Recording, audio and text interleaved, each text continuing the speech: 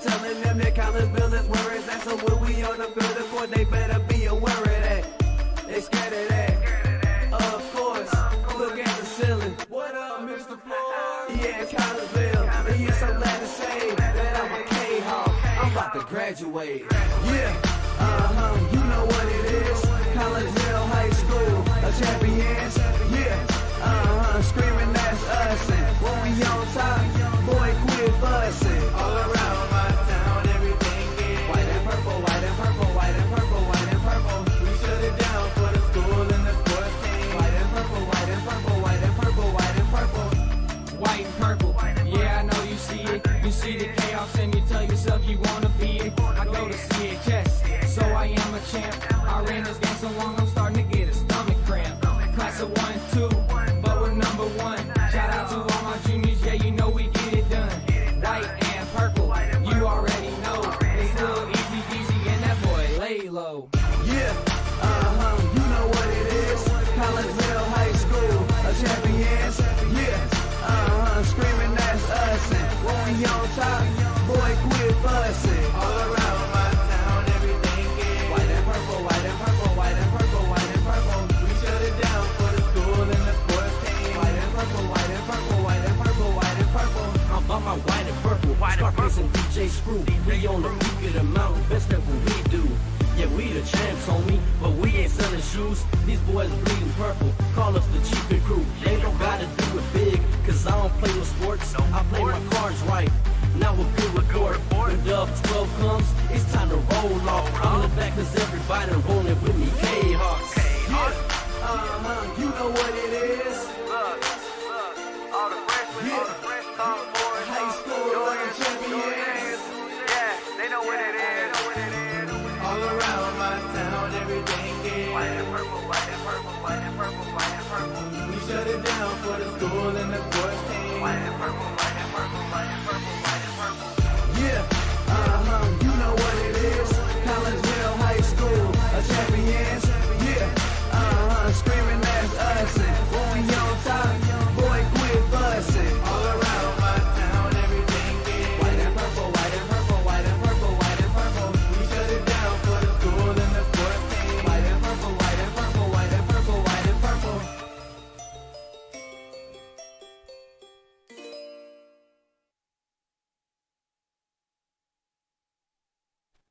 And a very good morning, everyone, as we welcome you to K-Hawk Stadium here on the campus of Collinsville High School as we get you ready for a little track and field action. We will be here all day long for the Collinsville K-Hawk Boys Invitational Track Meet. And I am Todd Duke. Zach Roseman will be along in just a moment as we welcome you into pre-meet coverage brought to you today by Chiropractic Works in Collinsville, owned and operated by Dr. Chris McCluskey.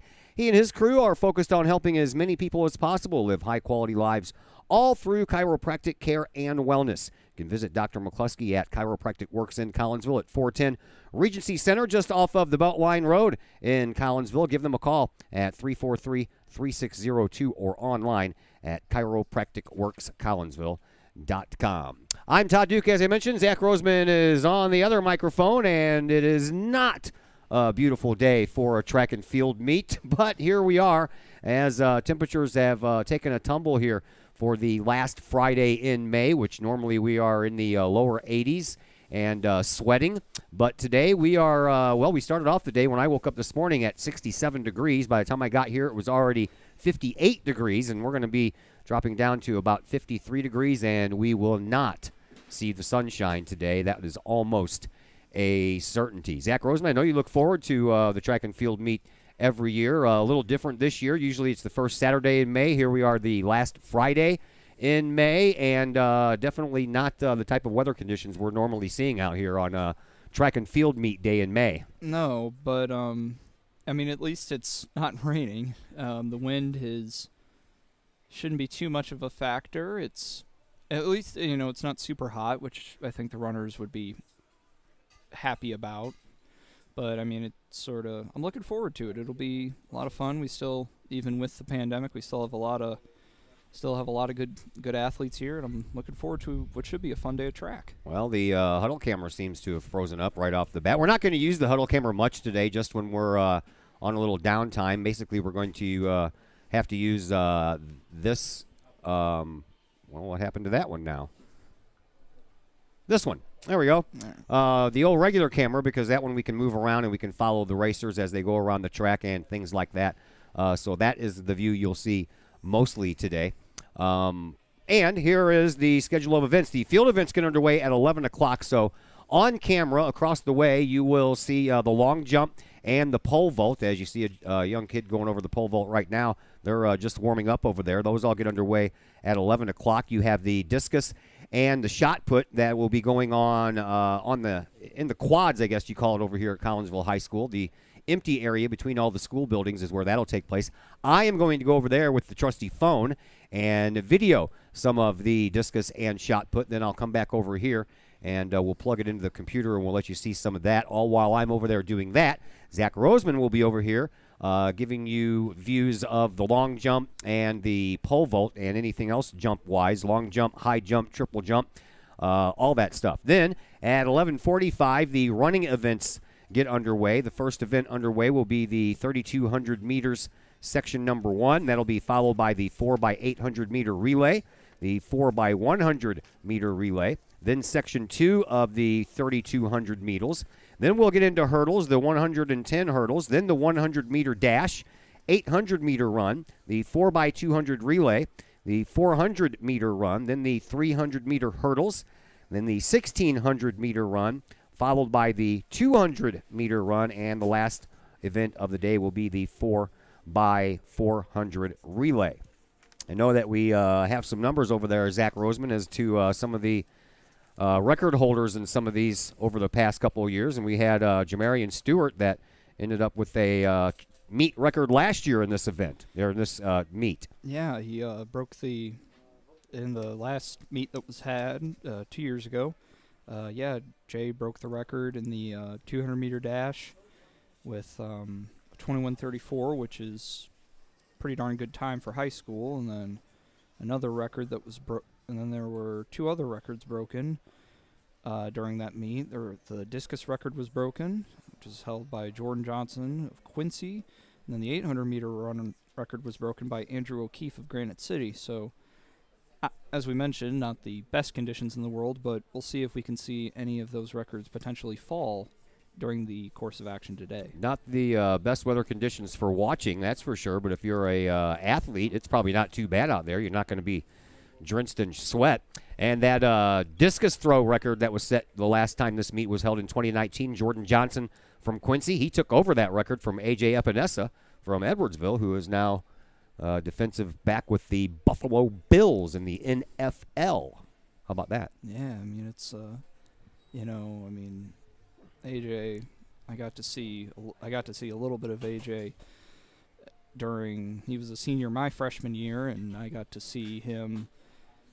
Honestly, the sport that I saw him the most in was basketball. Basketball, yeah, me too. I mean, even for him to hold the state record, even now in the hold the state record in the discus and be an NFL caliber, defensive end, just a supremely talented athlete, and I mean, you don't see that very often. No, not in that. It's much of a sports star as he was, man. Football, basketball, track and field. The 2019 meet, as we mentioned, the last one that was held, obviously last year's did not get held. Kahok's finished in 5th place in that 2019 meet. Their best finish since a 4th place finish in both 2014 and 15. The Lions finished in 1st place. Lions High School finished in 1st place last year with 66 points. They finished their last 1st place finish was in 2013. Edwardsville finished in 2nd place in the last meet. Cahokia finished in 3rd, and Alton finished in 4th place. So that was what happened with the last meet. We'll go over a little bit of what happened in the history of this in just a little bit as we come back from break. As the Director of Sports Medicine at Next Level Performance Institute, I oversee the care of all of our athletes, many high school, collegiate, and professional. Our goal is to help athletes stay on the field and maximize their performance. We have state-of-the-art diagnostic equipment where we can actually perform testing to get to the root cause of problems that could be getting in the way of athletic performance.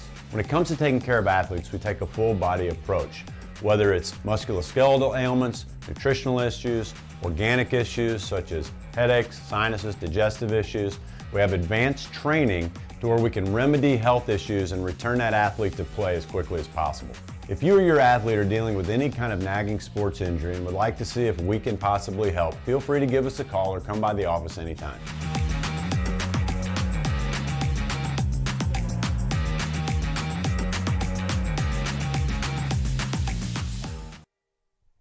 Ogle Auctions in Collinsville, your place for online auctioning. Go to ogleauctions.com to check out the week's items up for auction. Ogle Auctions deals in everyday items like board games, t-shirts, clocks, antique items, and more. To collectible items, anyone in the market for, say, a trolley? Or maybe you're into more treasure troves like vinyl albums, cars, or motorcycles. And Ogle Auctions is always on the lookout for more auctionable items. Ogle Auctions of Collinsville. Auctions every Sunday at 7 p.m. Check them out at www.ogleauctions.com or call Kim or Mike Ogle at 618-218-2117. As the Director of Sports Medicine at Next Level Performance Institute, I oversee the care of all of our athletes, many high school, collegiate, and professional. Our goal is to help athletes stay on the field and maximize their performance.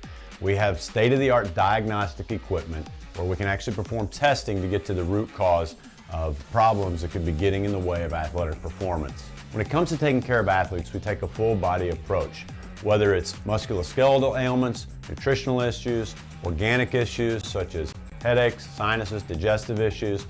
We have advanced training to where we can remedy health issues and return that athlete to play as quickly as possible.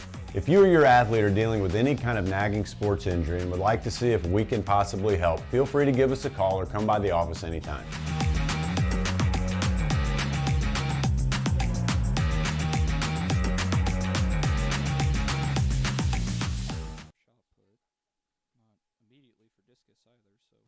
And once again, welcome back to Kahok Stadium here on a very chilly Friday morning as we get you ready for this Kahok Invitational track and field meet. Let's see if this huddle camera is working well now. Nope, still frozen in the same spot that it was in, so I might have to erase that and start all over again if I want to bring that camera back up because it's not working right now, that's for sure. Let's see. We can tell you a little bit about our head coach, Daryl Frecker. He's been the head coach here at Collinsville High School Track and Field since the 2010-2011 season. By the way, that was our first year doing the Kahok Sports Network. Collinsville High School history, according to the IHSA, Collinsville won district track and field titles in 1949 and 1957. And, of course, everybody is preparing for upcoming sectionals, which will take place on June the 10th in Bloomington. So I think we are awaiting the start of the field events across the way here. The pole vault and the high jump, I believe, are on tap first. Yeah, just I think we're going to be getting started here relatively soon. Some names to watch out for in the pole vault. Two Marion Wildcats will probably be the favorites. Dyson Roy and Colin Beers have both had a very good run so far. In regards to more local individuals, probably the best of them will be Caleb Rutz of Triad, but not too far behind will be the console pairing of Jacob Dyer and Jackson Lee. We'll go ahead and for the high jump. Probably the name to watch out for will be Quaney Rudd of Mount Vernon. Also of note will be Tyrese Rogers and KJ Thorpe Swat of Collinsville. KJ having a very good freshman year so far.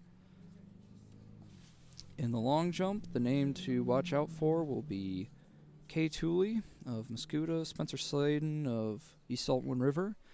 Tyrese Rogers and KJ Thorpe Swat will perhaps be of note as well. But it appears that we'll be getting started. Oh, and in the triple jump, since that will also be going on, some names to watch out for Evan Leake of Mount Vernon, Reuben Williams of Lanphier. For shot put, shot put and discus, which we will bring you some coverage of later.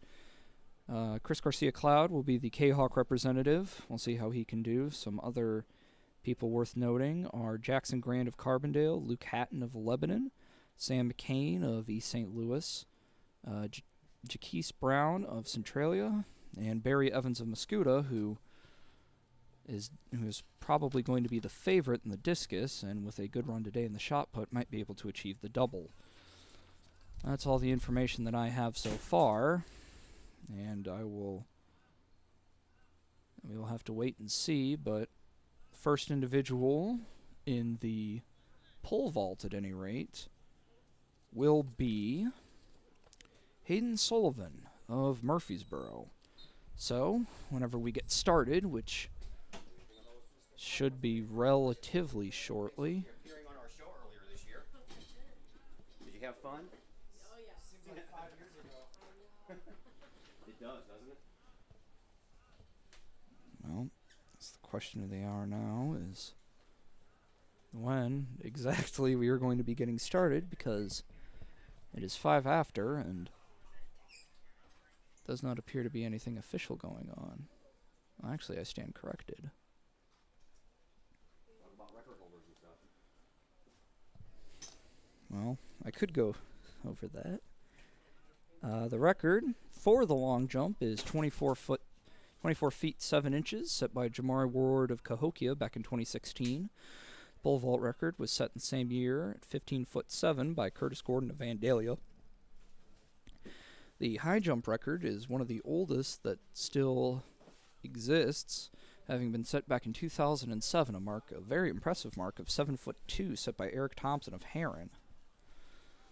As you all may be able to see, it appears that high jump has started, and that may be Carson Bear of Highland, who just took his attempt. Next individual will be Daneko Rucker of Althoff. There was somebody. I don't know if that was him or not, but clearing that mark.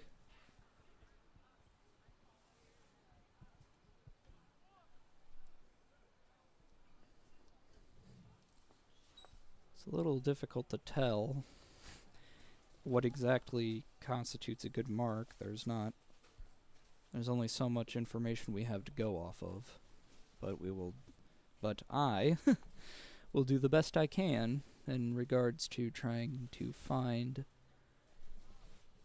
a good find a good means of describing this information to all of you.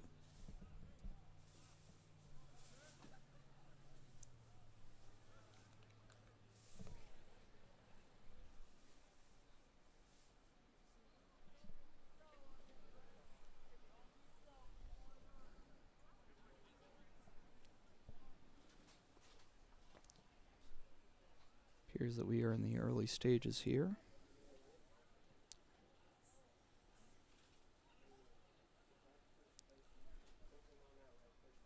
Appears that we are in a bit of a lull, so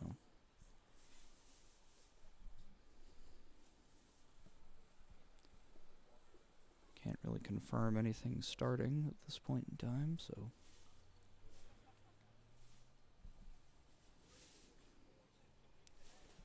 just have to wait and see.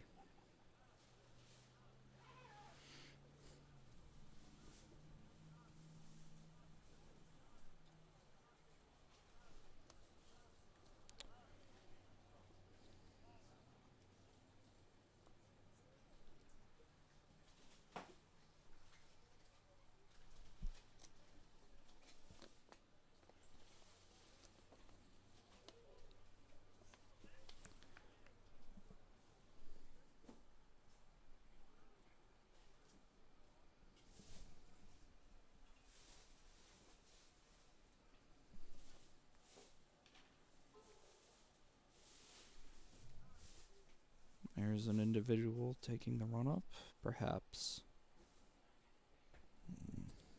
It's high jump, so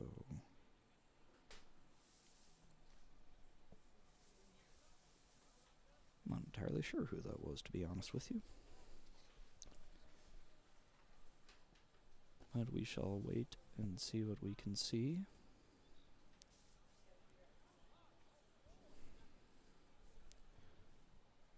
See, the long jump has started as well. I already told you about some of the people to watch out for.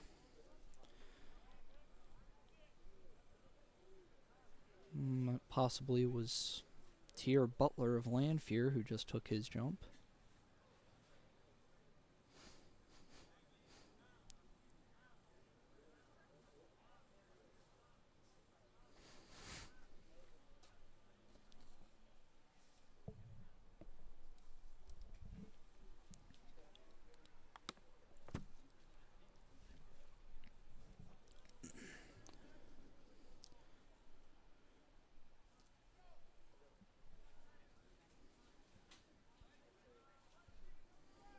As I previously mentioned, it's kind of hard to really get a gauge on what good marks are what marks are going to be set, because we only have so much information to go off of, and having just started, there probably won't be much information even for the most knowledgeable individuals. And give you some more records, as there were, for there are some that we can give to you. Todd already mentioned the schedule, and so I will not go through all of that at this point in time. The oldest record that still exists, well, they're actually, yes, the oldest record that still exists is the 300-meter hurdles record. The 37.84 set by Merrill Williams of Lanphier back 21 years ago. Lanphier Lions have made the trip down from Springfield, and so we shall see if the Lions are able to equal any of their forerunner success.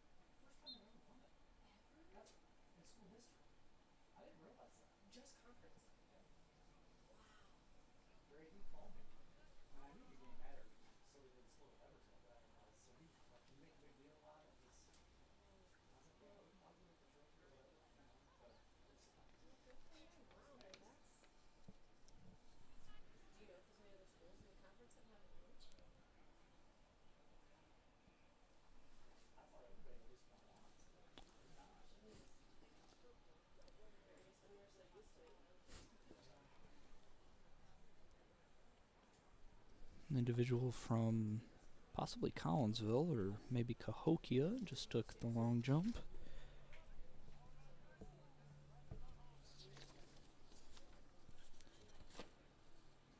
Let's see, long jump. That could have been Nicholas DeLoach, although I cannot be entirely certain. Nicholas DeLoach will probably be of more note in the triple jump. It's had a relatively good run of things in the triple jump, near enough as I can tell anyway. Only have so much to go off of at this point in time.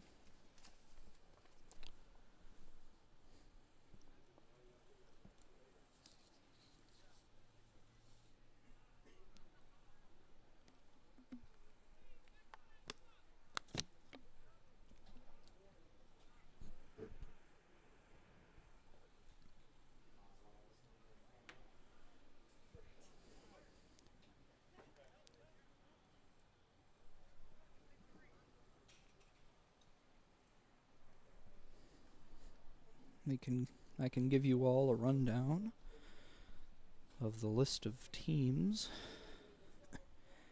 here this morning, I guess, and then into the afternoon.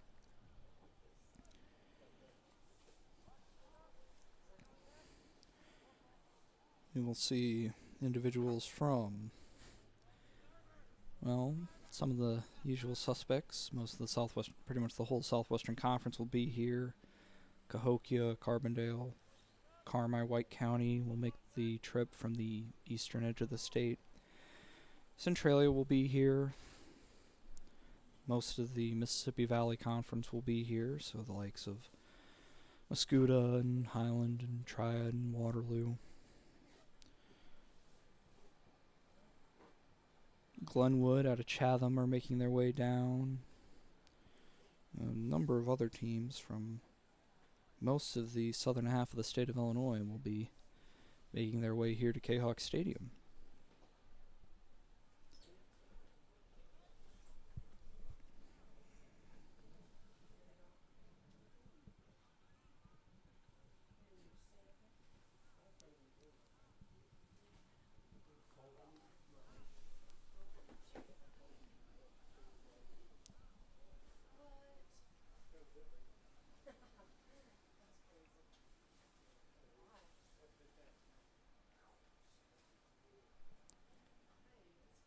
Wind is coming pretty much straight out of the west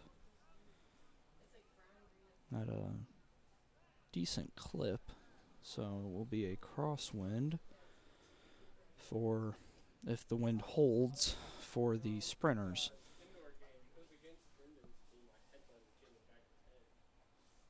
So, man, that is something that matters. In the event of wind is a factor. But nonetheless,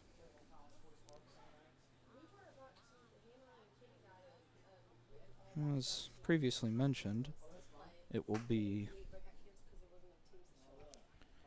the track events will be getting underway here in about half an hour or so, with the first section of the metric double mile, the 3,200 meters.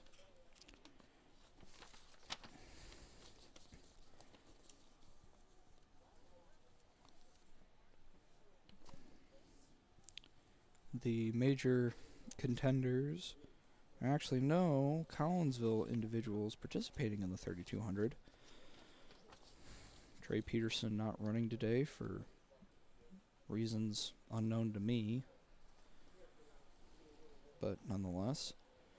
Some individuals of note will be Alex Partlow of Carbondale, his teammate Tucker Pichard, and Tyler Guthrie, Father McGivney, all of whom have run sub 10-minute times, which is very impressive.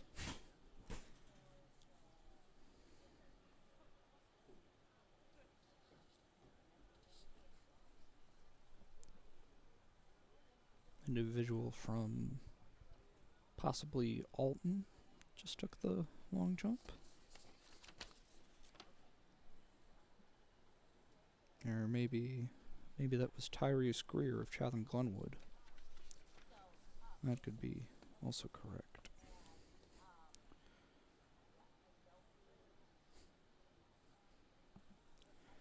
Of note, should see Thomas Hills of Collinsville coming along here shortly. The second of the Kahawks contenders, as Kevin Hale of Murfreesboro makes his first attempt.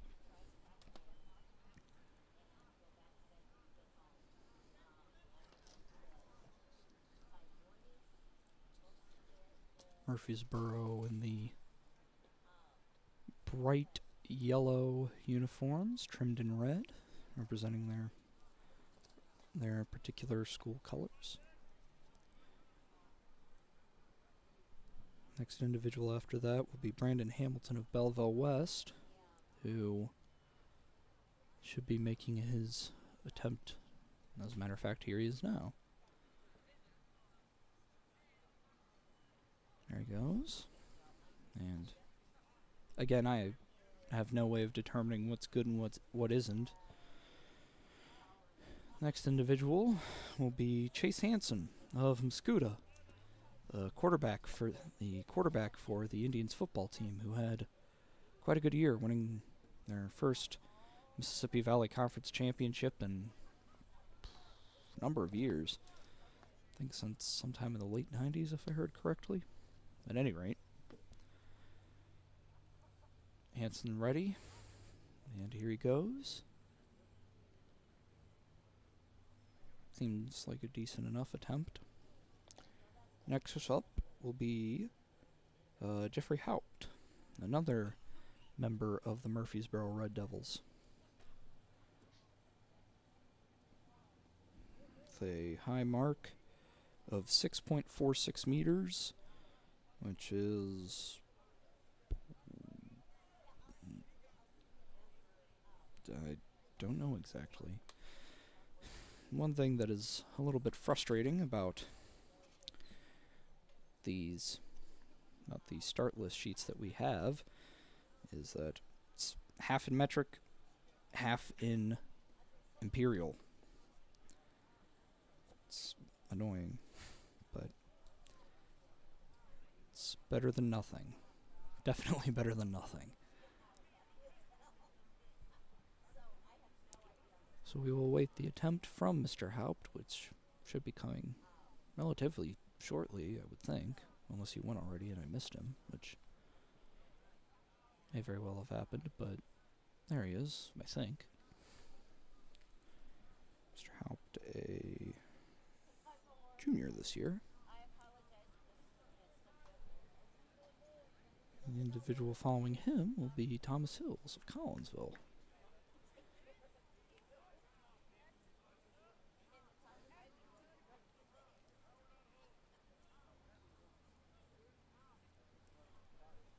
Perhaps that was somebody taking their second attempt. I don't know.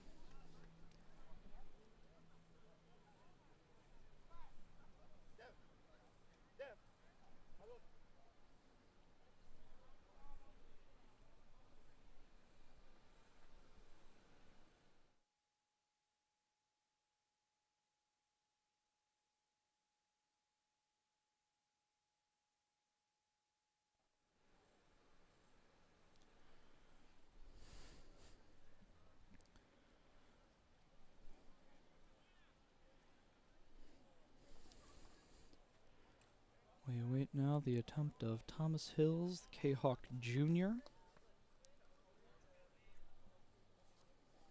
High mark of 6.48 meters, which is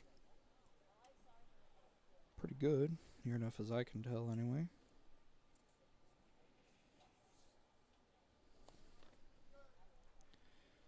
See, the pole vault appears to be underway as well. High jump, as I mentioned, is ongoing, and the individual there clearing the bar.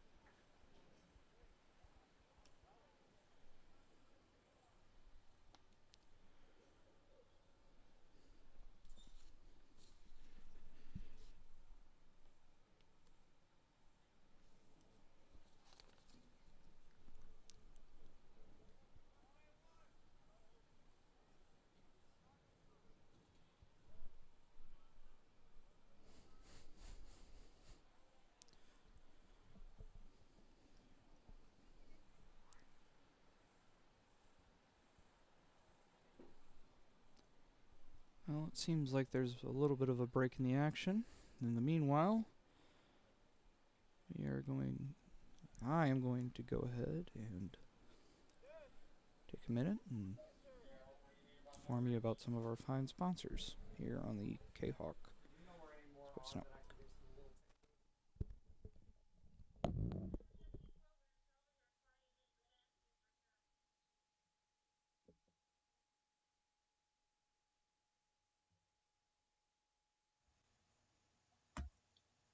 Code 3 Barbecue Supply, home of Code 3 Spices, is first responder owned by proud K-Hawk alums. Located at 302 East Main Street, Code 3 Barbecue Supply is your home for one-of-a-kind everything barbecue headquarters, providing the best American-made barbecue grills, smokers, rubs, sauces, accessories, and cooking expertise from professional barbecue experts. Code 3 Spices provides award-winning rubs and sauces and donates 25 cents a unit sold to first responder and military organizations to aid the fallen and assist with suicide prevention and PTSD awareness. Stop on by. See the guys at Code 3 Barbecue Supply for all of your cooking and grilling needs. Code 3 Barbecue Supply, home of the Memphis in May first place world champion Patriot sauce. Learn more about their products and mission in giving back to those who serve at code3spices.com. Plumbing or electrical problems? Is your AC or heater on the fritz? There are dozens of companies out there, but do you really know who you're letting in your home? Trust Tiger. Our technicians are clean-cut, drug-free, and background checked. What other company can make this bold statement? Our 24-hour emergency service will ensure your plumbing, heating, AC, and electric are up and running no matter what time of day it is. Schedule your appointment today. Tiger Plumbing, Heating, Air Conditioning, and Electrical Services. We earn our stripes every day.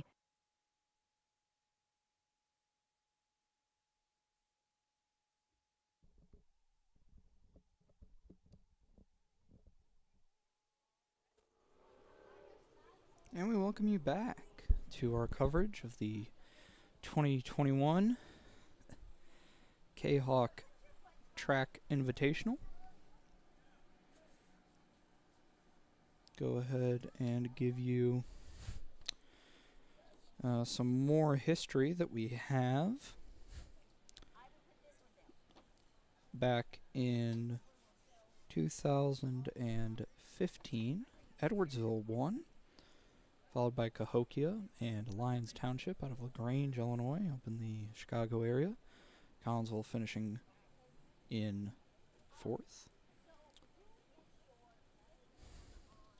Cahokia had a very successful run, winning 4 times between 2009 and now, as part of their dynasty, for lack of a better term, that they had during their time in 2A a number of years ago, winning 6 state titles in 7 years or something to that effect. We can tell you about last year.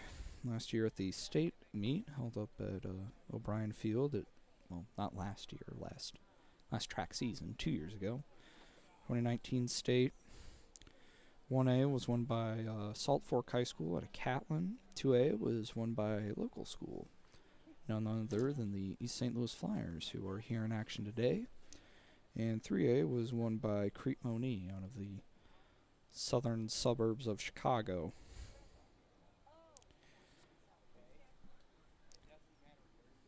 For some other relatively recent local successes, Edwardsville have won state titles in 2017 and 2015. Cahokia, of course, as I mentioned, had the very successful run, winning 6 consecutive state titles between 2011 and 2016. East St. Louis also won 3A in 2016. How are you?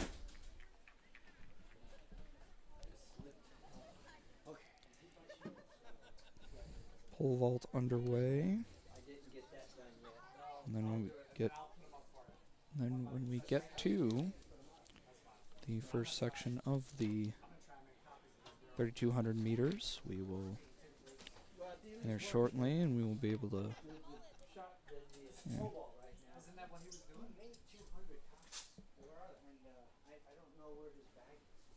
See the pole vault right now, which should be going on now.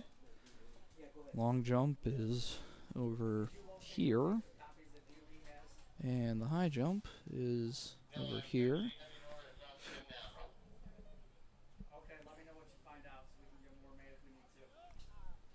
The shot put and discus are taking place over on the other side of the vocational building here at Collinsville High School.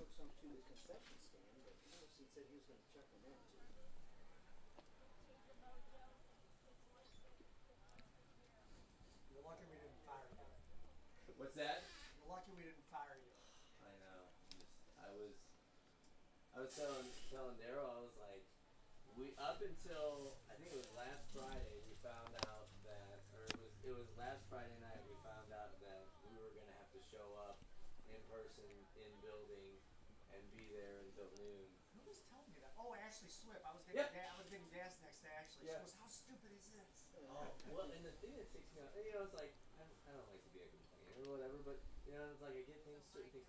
But the reason why we should have been out last Friday should have been our last day, but we started a week later because we wanted to give students At any rate, a week to get prepared for remote learning at the beginning of the year. I really do apologize for not being able to give you more information. We will provide you with details in spades when we get them, but we don't have them yet because competition is still ongoing and only so much information we have to begin with. See now a contingent of fans making their way in for the track portion of proceedings, which will start here in about 15-20 minutes or so. It's a rather long and thorough day, and we will give you all the coverage we can offer here in just a few minutes on the Kahok Sports Network.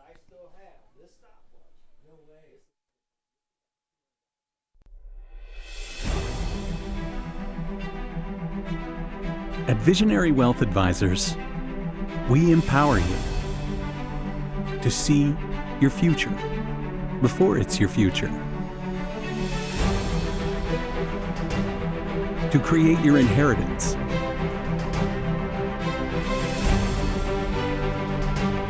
to build your vision, to anticipate the known and unknown, and to find potential in both, and build new dawns. Visionary Wealth Advisors.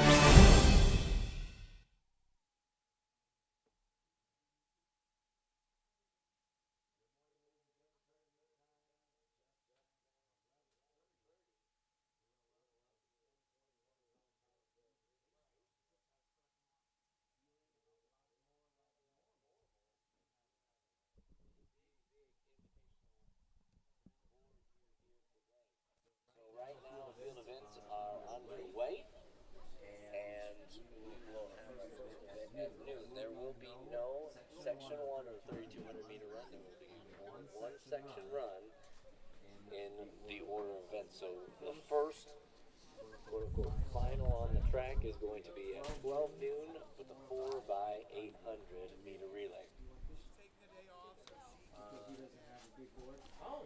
So, a little bit of an update for you all. There will only be one section of the 3,200 meter run.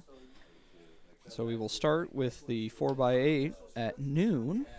So here in about 25-ish minutes.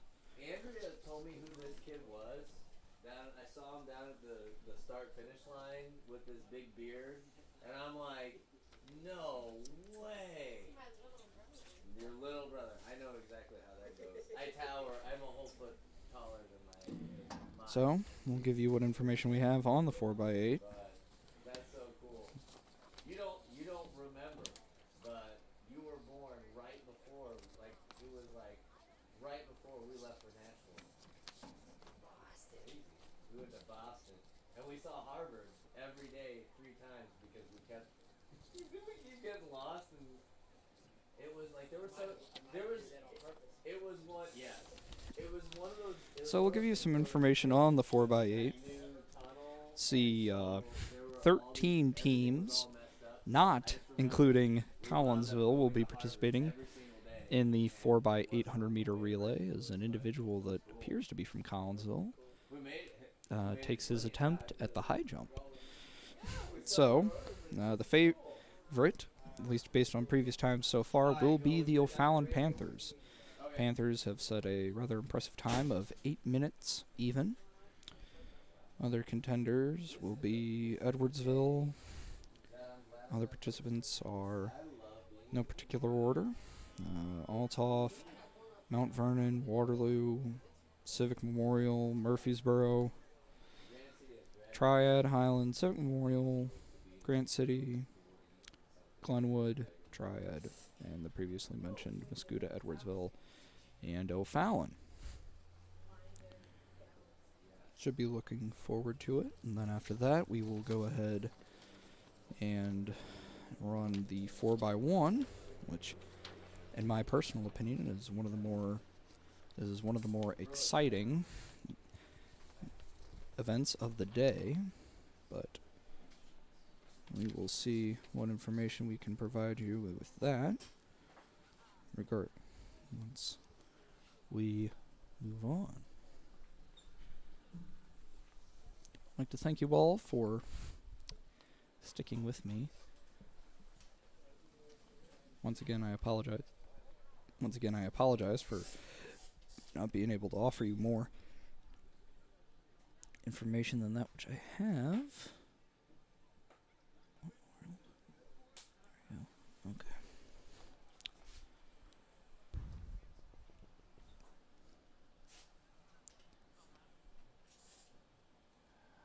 I would think that Todd Duke will be back soon, and we can get to some coverage of the throwing events going on now between, all the individuals out there throwing the disc and the shot put, which I mentioned already who the contenders for that will be. And in relatively soon amount of time, we will be able to get started with the track portion of this track and field meet.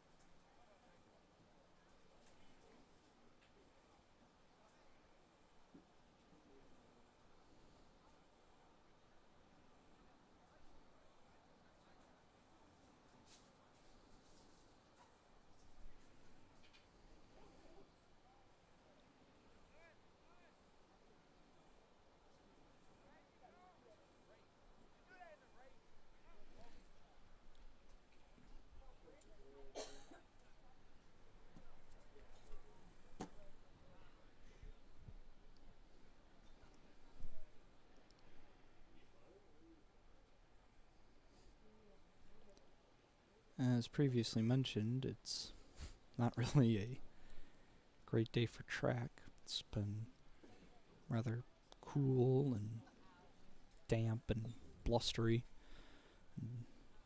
and rained. Rained some yesterday afternoon, and it rained some this morning in parts of the St. Louis area. And the wind has been coming pretty much straight out of the east, or straight out of the west, excuse me, all day, which is a bit annoying for the sprinters, but it does not appear that the wind is going to let off anytime soon. There's a thick bank of cloud and some mist hanging over the trees over on the other side of Morrison Avenue and beyond.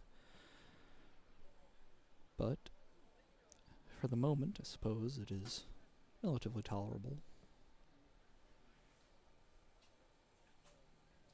As an individual, that's going for a pretty high mark in the pole vault and did not successfully clear the bar.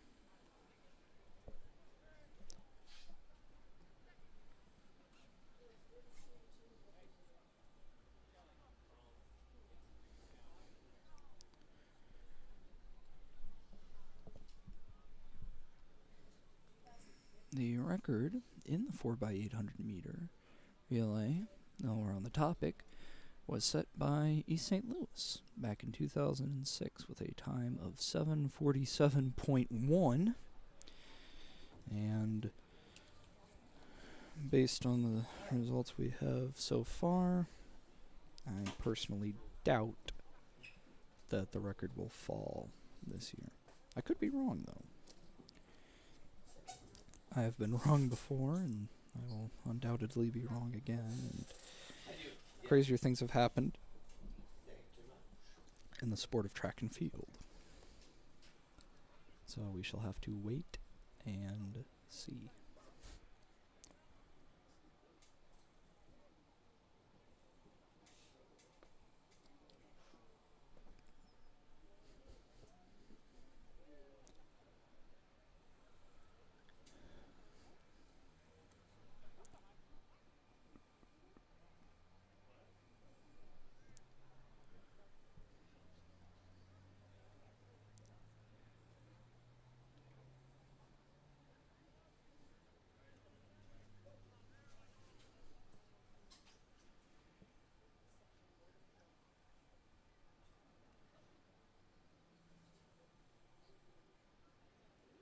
Spin.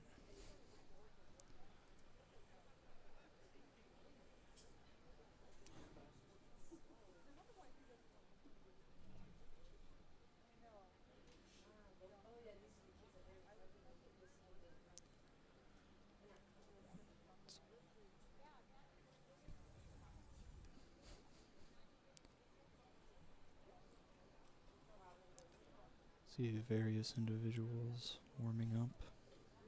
Predominantly, I would think, individuals preparing for the running events and the hurdles and all manner of other things.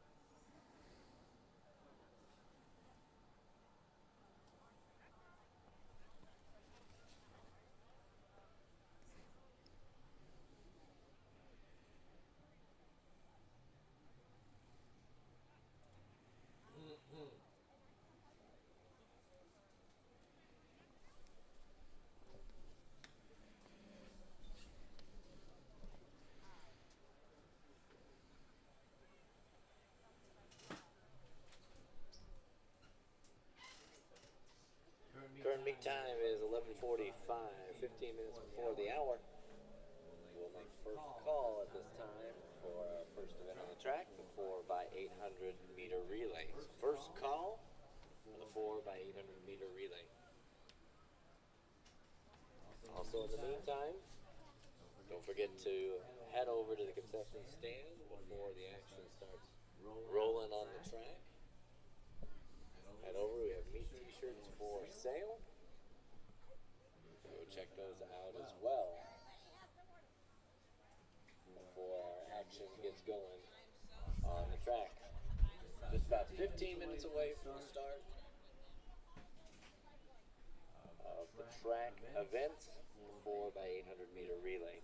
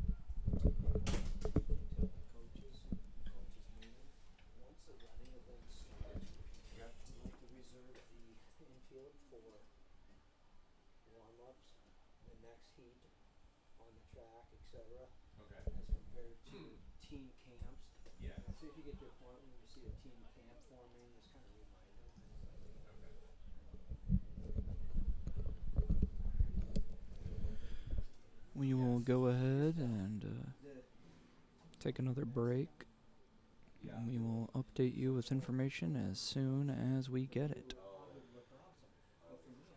It will be we will be getting started on the track portions of proceedings here in about 10 minutes with the 4x800 meter relay here on the Kahok Sports Network.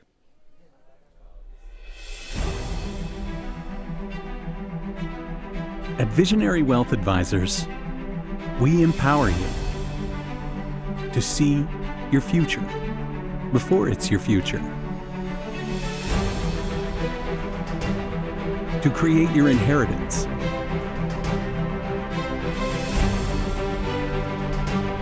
to build your vision,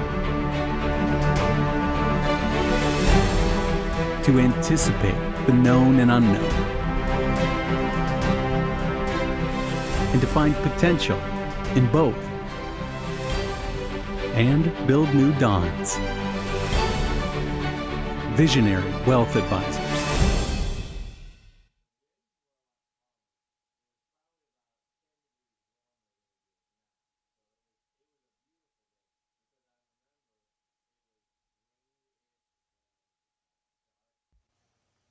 The Junior Service Club of Collinsville has been a proud supporter of KayokSports.com and the Kayok Sports Network from day one. Since 1934, the Junior Service Club of Collinsville has been providing women in the community an opportunity to make a difference with fundraisers and projects, all that go towards helping the needy in Collinsville. If you would like any information on any event sponsored by the Collinsville Junior Service Club, head to Facebook, type in Collinsville Junior Service Club, and then click on the event tab. We thank the Collinsville Junior Service Club for their continued support of the Kayok Sports Network and KayokSports.com.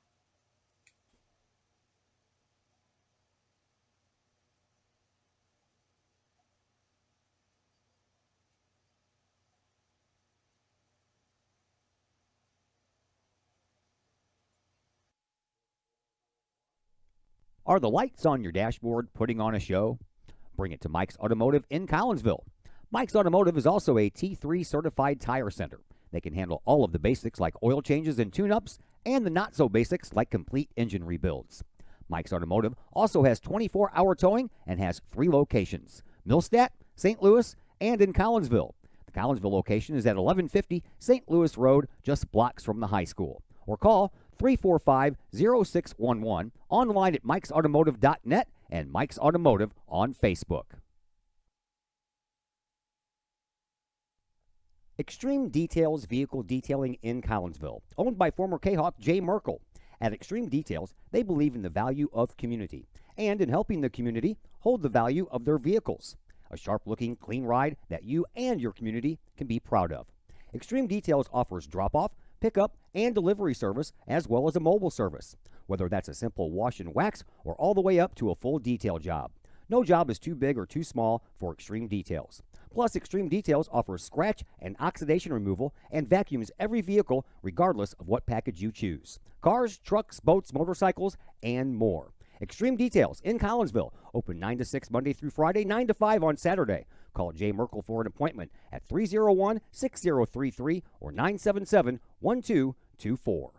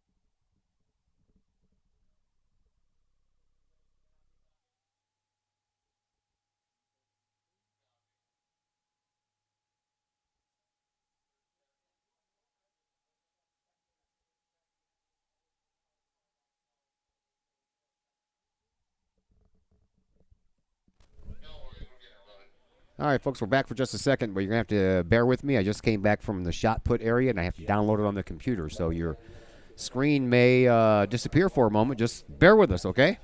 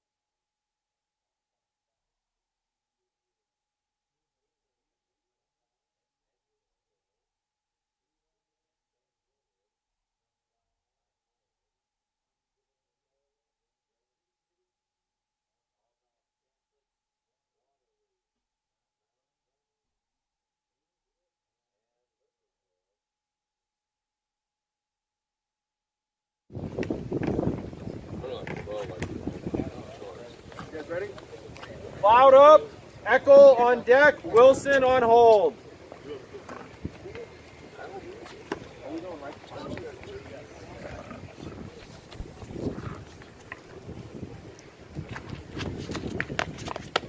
And there's your shot foot footage, and unfortunately, Chris Garcia Cloud was the first one to go, and he Wilson on deck, Randolph on hold. fouled on his first try. This is Benjamin Eckel, a junior from O'Fallon, who is up next.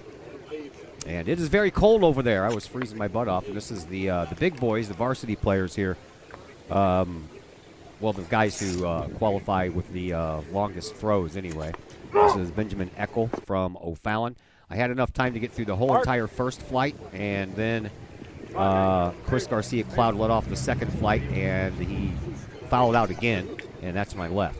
So I needed to get back over here to get this uploaded so we can go ahead and get with the racing program, which is going to start here in just a moment. But I wanted to give you an idea of the shot put, as Benjamin Eckel came in at 12.85 meters on that throw. And next up is Brant Wilson, a junior from Glenwood High School in Chatham, Illinois.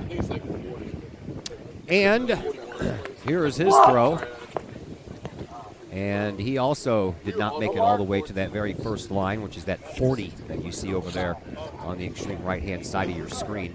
That's feet, but they end up measuring the thing in meters, so it's a little bit different. So next up is Caleb Randolph from O'Fallon.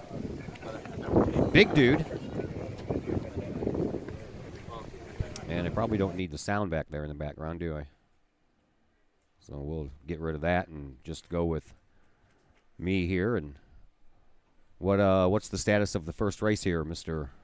Roseman? Well, the 4x800 meter race is underway, and and through the first lap, I do believe that is the Chatham Glenwood Titans.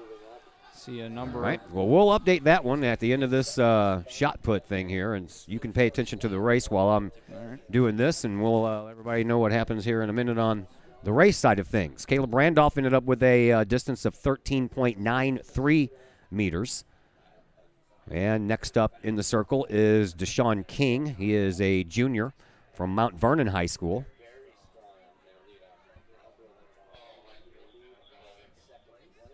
And the favorites, by the way, are coming up at last part of the first heat here for the shot putters. And again, this is Deshaun King from Mount Vernon. And he ended up with 13.37 meters. They said he came in with a high mark of 46 feet 3 inches. So that's what you have to deal with here when you got some of these are written down in feet. Some of them are in meters. And Cole Van Tegum from Triad due up in the circle next.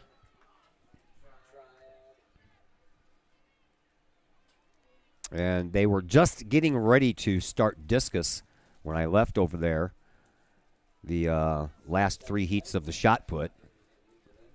And again, this is Cole Van Tegum, a senior from Triad. And he barely hit that front line, ended up getting a 11.86 meters. And then you have a freshman from Salem, Caleb Smith. And for a moment, after he threw, I thought this was probably going to be the distance to beat because everybody else up to that point got it about 12, 13 meters. And this strong throw here from the freshman, remember, he's a freshman from Salem.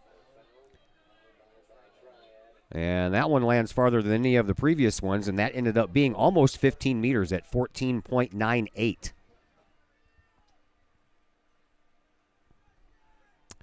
Barry Evans, a senior from Muscuda High School, is up next.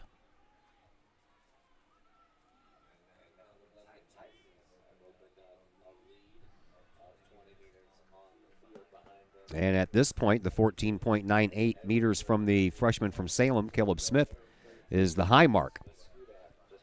With 5 more to go in the first of 3 heats. Again, this is Barry Evans, senior from Muscuda.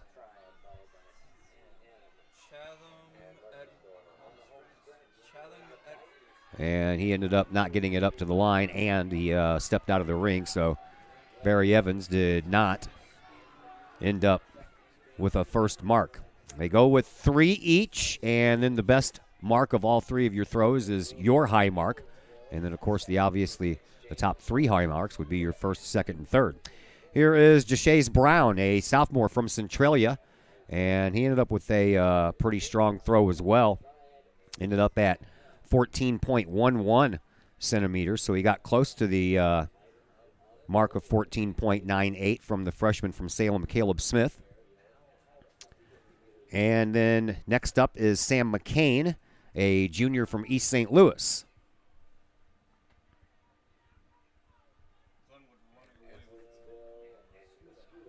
And his throw went farther than the freshman from Salem, Caleb Smith's, and Sam McCain ended up at 5.22 meters. And then you have your last 2 throwers in the first heat, Luke Hatton, a senior from Lebanon, and Jackson Grant, a senior from Carbondale, who eclipsed all of them.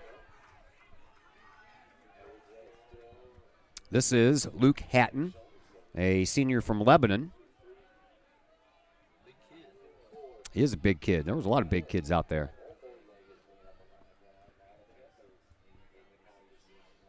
And Luke Hatton ended up with a very good throw of 16.16 meters.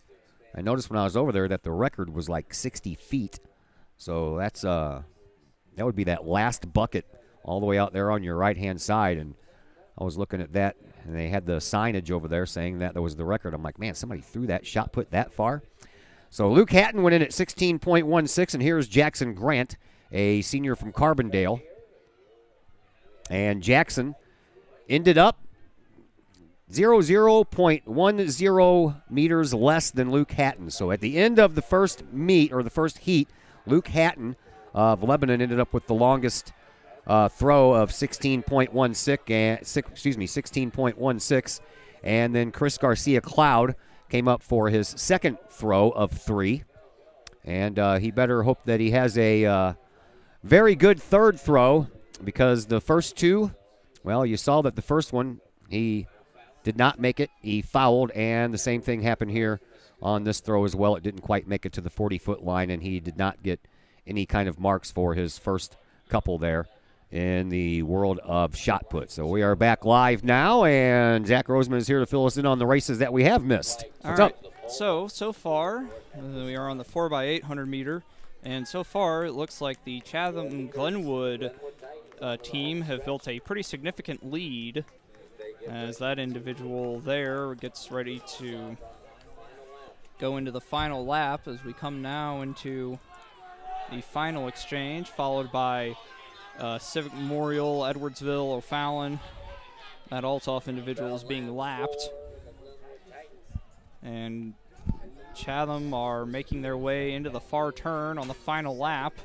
And it looks like it should be a relatively easy run of things for the Titans, which is a little bit of an upset, as they only had the 4th fastest time posted so far, but they've had a very good run today. And they're going to come now into the final, the runner there is going to come now into the final turn, and pretty much he could almost walk, as he's got about a turn lead on second place.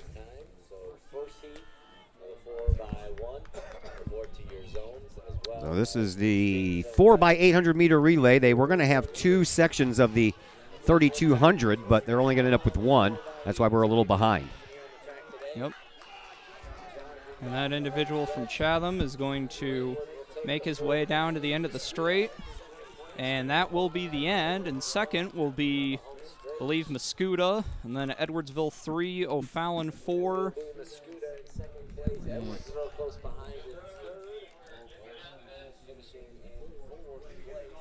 And then I believe that is Highland coming in to finish 5th. 4x800 meter relay record for this event is held by East St. Louis, a time of 7 minutes 45.84 seconds. They did that back in 2006. Winning time in this one, 8:10.67 for Glenwood. So not anywhere close to that, but I'm sure they'll take the win. Yep, take the win. Glenwood 1, Mascuda 2, Edwardsville 3, O'Fallon 4, Althoff 5, Highland 6, Triad 7, and a number of teams still yet to finish. All right, next up in the racing department on the track is going to be the 4x100 meter relay, and while we are checking that stuff, of course, we'll keep an eye on anything that comes in as far as final results from discus and shot put. Shot put you'll probably get first because it'll end before discus will, and then we will await the finals from the jumping competitions and the pole vault to come in. I have high jump. High jump? High jump results. So, only 6 individuals set heights. In 6th place, Zach Wolf of Belleville West with a mark of 5'7". Then Corey Duich and Joviano Howard of Granite City and Cahokia, respectively, at 5'8"3/4. And then a 3-way tie, but due to some means of tie-breaking, the winner of the high jump is none other than Collinsville's KJ Thorpe-Swat with a mark of 5'10" 3/4", followed by Quaney Rudd and Fisher Davis, both of Mount Vernon. And that's who was KJ Thorpe? Yeah, KJ Thorpe-Swat. SWAT? Thorpe's-Watt. Watts. W-A-T-T-S? No S. No S. KJ Thorpe Watt. Thorpe's with an S. Thorpe's. Okay. And what was the distance? 5'10" 3/4. 5'10" 3/4. All right, just want to write down the winners on my list here. All right, that's all I have. Well, that's good. Collinsville's already got a winner here today. Yep. How about that? Yep, and so Mount Vernon hold the team lead because they had 2nd and 3rd. So, yeah. We did have a couple of participants in the discus for Collinsville. Martin Ochoa was due to throw the discus, as was Chris Garcia Cloud. Chris Garcia Cloud and who was the other young man that I missed out on? Sewell? Yeah, Jonathan Sewell. Yeah, Jonathan Sewell were the only two for Collinsville throwing the shot put. All right. So we'll go now to the first section of the 4x1. So we'll get there in a minute.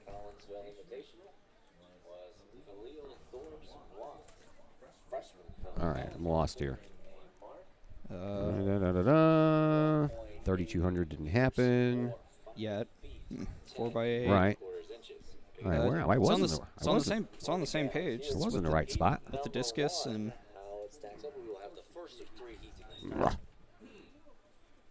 Shot put, and then relay, and then the 4x100. Yep. Section 1. Is that getting ready to take off right now, right? Yep.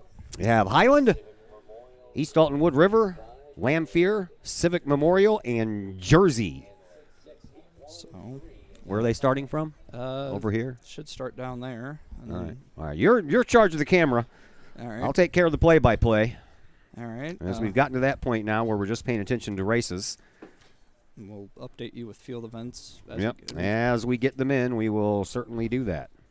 So, looks like the favorite in this meet will be Lamphir with a high of 45.71, low time of 45.71 so far. Yeah, that's the caveat here, man. You want your times to be lower. Yes. Highest times don't win in these events. No, you want higher numbers in the throws and the jumps and whatnot, but you want lower times in the events, in the running events. So 4x1 is, in my opinion, one of the more exciting events to watch. Goes by quick. Because you have the team element. It's not too long, so see everybody. We have lanes 2, 3, 4, 5, and 6 that are being used here for this first heat. Highland, if you can see them, Highland will be in the red on the inside. East Alton Wood River will be in the brown and gold. Who won the 4x800 meter relay? Chatham Glenwood? Yes, Chatham with a time of, hold on a minute, 4x800 meter with a time of 8:10.67. Okay. Got to keep up with my list of winners here. It's a little different when you're out here. There's so much unstructured stuff, you know. It's not like you're doing a baseball game where you know that at the top of the first inning, 9 guys hit the field, a guy comes up to bat, and then you're on your way, and things are what they are. And here it's just a big old mass of people, and you got to be paying attention to where everything's going and where everything starts, because sometimes you'll get lost in the sea of madness. Well, there's a method. There's a method to it, or at least it seems like there is. I think we're about ready to get started here. Looks like it. We got the 2 guys down here on the corners raising their flags in the air. They're ready to go. We need the other one over there in the far corner by the American flag to let everybody know we're ready over there. I only see 4 people, though. There should be 5 teams. Well, maybe somebody dropped out at the last moment. I guess 2, 3, 4. I don't see 5. I don't see Jerseyville. Yeah. All right. Well, maybe. Well, maybe they didn't show up. Maybe they did not show All right. up. Guns in the air. All right. Here we go.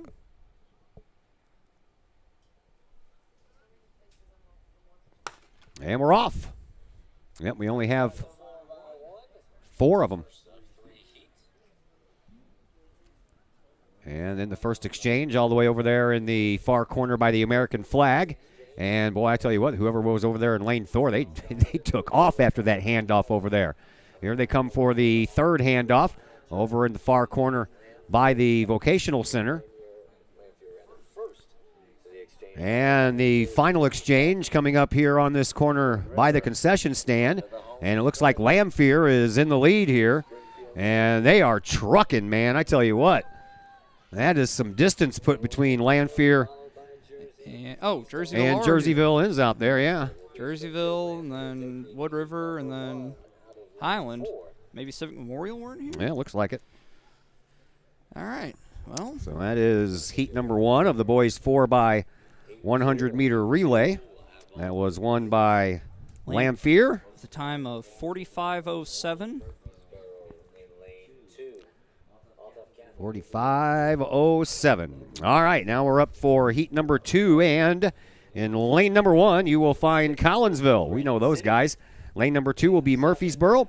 Lane number 3 features Altoff Catholic. Chatham Glenwood will be in lane number 4.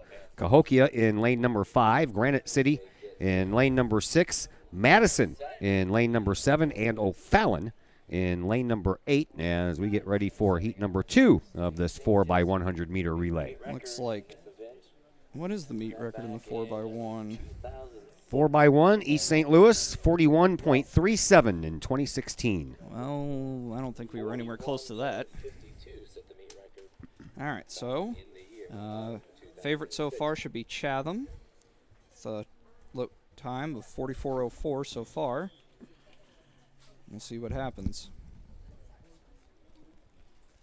Let's see. I see Collinsville. I see the red and gold of Murfreesboro. I see the navy blue and gold of Altoff. I see O'Fallon over there in the far lane. I see the green of Madison. I see the red of Chatham.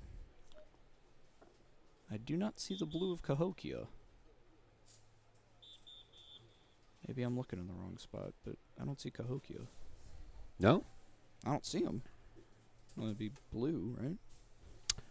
You would think. I don't. So they're going to have to change their high school name to the Cahokia Heights High School Comanches? I guess. Because that whole area is over there called Cahokia Heights now. Yeah, maybe. I don't know. I don't know either. All right. See a flag raised over here in this. What direction is that? South. North. South. No. Northwest corner. Northwest corner. Okay. Yeah. I get confused sometimes because I'm one of those directions guys. We take a right at Wendy's and go down to the Casey's and then take a left at Casey's, and yeah, I'm one of those. My car tells me if I'm going north, south, east, or west, but other than that, I have no idea. I don't. I look at the sun, but it's usually not a good idea when you're driving. And there's no sun today anyway. There is not. So. All right. Flag down here raised. Flag over on the far corner in the other end, not. But the guy has his gun in the air, so we're about ready to go. All right. Collinsville in lane 1. So those of you K-Hawk fans, that's the one you want to be paying attention to.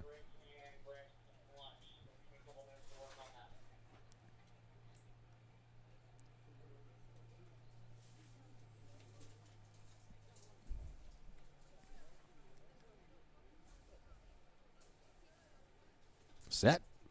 And they're off in heat number 2 of the 4x100 meter relay as they round the first turn, hand off the baton.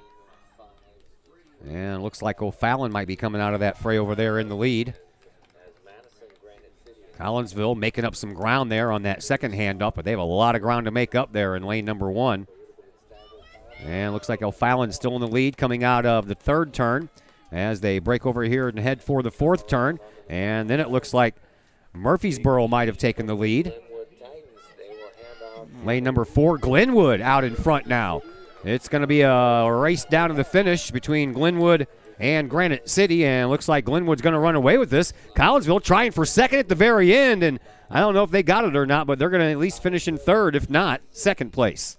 Well, I think they're going to give Granite City second, Collinsville third. Cahokia did not start, so we were correct. Madison fourth, Murfreesboro fifth. So what was the time on Glenwood's first place finish there? 44:77. 44:77. So they were just about 3 seconds behind Lamphere's finish. Ahead. Yeah, 3/10 ahead. Yeah. All right. All right. That'll bring us to the last heat of this 4x100 meter relay. In lane number 1, we will have Belleville East. Lane number 2 will be Mount Vernon. Lane number 3 will be Belleville West. Lane number 4, Edwardsville.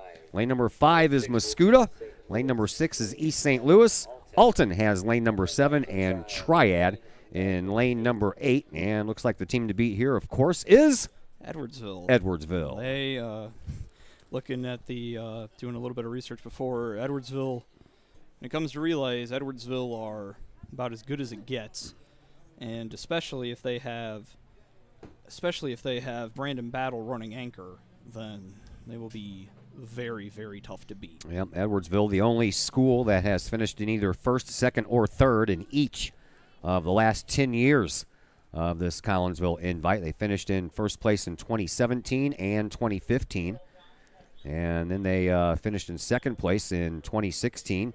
2018, they finished in first place. Collinsville got 6th that year, improved to 5th last year, so maybe we can get up to 4th this year, or maybe even closer to in the top 3. Well, we'll see. That would be nice. Looks like we're just about ready to go here. Pole vaulters are still doing their thing over there, and the jumping category is still going on, and I'm sure that the discus is still going on over on the other side of the vocational center. I don't have anything new for field events. Okay. I figured the shot put might be done by now. But the same individuals that keep all the stats over there for shot put will then move over to discus, so they might just input everything at the end. Possibly. All right, so again, Belleville East, Mount Vernon, Belleville West, Edwardsville, Muscuda, East St. Louis, Alton, and Triad from lanes 1 through 8. Gun is in the air, and the runners waiting for the set command. There it is, and we're off. Heading around for the first handoff of this final heat. And looks like the first exchange, Triad has the early lead. But here comes the rest of the pack trying to catch up with them. But right now, after the second handoff, Triad still has the lead, but whoever that is on the inside is coming around fast, folks. Let me tell you that much. And that one is going to be lane number 5. That is Muscuda. And then all of a sudden, a breakaway and a tight race down to the finish. It looks like it's going to be Muscuda who's going to win this one, but just barely, as they might have edged out Edwardsville by just mere tenths of seconds. Muscuda, Edwardsville, Belleville East, East St. Louis were not there, actually. What Muscuda's time? 43.71. 43.71. So we've improved with each heat. No, that's how it's supposed to work. They kind of put it in stages. So what it'll boil down to is Muscuda will win the 4x100 meter relay, and Glenwood will come in second, and Lanphier will come in third, according to my stats. But there could be closer ones than that one. I don't know, but that's the best one. Yeah. Well, at any rate, Muscuda will win the 4x100 relay. Yep, we will be back for 3,200 next. Right? 3,200? 3,200, yes. It was supposed to be section 2 of the 3,200, but it's ended up going to be the only section of the 3,200. So Muscuda wins the 4x100 meter relay with a time of 4:03.71. And we will wait now for the metric double mile, as they call it. People to watch out for: the 2 individuals from Carbondale, Alex Partlow and Tucker Pichard, followed by, also of note, would be Tyler Guthrie of Father McGivney. I do not believe anybody from Collinsville is participating. Doesn't appear. All right. Nope. So actually, this will be a perfect time for us to take a commercial break while they get this long race underway. And we'll come back and we'll update you as the race progresses, and we'll be back here in just a moment on the Kahok Sports Network. Do you have a big land improvement project that requires some outside help? Call Petroff Trucking Company. The Petroff Companies have been shaping the metro area since 1975. Family owned and operated, Petroff Trucking Company can do the job and do it right. Hauling, excavating, and grading, they do that and more. Petroff Companies also has roll-off dumpster rentals. They also specialize in dirt and rock sales.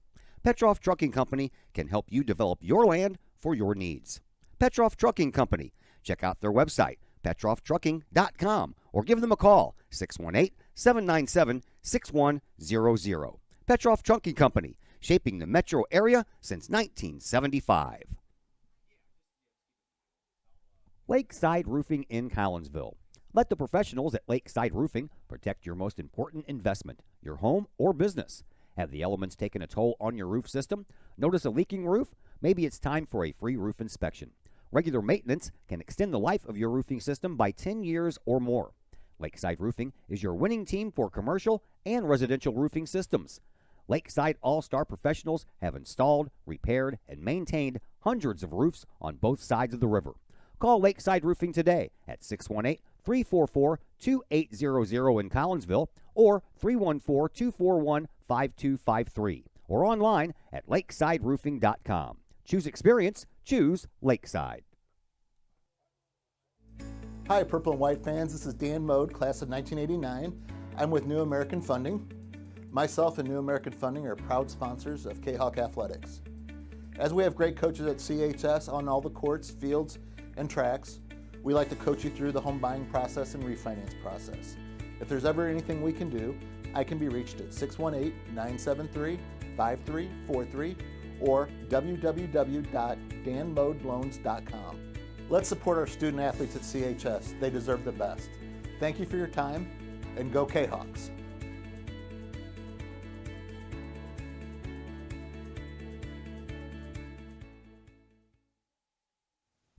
Everyone has those projects around the house that you just don't want to do. AW Outdoor Solutions can take care of that for you. Former Collinsville High School graduate Adam Welly owns AW Outdoor Solutions, and he and his crew can handle all of the dirty work around your home or business. Whether that's tree trimming and maintenance, brush removal, power washing, gutter cleaning, and leaf raking and removal. AW Outdoor Solutions can handle that and much more. AW Outdoor Solutions is fully insured and offers free estimates on all of their work. AW Outdoor Solutions. Call Adam Welly at 314-252-8010 or on Facebook at AW Outdoor Solutions. Just because you can cut your own hair doesn't mean you should. The Shop, a great place in Collinsville for men and boys haircuts, is where you should take your hair. The Shop is owned and operated by Collinsville High School graduates Danny Kress and Jody Neiman and is located at 103 South Seminary Street in Uptown Collinsville. The Shop isn't just another place to get a haircut, as Danny and Jody take great joy in getting to know their clients and look forward to turning those clients into friends. When you sit in a stylish chair at the Shop, Jody and Danny pride themselves on getting to know you well enough to say, the usual.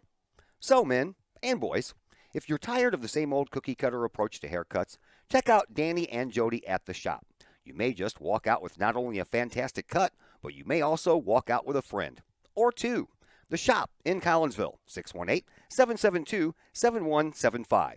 No appointment necessary. The Shop, 103 South Seminary in Uptown Collinsville. All Pro Tees in Caseyville is your place for custom apparel and has been for over 20 years now. Why? All Pro Tees can handle any size project, big or small, and they specialize in large group orders. At All Pro Tees, quality is number one on their list of priorities, as is evident by their excellent customer service. Did we mention All Pro Tees has over 20 years of experience? They can even help with fundraisers and event merchandising for your group. So for all of your apparel needs, for civic groups, sports teams, business outings, or even a family reunion, your apparel needs stop at All Pro Tees. All Pro Tees in Caseyville, right across the street from Kahawk Stadium. Online at allprotees.com or on Facebook at All Pro Tees. Or call All Pro Tees at 344-2200. Looking for a little bite to eat in a nice, friendly establishment before heading out to a game? Look no further than LC's Pub in Caseyville. Just blocks from Collinsville High School, LC's Pub is the pub of choice for Kahawk fans, before, after, or even during Kahawk games. LC's Pub features a wide variety of traditional bar food like burgers and fries, chicken wings and chicken strips, appetizers like pepper jack mac and cheese bites, fried pickles, and green beans. Plus they have salads, fish, shrimp, and more.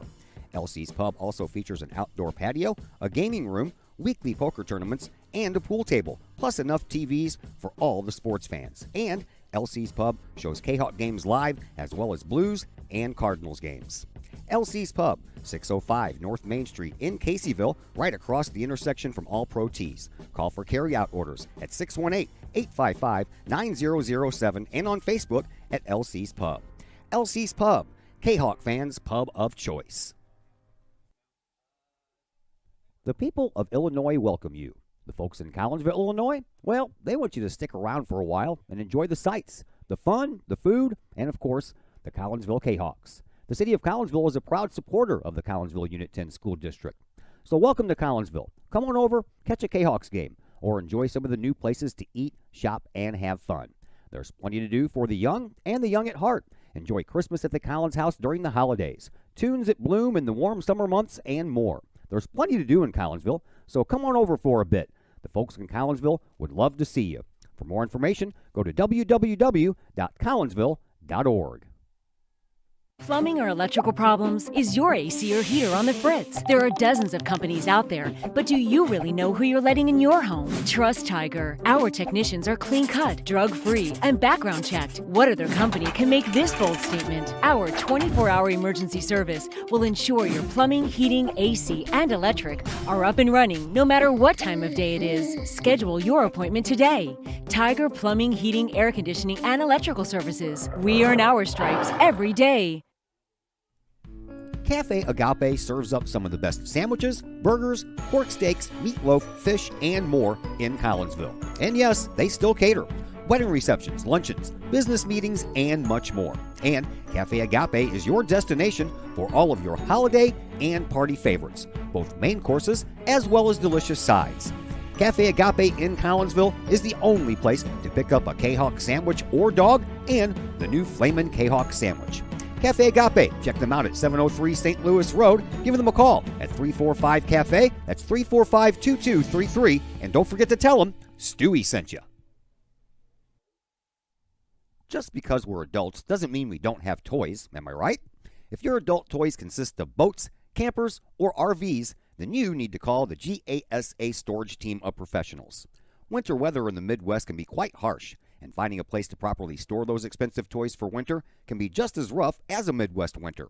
That's where the GASA storage team comes in, with outdoor self-storage and covered storage for your toys.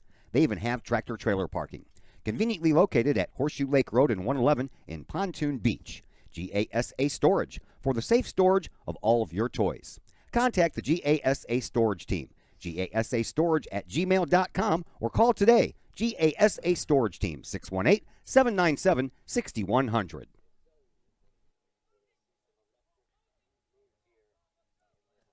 And once again, welcome back to Kahawk Stadium. We're here for the Kahawk Boys Invitational Track and Field Meet, and with about 800 meters left in the 3,200-meter race, it's the two kids from Carbondale in lanes 1 and 2. Well, that's when they started anyway. That are 1 and 2. Alex Partlow, the junior from Carbondale, and Tucker Pochard, the senior from Carbondale.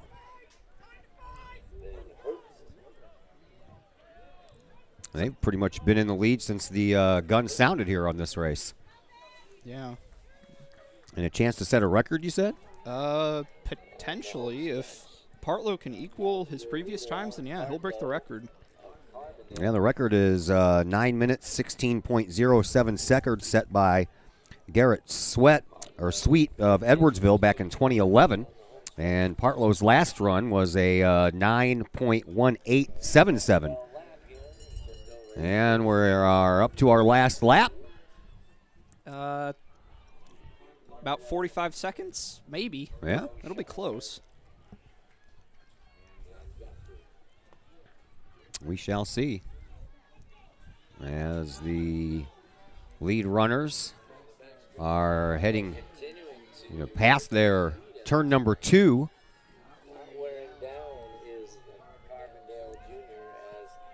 Is that him all the way out there? Yeah. Alex Partlow is coming around turn number 3. Boy, he all of a sudden put some distance between him and his teammate Tucker Pochard.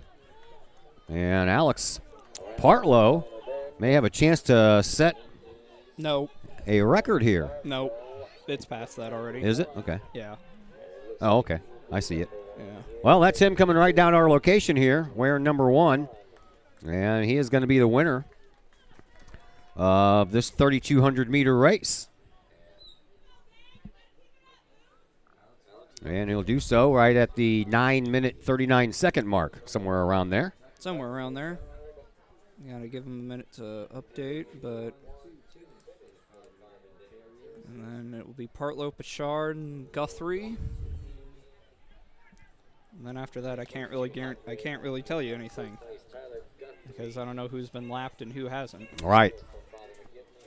Well, we know that the couple of kids from Carbondale have made their trip worth it. Yeah. Bit of a heat here between Mount Vernon guy and Triad guy. Ended up being a sprint to the finish, didn't it? Yeah, between Perkins and Herbst.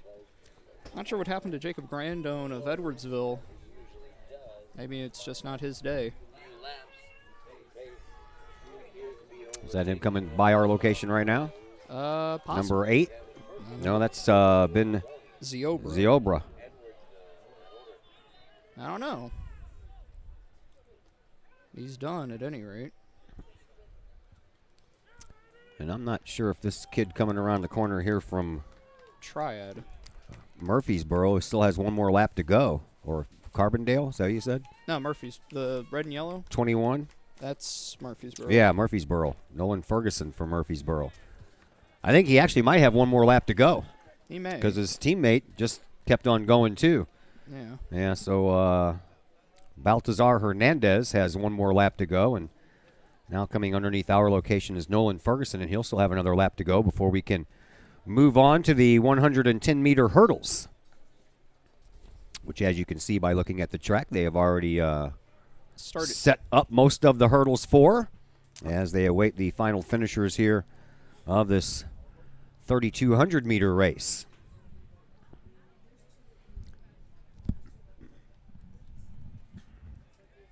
I guess they haven't put in final times yet. Sure, they're waiting for the two Murfreesboro gentlemen to get across the finish line. I know that the last Mosquito runner just crossed the finish line, and the only two that are left out there now are the two runners from Murfreesboro. So as soon as they come around, which one of them is in turn 3 while the other one's in turn 2. Give it about another minute or so anyway. Whoever bought us some Jimmy John's up here, we thank you.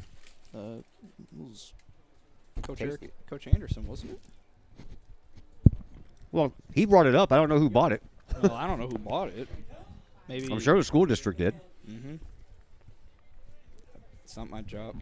It's not my place. It's not my job to question food that's put in front of me. I'm sure everybody just loves the fact that I'm chewing on the air.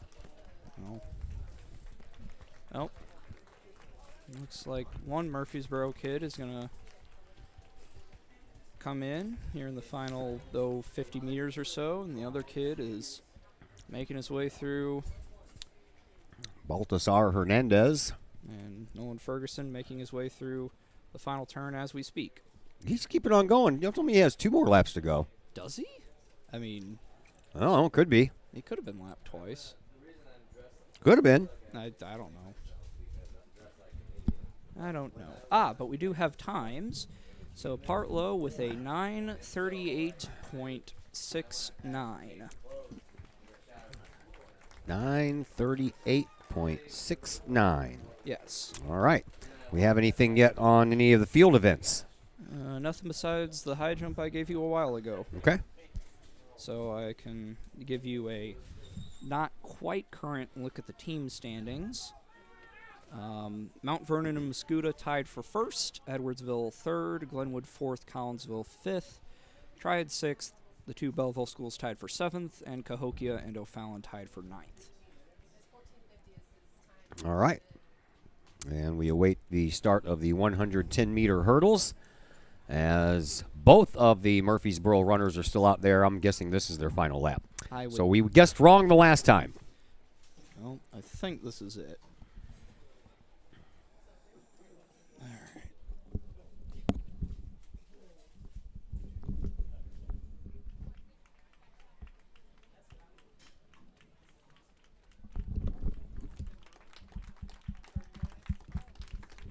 Get a nice round of applause. Yeah, that is Balazar Hernandez, who's getting a nice round of applause as he finishes up his final lap. There's a decent crowd on hand here. Not too bad considering that the bleachers were completely empty like about 10:30. I was like, is anybody going to show up? Well, I was getting to worry there. Everything was wet and it was cold, and I was like, I don't blame them. I had to stay home and watch it here on the Kahok Sports Network. Well, it's here. It's dried out a little bit. Still chilly. Yeah. And here comes Ferguson now. Gonna put on a little bit of a kick in the final 100 meters or so. And that'll be the end of proceedings in that regard. All right. And we'll get set for the 110-meter hurdles. Right now, 54 degrees, feels like 50. That is not what you usually get on May the 28th. Nope. This is more like October weather, man. I said that to my wife this morning. I'm like, it feels and looks like October outside. Yep. So. All right, 110-meter hurdles getting ready to come up. Record holder in this event is Clyde Young of Cahokia, all the way back in 2007 with a time of 13.6 seconds. So that record has been around for a while, and we'll break this down into 3 heats. Collinsville will not participate until heat number 2. Heat number 1, you will find Braden Wakely, a sophomore from Highland, Evan McIntyre, a senior from Civic Memorial, Braden Christian, a sophomore from Mascoutah, Austin Robinson, a sophomore from Lamphere, Chase Harmon, who is a junior from Triad, another Lamphere runner, Jeremy Watson, who is a junior. Mount Vernon has a runner in this first heat, Michael Pittman, also a junior. Gabe Martin is a sophomore from Murfreesboro, and his teammate, freshman Nick Nass, will round out the 9 runners here in this first heat of the boys' 110-meter hurdles. Looks like Chase Harmon will be the favorite, but the 2 Lamphere runners aren't too far off of him.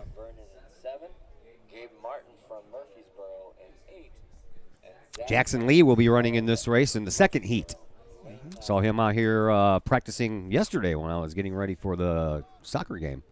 He's a relatively busy individual because he's also a pretty good pole vaulter. Yeah, saw a video that his dad, basketball head coach Darren Lee, took at one of the events earlier this year. Not bad, man. I'm afraid of heights, so there's no way you'd get me to do that.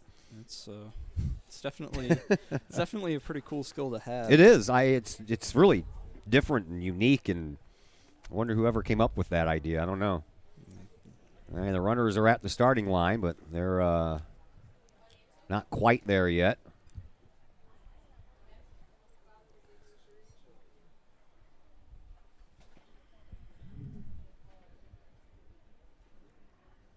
Not a gorgeous day for sports, but hey, if you're going to have a day like this for sports, might as well be track and field. Wouldn't be a good day to be playing baseball or softball.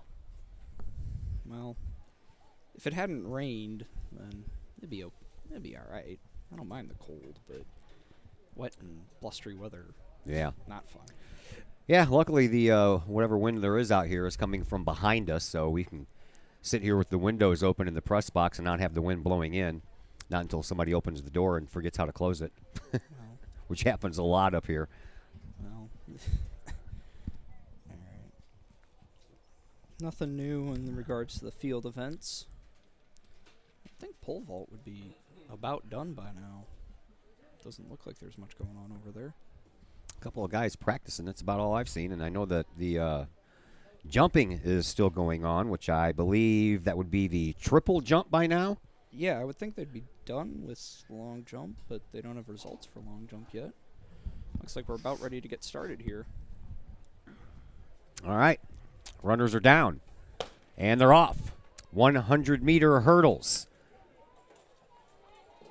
And right now, looks like Michael Pittman from Mount Vernon is in the lead, but he's getting some competition from the inside lanes. And looks like that might be Austin Robinson from Lamphere who will cross the finish line first. And we'll await the final results, but it looked like to me Austin Robinson, the sophomore from Lamphere, did finish first. 17.28, Braden Christian of Mascoutah second, the Pittman third, Chase Harmon of Triad fourth, Jeremy Watson of Lamphere fifth, Evan McIntyre sixth, so on. So 17.28. Yes. That's the first place finisher, Austin Robinson from Lamphere. Next set of runners you will see in lane 1, Riley Hanson, a sophomore from Triad. Devon Miller, a senior from Alton. Jalen Barnes, a junior from Muscuda. And then you'll see Jackson Lee, the senior here at Collinsville High School. Michael Showmaker, a junior from Belleville East. Marty Bowie, a senior from Alton. Owen Schreff from Jabot Catholic. He is a junior. And then the 2 Edwardsville runners, Chase West, a senior, and Chris Green William, a sophomore. Look for Michael Shoemaker to be the guy to watch out for, but maybe we could see Jackson Lee, yeah, or maybe even Bowie potentially make a run. Yeah, funny how they have all 3 of the highest times grouped right in the middle there, right? That's how it typically works for track. I don't know why they do it that way, but that's how it usually works for track and field.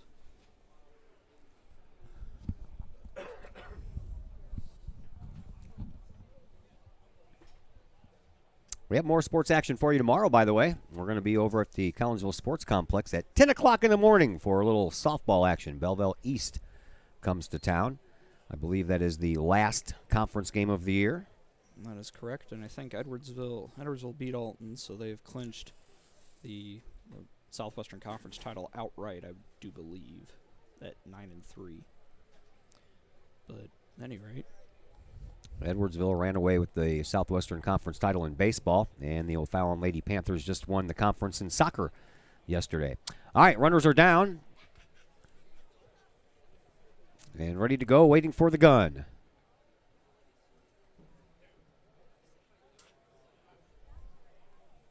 They're set, and there they go. Here we go. Well, I tell you, the kid from Alton's on a rampage here. Marty Bowie is out in front of everybody. Jackson Lee right now in second place for Collinsville, but they're closing in fast on Lee. He knocks over a hurdle, and Lee is going to end up finishing in probably about third place, but Marty Bowie of Alton won that particular heat. 16:26. 16:26, so he did almost a second better than Austin Robinson of Lamphere in the first heat. Owen Scherf of Jabot second with a 16:95. Michael Shoemaker of Belleville East third. Jackson Lee fourth. So Jackson Lee started in lane 4 and finished fourth. That will bring us to our third and final heat here of the boys 110-meter hurdles. And here are your participants. Ethan Mueller, a senior from Jersey. Keyshawn Lyons, a sophomore from Cahokia. East St. Louis has a couple of entries in this particular heat. DeMarlon Taylor will be in lane 3. He is a sophomore. Devontae Ford will be in lane 5. He's a senior, and in between them, you have Adepojo or Grandad from Glenwood. Alex Sledge is next to Ford from East St. Louis. Sledge is a junior from Mount Vernon. A couple of O'Fallon runners next to each other, and Tavion Holmes and Taylor Lehman. They are both seniors, and then Grant Toad, or is it Toady? T-O-D-E? You take your pick. Toady. A sophomore from Glenwood. Devontae Ford will be the guy to watch. He has been a very, very good hurdler, honestly, in all potential a state championship contender in 2A. Oh, I mean, if anybody beats him, I will be kind of surprised. And he'll be right in the middle of the pack in lane number 5, so that's where you want to probably keep your eyes on here as we begin this final heat of the 110-meter hurdles, and then the fast race is next, the 100-meter. All 5 sections. Yeah. Everybody wants to run. Everybody wants to be the fast kid, you know, so yeah. You get more participants going out for that. It's just like, you know, going out for football. Who wants to be the wide receiver? I do.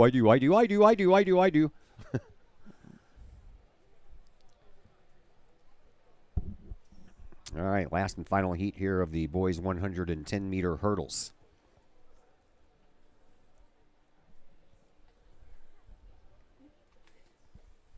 We do already have one winner from Collinsville. That was in the high jump. KJ Thorpe's Watt, 5 foot 10 3/4 inches. So the Kahawks do have a gold medalist here this afternoon, so to speak. All right, third and final heat. Runners are down. We're trying to get that way anyway.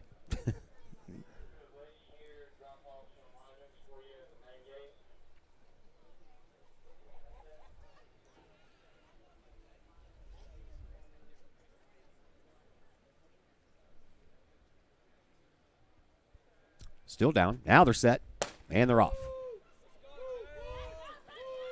And in lane 5, you pegged it. Ford breaking away from the rest of the pack.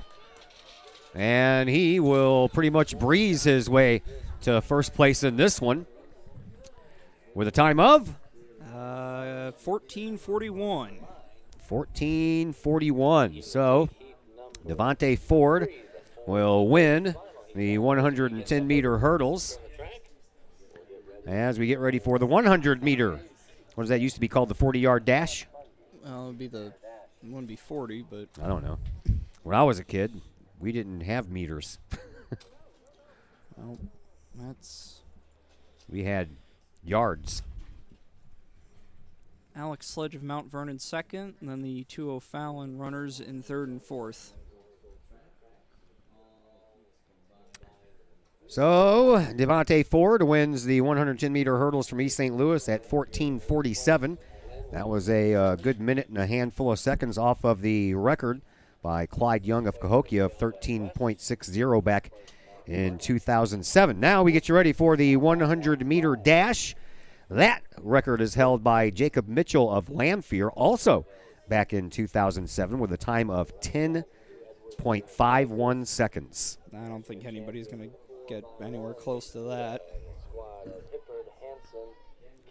Collinsville has two participants in the 100 meters, and one will be Caden Hollerbach. He'll compete in the second heat, and the other is Jerry Richardson. He'll compete in the final heat. So the first heat will be lanes 3 through 8. First one will be Bay Damiano, a freshman from Granite City. Fourth will be Logan Chandler, a senior from Highland. I remember that name. He was their running back. Then you have Andrew Dupie of Father McGivney, Elijah Johnson of Centralia, Zach Wooten of Civic Memorial, and Dylan Brewer of Waterloo. Yeah, they will be starting just a few feet up from where the hurdles just took place, as all the hurdles have been cleared. And we'll be ready for this first of 5 heats here in the 100-meter run sprint.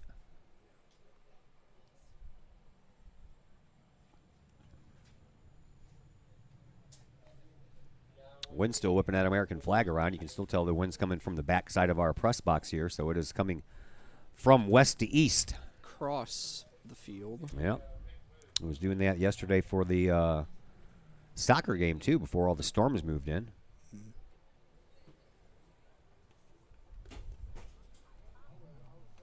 Do you want something to drink? Do you want something to drink? We're waiting for all of the runners to get lined up here. 3, 4, 5, 6, 7, 8. I think that's everybody. As long as there's orange and black at one end and red and black at the other end. They're all there. Yeah, it looks like Trying to keep warm. Get loose. All right, runners are down.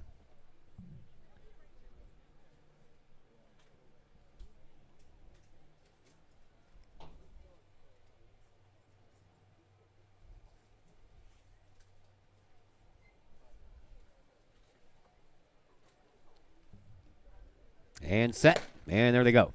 Here we go, heat number 1 of 5. Close race to begin with here. Looks like Logan Chandler from Highland is in the lead, and looks like he will win this heat. And he will. Right around 12 seconds something.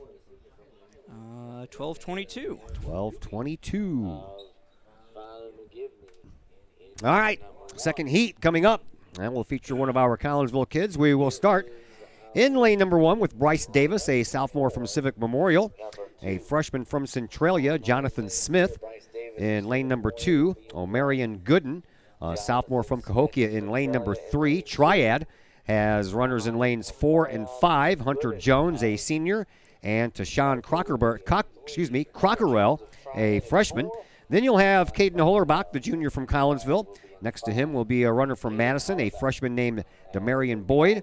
Dominique Ramsey, a junior from Belleville West in lane 8. And Mitch Baldwin, a freshman from Waterloo in lane 9. No, we'll see.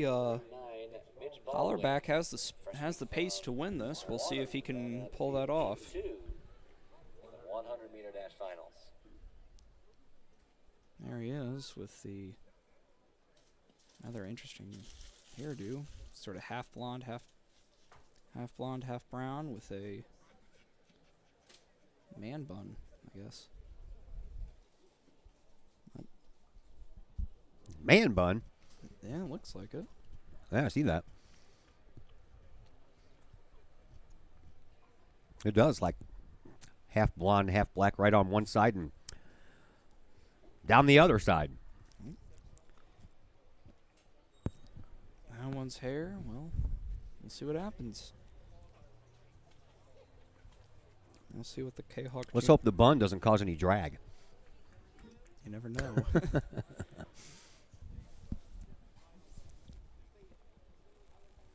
Well, even with the bun, he's fast enough to win this heat, so we'll see what happens. 2 triad runners will give him some competition, though. Triad runners right in the middle. Lanes 4 and 5 right next to each other. K-Hawk participant Caden Hullerbeck will be in lane 6, right next to one of the 2 triad runners.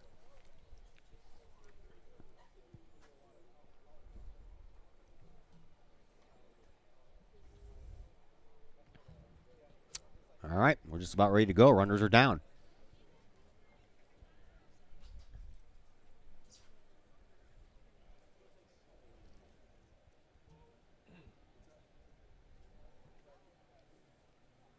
And set. Nope. False set. This time we'll make the final call for the 800-meter run. Final call for the 800-meter 800-meter run is the next event after we get through these 5 heats of the boys 100-meter. 4 sections. Right now we're in set number 2, heat number 2. Of the 100. Of the 100. Heat 2 of 5. All right. Everybody get loosened up again. And try this again. Runners are down.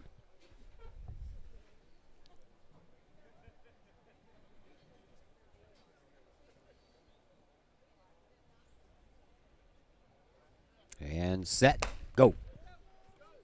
They're off. Collinsville holding tough at second place. Started off in first for a minute, but it looks like it's going to be Belleville West Dominique Ramsey that may finish in first place. And Hollerbeck might be in second. 11:88 for Ramsey. Ramsey, 11:88. And Hollerbeck ran a 12:20, which is still faster than the first heat, right? Does he finish in second? Yep. Okay. And then Crockrell of Triad, Baldwin of Waterloo, Jones of Triad, Gooden of Cahokia, and the Civic and Centralia and Madison people were not participating. Okay. So Dominique Ramsey wins the second heat with a time of 11.88 seconds, and right now he has the lead in the boys 100 meters as we get set for heat number 3 of the 5. And you will see in lane number 1, Jacob Huber, a sophomore from Father McGivney. Lamar Manning, a senior from Lamphere. John Harris, a junior from Muscuda. Marcus Garrett, a junior from Mount Vernon. Samuel Elliott Barn, a freshman from Alton. Cody Thiel, a junior from Muscuda. 2 Edwardsville participants right next to each other. Adam Boykin, a freshman, and Joel Burkhardt, a junior, and then Connor Miller, a senior from Highland, will be in lane number 9. Looks like we're going to move right along here.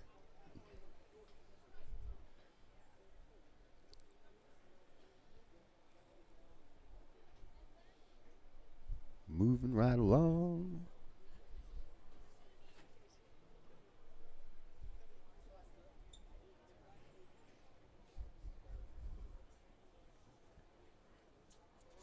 Jacob Mitchell of Springfield Lamphere has the meet record, 10.51 back in 2007. Looks like we're set and ready to go, although I don't think our Alton runner is here. See a gap in lane 5. So look for Teal. And they're off. There we go. Please start. That's a nice tight race there, man. I'm telling you what. One on the inside, one on the outside, going neck and neck all the way down. Lanfear in lane 2, I think. That's going to be close. I think Lamar Manning.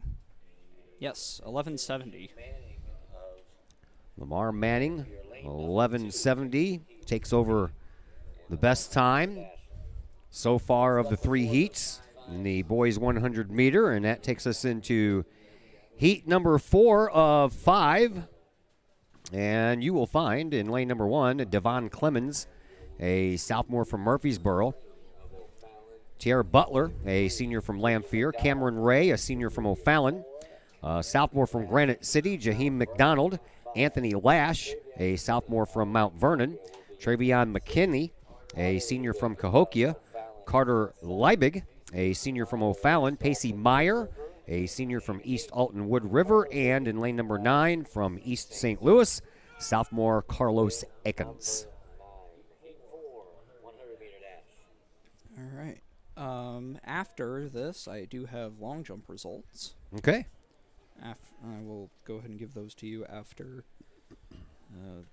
after this heat anyway.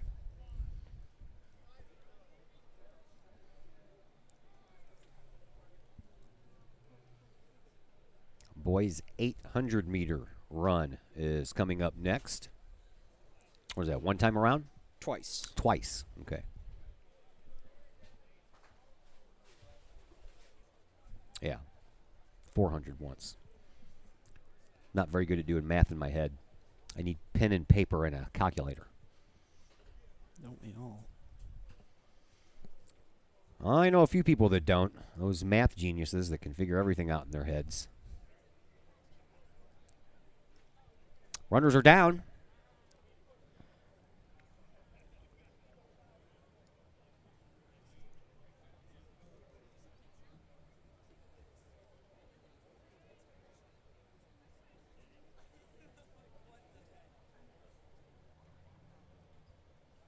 And set, and they're off. Here we go, heat number 4. four. 4th heat of 5. And it's looking like Butler of Lamphere might pull this one out in lane number 2, and he will. 1126. Well, every time we get a runner, it keeps on bumping the next guys down. So now Tierra Butler of Lamphere holds the best time thus far of the 4 heats at 11:26. That brings us to the 5th and final heat, and the last Collinsville participant here in the 100 meters. Lane number 1, Valentine Rapp, a senior from Mater Dei. Malik Navi, a sophomore from Altoff. Quinson Anderson, a junior from Glenwood. Jerry Richardson, the sophomore from Collinsville, will be in lane 4. Marty Bowie, a senior from Alton, in lane 5. Samandre Brown, a junior from Belleville West, in lane 6. Jeffrey Haupt in lane 7, a junior from Murfreesboro. Kenneth Buchanan is a freshman from East St. Louis. And Sal Segro, a sophomore from Glenwood. Not really sure about that last name. Maybe the S is silent. It's just Grow. Couldn't tell you. Me either. SGRO. That is a name I've never seen before. Segro? That's what he said. Well, The man on the microphone said Segro. So we'll go with that. We'll see what Jerry is able to do. I think if he can run at his best, then he can get 3rd. And if he can do a bit better than his best, then see if he can do better than that. Well, his qualifying time is 11.09, which would be better than Butler's, which is the current high mark. But keep your eye on Marty Bowie, the senior from Alton, as he just a little bit faster than that. 11 flat. 11 flat. Which is pretty darn good for high school track. Anything in the 10s is pretty darn good. Jerry Richardson, of course, running back for the Kahok football team. Had a pretty good year, considering that it was a shortened year. Most teams got to play 6. Collinsville got to play 5. All right, runners are down. Jerry Richardson, the Kahok entry in lane 4, right in the middle. Marty Bowie of Alton, probably his main. Right next to him.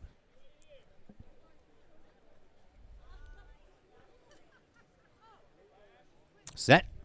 And they're off. And it looks as if Bowie from Alton has the lead. Jerry Richardson bringing up the back part of the pack, and it looks like it will be Marty Bowie from Alton who will win that heat. Question is, what's the time? 11:32. Ooh, I thought he was going to be a little bit better than that. So it looks like it's going to be Tierra Butler of Lamphir who will win the boys 100 meter as we get ready for the 800 meter race.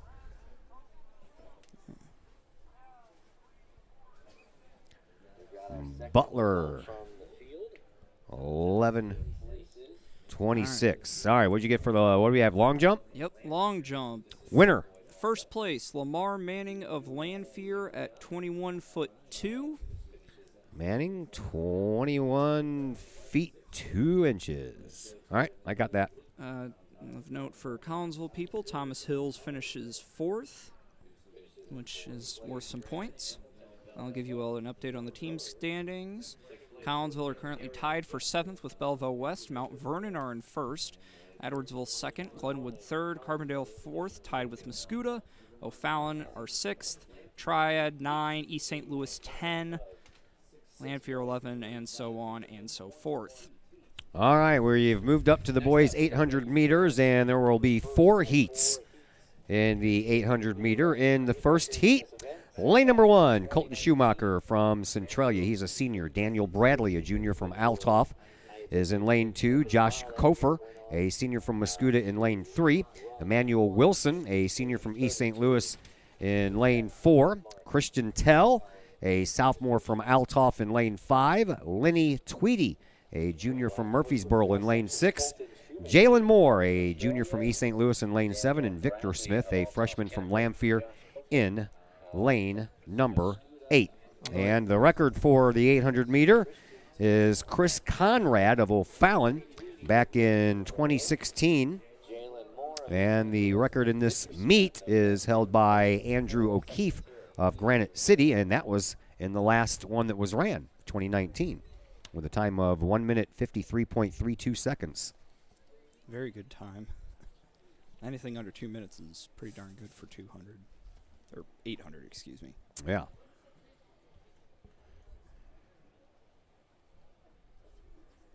All right, so the starting gate, so to speak, is moved up to the finish line because they'll do 2 times around and they'll finish right there as well. Collinsville has Andrew Gonski, who will be competing in the second heat, the next heat, and then Theo Paxson will be competing in the 4th and final heat.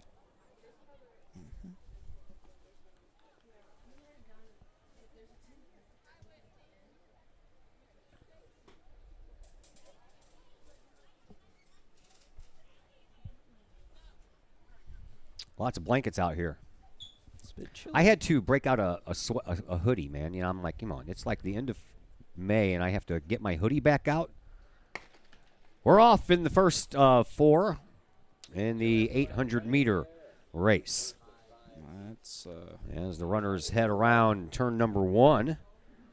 Kind of. That fella in blue is, not sure who that is. Oh, he's St. Louis, I guess. That makes sense. Yeah. East St. Louis has 2 runners in this race, and I believe that is Emmanuel Wilson, who has a pretty commanding lead here to start off with as they head into turn number 4.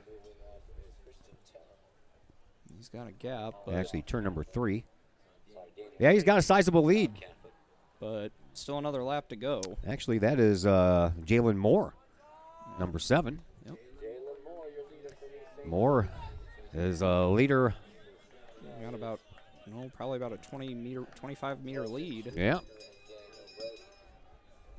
Everybody else kind of grouped up there in the middle, except for the O'Fallon runner in the back. Well, we'll see if anybody wants to make a run and try and catch up with him. Yeah, we will see if Jalen Moore can keep that pace without running out of gas, because he got off to a pretty good lead there, and looks like somebody's trying to close the gap a little bit. Was that Mascuda? Yeah. Mascuda, all right. And making the move here in the final 300 meters or so. And yeah, looks like he's going to catch up to him too, and pass him. Mm-hmm. See an Althoff runner not too far behind either. So they make their way into the Josh Cooper from Mascuda took the lead. Make their way into the final turn. Home stretch coming up, and Jalen Moore, who led after the first lap, is now in second, and if Daniel Bradley from Althoff has anything to do with it, he'll finish in third, but looks like he's coming back. Moore is coming back at the last moment. He's going to try and win this one on a sprint down the finish line. It's going to be a little close, but it looks like Mascuda runner will end up in first place. Althoff runner third, Centralia 4, Lanphier 5, Althoff 6, Murfreesboro 7, East St. Louis 8. So, Josh Cooper of Mascuda wins the first heat. 2:16.72. 2:16.72. That is about 3 seconds better than his usual best mark. So, that'll bring us up to heat number 2 of 4 in the boys 800 meters. And lane number 1, you will find Jack Draper, junior from Edwardsville, Cole Martinez, a junior from Jersey, in lane 2. Andrew Gonski, the freshman from Collinsville, in lane 3. Aiden Laufelman, a sophomore from East Alton Wood River, in lane 4. Lane 5 has Jackson Coleman, a sophomore from Civic Memorial. Marcus Odell, a senior from East Alton Wood River, in lane 6. Morgan Stratton, a sophomore from Waterloo, in lane 7. DJ Dutton, and everything's in caps on his name. What's up with that? A freshman from Civic Memorial. Ethan Beatty, a sophomore from Granite City. Chris Moore, a freshman from Cahokia. And Justin Witt, a freshman from Waterloo. That rounds up your 11 runners here in this second heat of the boys 800 meters.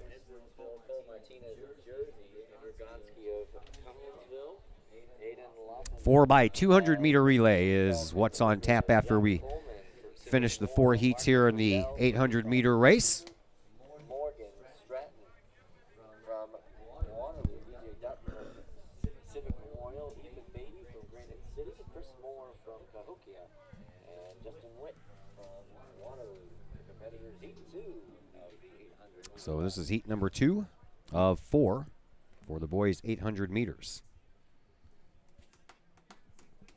Anything on the field events? Nope, nothing new. All right. What school was Manning from? I forgot to write that down for the long jump. Lanphier. Lanphier, okay. Just about ready. Runners are set, and they are off. Remember, 2 laps around. And we're keeping our eye on Andrew Gonski in lane 3 for Collinsville. And right now, it looks like Murfreesboro. They make their way through the turn, and Gonski's in second. Yeah, he sure is. And it isn't how you start, it's how you finish. That is correct, sir. That is oh, Wood River. Okay, that makes sense. East Alton Wood River has 2 runners out there, so it's either Marcus Odell or Aiden Laufelman who's in the lead. We'll figure out when we can see their numbers coming around. But Andrew Gonski right now in second place for Collinsville, the freshman. That is Marcus Odell of East Alton Wood River who has the lead right now. And behind Gonski for Collinsville is Edwardsville. And Jack Draper. And 1 lap is underway, or complete. And got a pretty tight race here. The first 5 up there are just right behind each other, and we'll see if anyone wants to make a move here early on or save the gusto for the end. And it looks like Gonski is now in first place for Collinsville as they round turn number 2. We'll see if he can maintain that kick for the last 350 meters or so. And Jack Draper now right behind him in second place. That drops Marcus Odell back to third. And now it's a tight race here between Edwardsville and Collinsville as they head in to turn number 3, and it looks like Jack Draper is going to take over the lead from Andrew Gonski. Gonski in second place and still has a nice distance ahead on Marcus Odell, who's in third, but Odell is about ready to get past and end up into fourth and now fifth place. Jack Draper looks like he's in a sprint for his life as he will come down the stretch and win this one. And here is Andrew Gonski, who is in second place right now, but he's running out of steam as he's heading toward the finish line, but looks like he may have enough to finish in second place, and he will, behind Jack Draper of Edwardsville, who will win the second heat out of the 4. 2:08:36. 2:08:36. Gonski finished in second place. That's a 2:11:38. So that was almost 8 seconds he trimmed off. Jack Draper did off of the first winner, which was Josh Kofer of Muscuda. And about 3.5 seconds off his best time so far. Yeah. All right. So Gonski may be able to sneak in a top 5 finish by the time these last 2 heats are done. We'll see. Heat number 3 about ready to get underway. And you will see Wyatt Erber, a junior from Edwardsville, in lane number 1. Lance Miller, a junior from Muscuda, in lane number 2. Kristen Katsmianis, a sophomore from Alton, in lane number 3. Jordan King, a senior from Lamphere, in lane 4.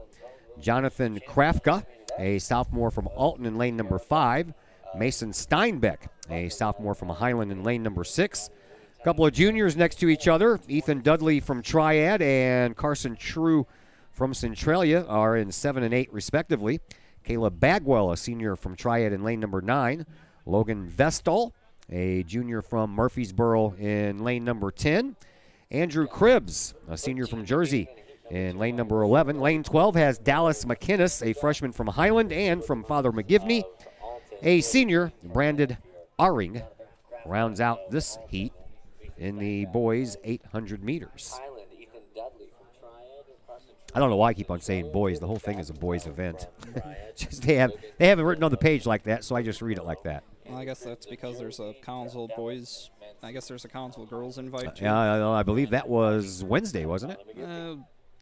It happened already. I can tell you that. Yeah. We did carry one of those once. We're underway here in this third heat. I did the girls' invitational once, and there were 12 schools involved, and I had a total of 12 viewers. So I decided that 1 viewer per school wasn't enough, so we have not done one since. And it's tight so Very far. tight. Is that Landfear in front? Tight real early. That's Landfear in front. I won't get a handle on it until they come around and I can see their numbers. No, I'm just looking at team colors, yeah.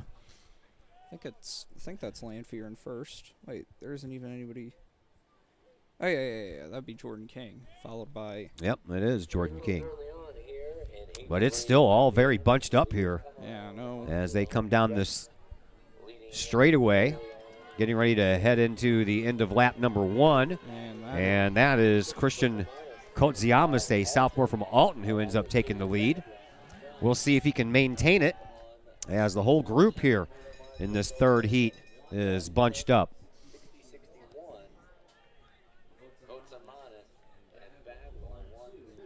Bagwell of Triad in second. Christian Kotsimanis maintains his lead, but he's about to lose that now down the backstretch.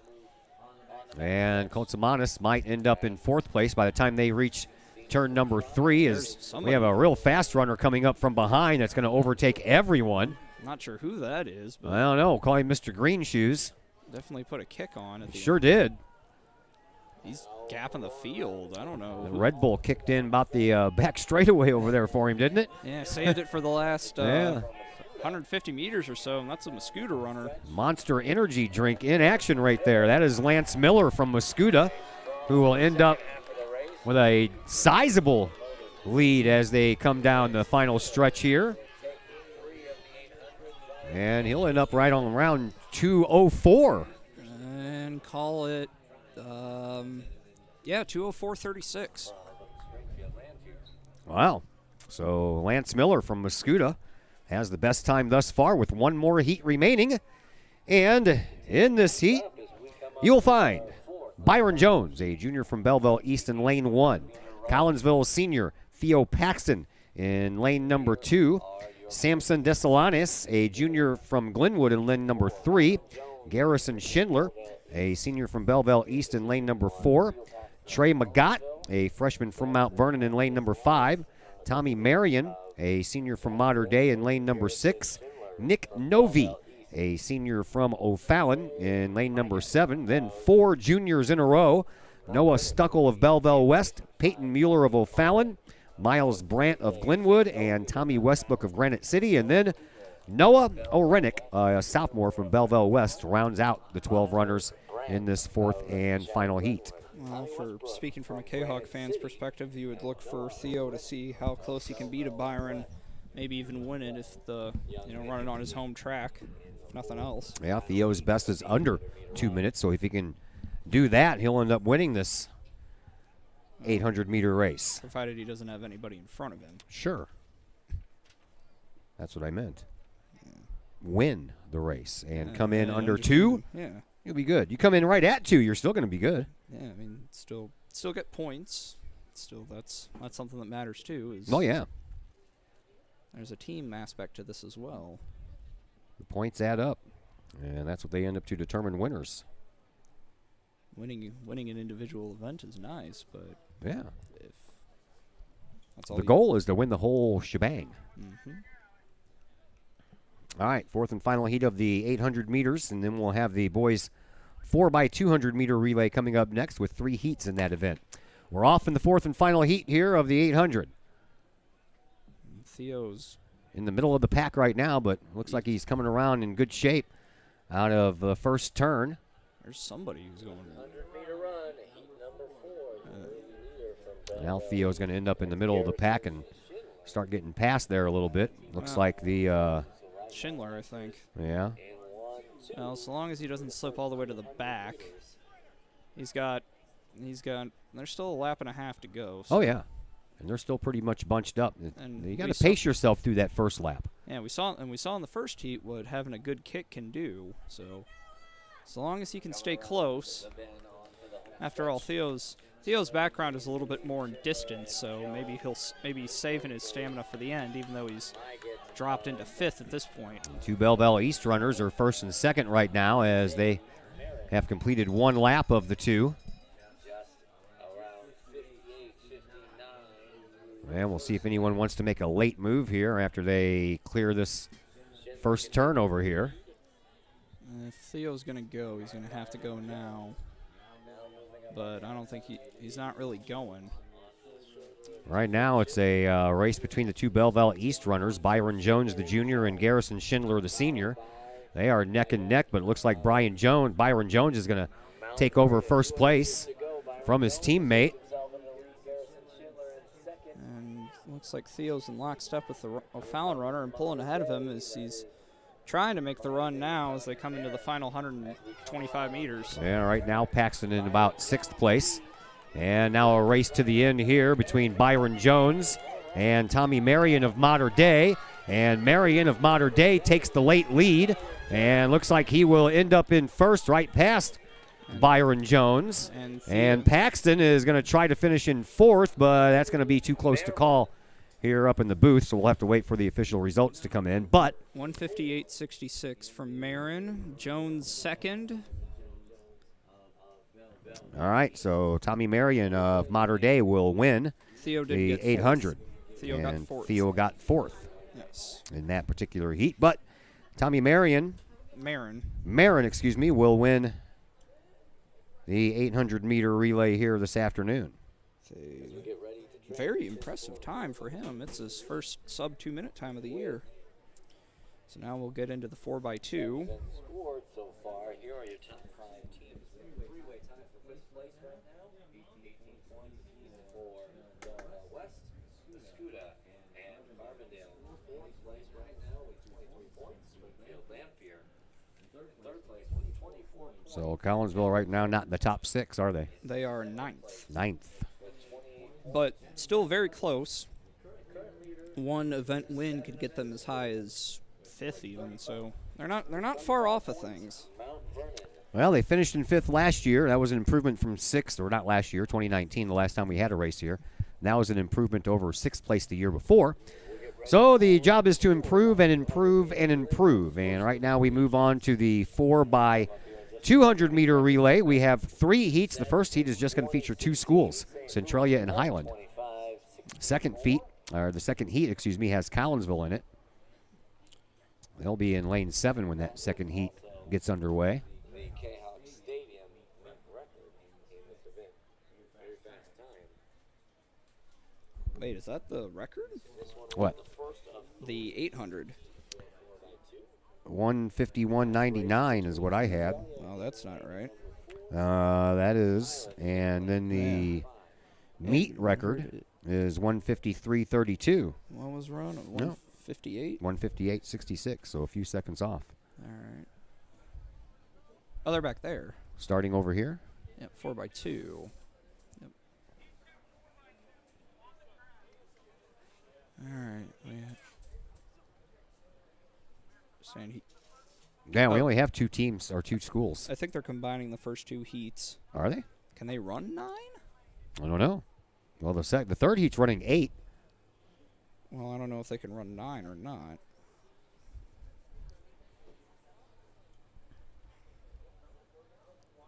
But Lanphier, Madison, Murfreesboro, O'Fallon, Althoff, Mount Vernon, and Collinsville in Heat 2, so maybe they can run 9. Yeah, I don't think they're even close to getting ready for this first heat yet. I'm not sure what the... So, I'll tell you what we're going to do. We're going to take a break because we need to play some more commercials, don't we? Yeah. We got some bills to pay. So we're going to take a break here while we have these 2 schools running in the first heat, but we'll be back in time for the second heat, which has Collinsville, so give us just a moment here on the Kahok Pace Sports Design Network. and Construction in Maryville. Whether building a new home, making an addition to the home you currently own, or finally getting around to that remodeling job you've been putting off, Pace Design and Construction in Maryville can help. Pace Design and Construction is a building and remodeling contractor you can trust. They provide the highest quality, they are dedicated to their customers, and are committed to completing your project on time and within budget. Pace Design and Construction in Maryville. Give them a call at 618-407-5466, online at pacedesignconstruct.com, or on Facebook at Pace Construction Design. The reviews are in. Old Herald Brewery and Distillery in Collinsville is a hit in the Metro East. Folks both local and just visiting the area are calling Old Herald Brewery and Distillery a must-stop destination in Collinsville. Old Herald Brewery and Distillery in Collinsville is located at 115 East Clay Street in Collinsville and is home to one of the only restaurants in the state with their own brewery and distillery that produces some of the best brews and spirits in the industry. And the food? All created by an in-house chef using local ingredients that will please any palate. Old Herald Brewery and Distillery in Collinsville has daily specials for both inside diners as well as offering curbside pickup specials and family-size specials. And don't forget to take home a bottle or a growler of beers brewed on site at Old Herald Brewery and Distillery. Old Herald Brewery and Distillery in Collinsville. Check their Facebook page for daily specials, online ordering at oldheraldbrewery.com, or give them a call at 855-8027. Brady Pest and Termite Management in Caseyville. Brady Pest and Termite Management is your local pest control source. The Midwest offers its fair share of pest problems, and Brady Pest and Termite Management is up to the challenge. Whether it's pesky rodents in the cold winter months or ants, spiders, and other pests in the warm months, Brady Pest and Termite is your solution. And termites? Brady Pest is tops in the Metro East in termite management. Do you have unwanted pests? Then call the best. Brady Pest and Termite Management in Caseyville. Call 343-1790 or on Facebook at Brady Pest and Termite. The Collinsville Education Association is a proud supporter of KahokSports.com and the Kahok Sports Network. The CEA is your partner as they work to ensure quality education for our children. The CEA advocates excellence and equity in public education and represent over 400 educators in 11 schools in both Madison and St. Clair counties. For more information, you can visit the Collinsville Education Association's Facebook page or the CEA's website at collinsvillecea.org.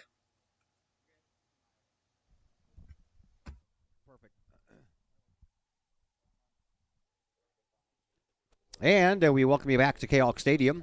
They're going to not run the first heat. They're going to combine 2 heats, no Centralia, so Highland is going to end up moving into lane 8 of this second heat now, which is going to be the first heat, so that'll be Collinsville in lane 7.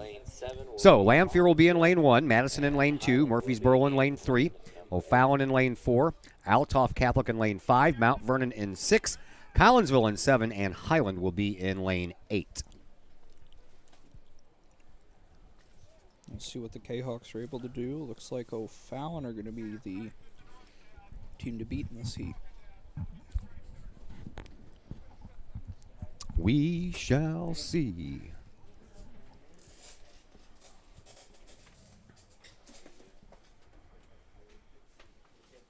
Four by 200-meter relay. Next up is the 400-meter race. So a quick sprint. One time around the track.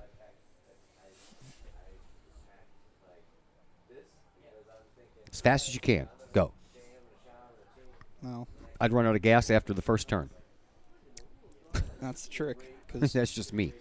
around about 800 is the...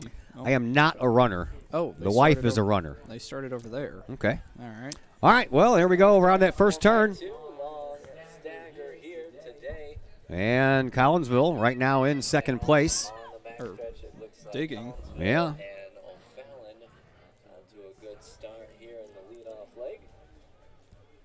There you go. See the handoff there. Oh. Yeah. Collinsville is going to be out front, but, man, I'm telling you what, whoever that is for, is that Edwardsville? That is fast, man. Edwardsville have always been good at relays. See O'Fallon. That's Mount Vernon. Oh, all right. Mount Vernon, O'Fallon, and Collinsville. 1, 2, 3 here.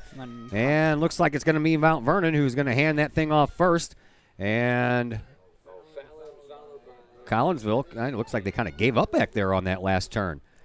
Almost. Well, now you got Lamphere and Murfreesboro charging hard, and the Kahawks are going to fall back to 5th. Yeah.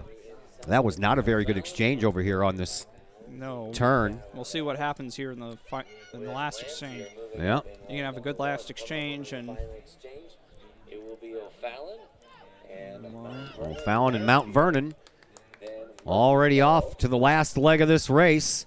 And it looks like Edwardsville is going to try to come up on the inside as well. Or that's Lamphere, excuse me.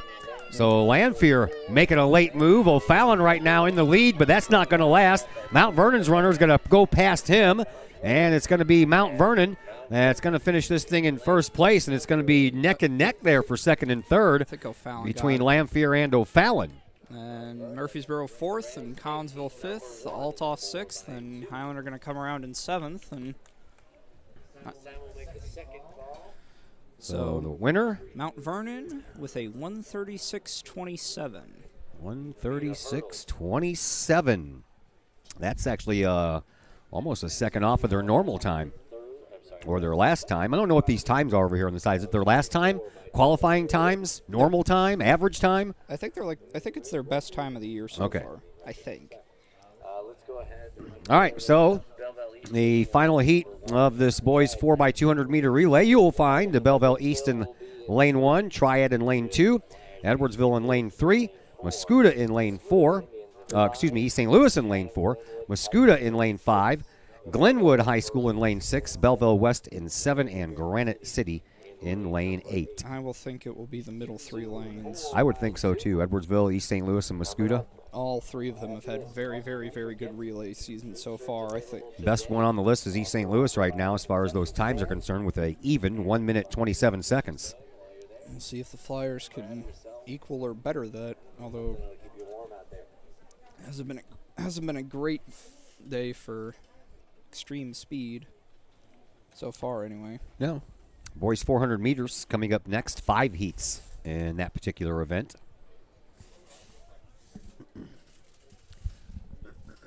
Looks like the runners are getting ready to go here as I guess you'd call this about the halfway mark? Yeah, pretty much. Yeah.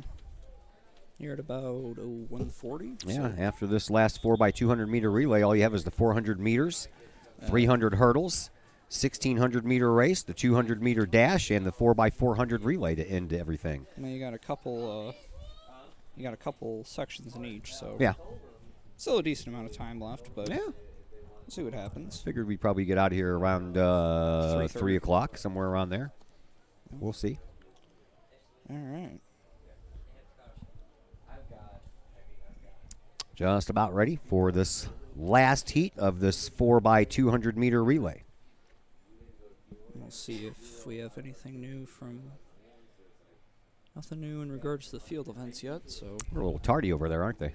And they'll get them in eventually, and that's what matters. Chad Burgess over there taking care of a lot of that for Collinsville. They're saying nobody in lane 1, so that was supposed to be Belleville East. Yep, I don't see anybody. No. We just heard that on the radio. 2 would be in 2's triad, Edwardsville there. 4th is Muscuda. See the.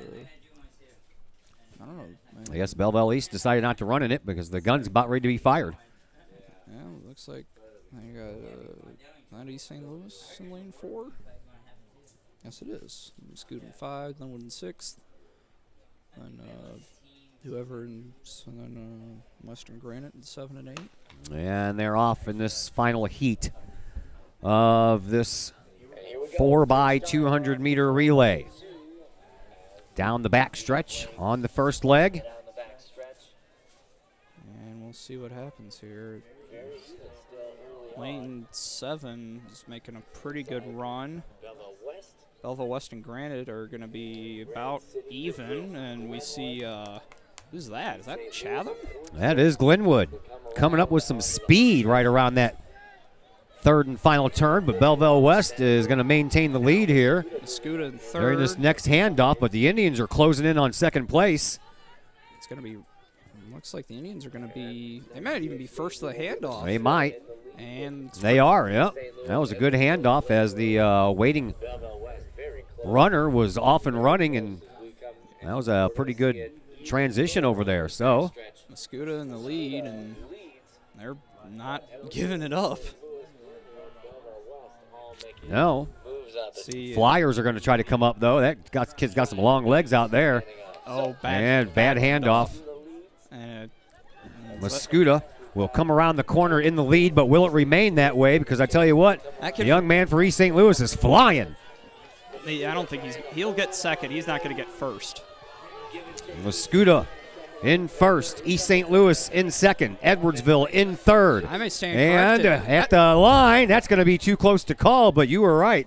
Edwardsville, East St. Louis, and Muscuda 1, 2, and 3 in this thing. Muscuda 132.5. Wow. 2/100ths of a second over the Flyers. Wow. That was close. That was super close, and it's going to be Muscuda that turns in the best time of this 4x200 meter relay, so Muscuda will end up taking this one. Say 132.56. 132.56.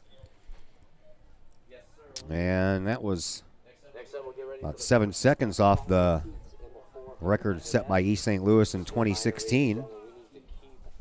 The infield clear for a warm-up. And we're going to move on to the 400-meter races. And the first heat only has 2 participants.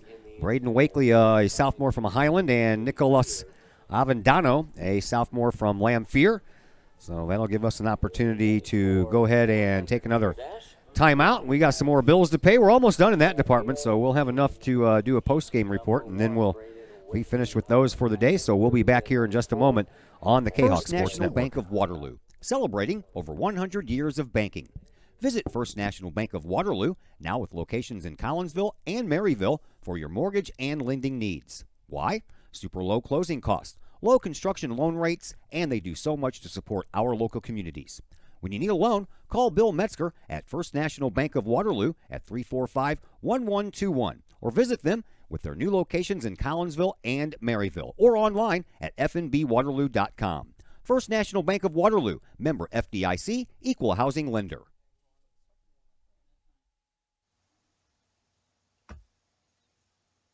Pack Mail of Collinsville, locally owned and operated by Ryan Combs. Pack Mail can ship anything, anywhere. They treat you like a neighbor because, well, you are a neighbor.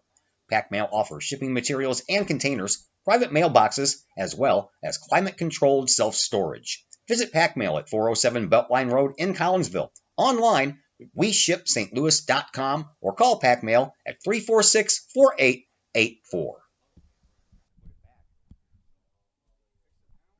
Yeah.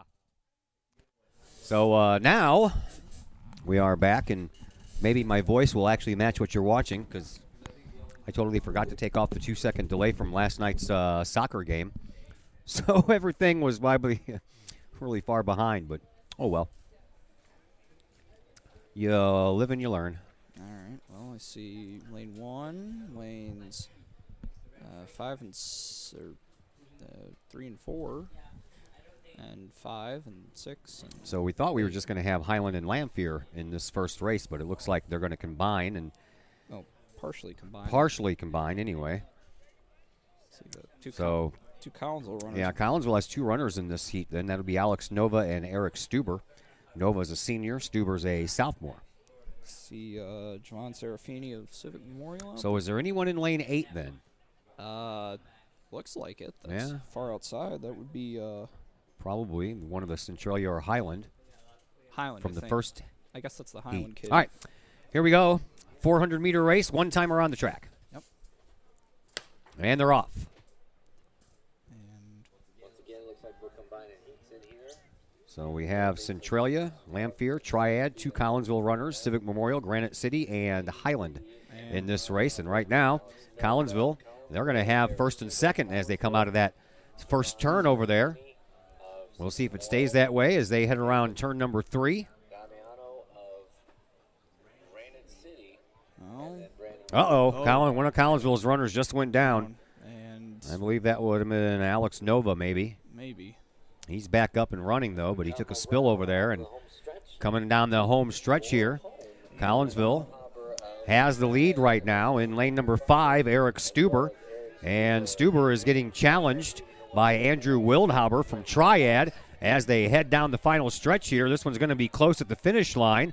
And a last-second push by Stuber might get him there first, and we'll see. Yes, 56.97, which is 56.97. Season best for him. Good run. It is. Eric. Yeah. Season best was 57.44. Now 56.97. And heat number 1 is in the books. We'll move on to heat number 3. They already had 8 runners set for this one, so I don't know if they'll add anybody. Maybe the person from Lamphere just dropped out. Maybe. I don't know. Could be. Maybe. All right, so we'll move on to this next heat, which will feature William Harris, a sophomore from Alton in lane number 1. Michael Scott, a sophomore from Mascoutah in lane number 2. Jalen Ward, a senior from Belleville West in lane number 3. Deacon Anderson, a junior from Civic Memorial in lane number 4. Aiden Ellsworth, a freshman from Mascoutah in lane 5. Quentin Stepney, a sophomore from East St. Louis in number 6. Ethan Sonny, a freshman from Murfreesboro in lane 7, and another freshman in lane 8.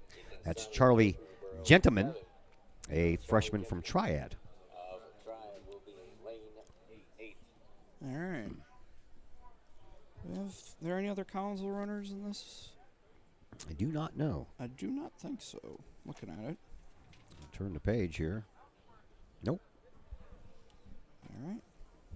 Our 2 Collinsville runners have ran, and Eric Stuber right now holds the top spot with still 4 more heats to go, though, or 3 more heats to go.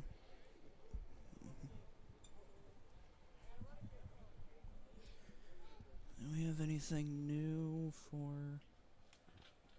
Nope. Nothing new from the field event, so... as of now, Mount Vernon, Glenwood, Edwardsville, Collinsville tied for 9th with Belleville East.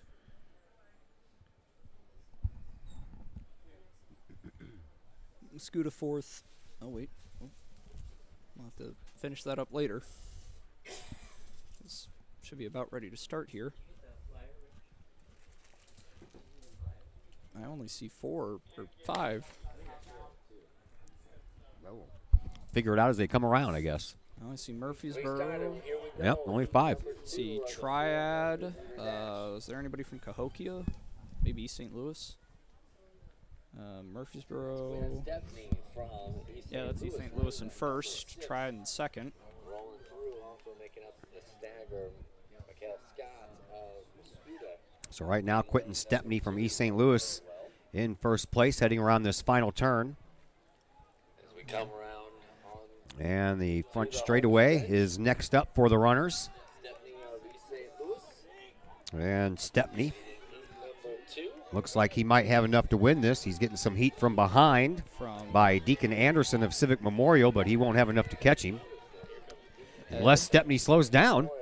And he's going to at the finish line, and he's going to be, man, I'll tell you what, he must have ran out of gas there the last few steps because he ended up almost getting beat. 56-1-2. Followed by Anderson. Yeah, 56-1-2. So right now that's better than the Eric Stuber time of 56.97. So Stuber will not win this race. And that takes us to third heat. And Josh Lowe, a senior from Highland, will be in lane number 1. Jeremiah Gonzalez, a junior from Cahokia, in lane 2. Tyler Toms in lane 3, a senior from Waterloo. Andrew Cribbs, a senior from Jersey, in lane 4. Kishan Sales, a senior in O'Fallon, in lane 5. Devon Green, a freshman from East Alton Wood River, in lane 6. Joe Burkhart from Edwardsville, he's a junior, and he's in lane 7. And Ian Hubner, a sophomore from Waterloo, in lane 8. Will be in lane 5. Devin Green of East Alton Wood River, 6. Well, the pole vaulters are still pole vaulting, so I guess they're not finished. I haven't seen anything from over in the triple jump. Oh. Yeah, there was triple jump going on over there because in the last race we had when they were around in the corner over there, there was a kid who was jumping 3 times, and I'm like, what's he doing? And then I noticed he wasn't on the track. He was actually in the sand because, you know, it was kind of an optical illusion. Yeah. So the pole vaulters are still pole vaulting. The triple jump is 1, 2, and they're still going on with that over there. High jump and long jump are done, and shot put and discus we don't have as of yet. No, I figured they would be finished with those by now. So would I, but maybe not. Or at least they haven't gotten around to inputting them yet. All right, so third of the 4 heats here in this 400-meter race. Getting ready to get underway.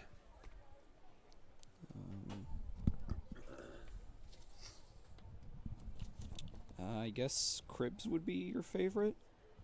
53.7, best time so far. And if he can match that, then that'll be quite a bit quicker than anything we've had so far. All right. A little better.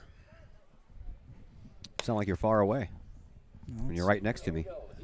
We're underway in heat number 3 of 4 in this 400-meter race. And coming around the first turn. Inside Lanphier, I think. Yeah, Lanphier. Looks like Keyshawn Sales of O'Fallon.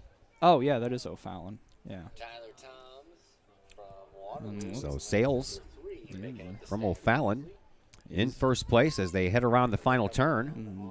I doubt. Well, somebody's making a run. But right now it's Sales from O'Fallon that's in the lead. Keyshawn has a commanding lead. Looks like he'll finish in first place. And then it's going to be anybody's guess as to who gets as second. to who gets second through 5 here. Looks like the inside guy. Yeah, looks like maybe. In lane number 1 was Josh Lowe from Highland.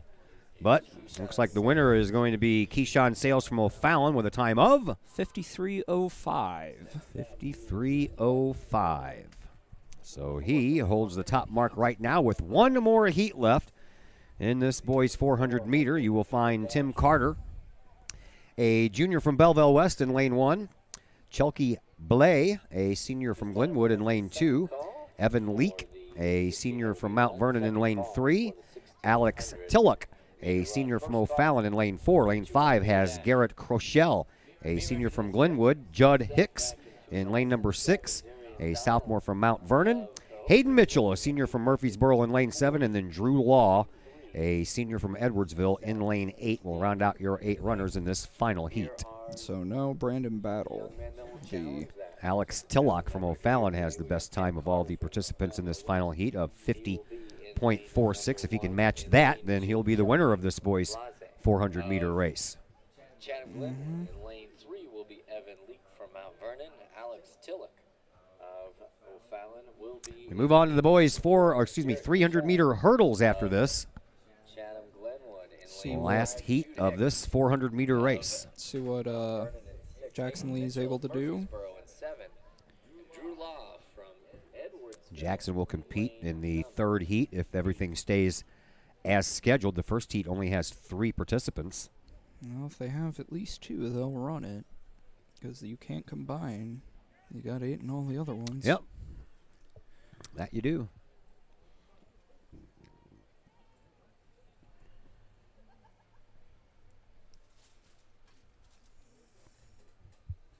See how blurry my tablet is? Yeah. Horrible tablet. I only use it to play music videos on now. It's the first time I've ever actually had it at a sporting event, just so I wouldn't have to keep my phone charged up all day.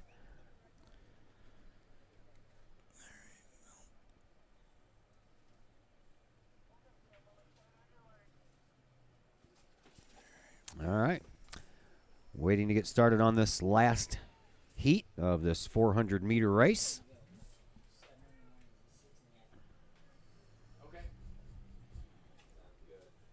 Looks like all lanes are filled up here on this one. Looks like it. And the starter has his gun in the air. Looks like everybody's set. And we're off. Final. Oh. Nope, false start. Got a double shot, which means we'll come back and we'll try that one again. All right.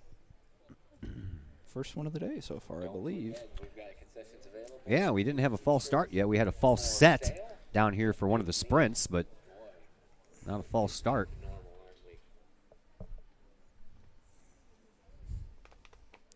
Looks like the triple jump is just about to wrap up. They don't have very many people out there at all right now. We have anything now? Nope. Not on the field. Not on the field side of things, anyway. No, it looks like they still got at least one more runner over there, one more jumper.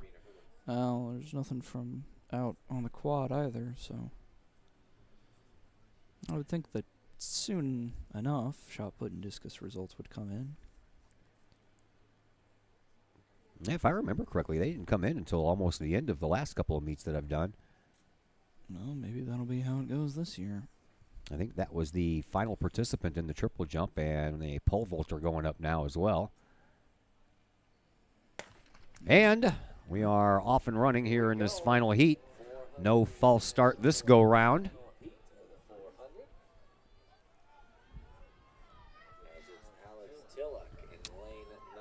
And it looks like Tillich is going to get overtaken here down the back stretch real early. And I want to say Murfreesboro maybe. No. O'Fallon? Yeah, O'Fallon. Yeah, Tillich. Close race here for first place between O'Fallon and Mount Vernon as they come down this final stretch, but it looks like it's going to be Tillich that's going to end up winning this as the young man from Mount Vernon can't quite find that last gear to pass him up. Belleville West third, Edwardsville fourth. And Tillich will win the With final heat with a time of 51:33. That means he'll win. 51:33 ends up being the best, so Alex Tillich will win the 400-meter title. Not anywhere close to the 400 to the record. As they put hurdles down, we'll in the next event. 51:33 for Alex Tillich. And he'll pick up his team some much-needed points. 300-meter hurdles coming up. Merrill Williams of Lamphere holds the record at 37.84 seconds. Did that 21 years ago. Well, we'll see if Devontae Ford can come close to that, but I don't think anybody else will be challenging that. In 7th place, Samson Desalinas of Chatham Glenwood places 6th. Nick Novi of O'Fallon. 37.84. 4th place goes to Collinsville's Theo Paxton. That's, I believe, one side of this is state records and the other side is the meet records. Is that state? If I read that correctly. Or is that state and... Well, this is meet records on this side. See where it says meet records? Yeah, okay, so up that's there. the meet record. This one doesn't have anything up there except for track and field records. Well, maybe so I guess it's state records. No, those are stadium records. That's a stadium record, which is strange. But that's the thing, though. I'm pretty sure that's stadium records. Well, this is the stadium. This is where the meet is held, so that would be meet records as well. Well, there's it's more held in the same stadium. There's more meets held than just this, though. I think that's what that is. It says Kahok Stadium track and field records. Yeah, I guess because there's more held here than just the Kahok Invitational. This is our big meet, but it's not our only meet. Okay. At least I think that's how that works. I don't know. All right. Well, the meet record is 38.15, held by Delano Anderson of East St. Louis back in 2016.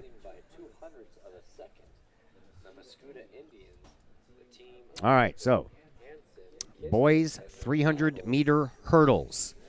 Heat number 1, Gabe Pake, of freshman from Centralia, Rodney Hollis, a senior from Altoff Catholic, and Nick Nass, a freshman from Murfreesboro, are the only 3 runners in this first heat.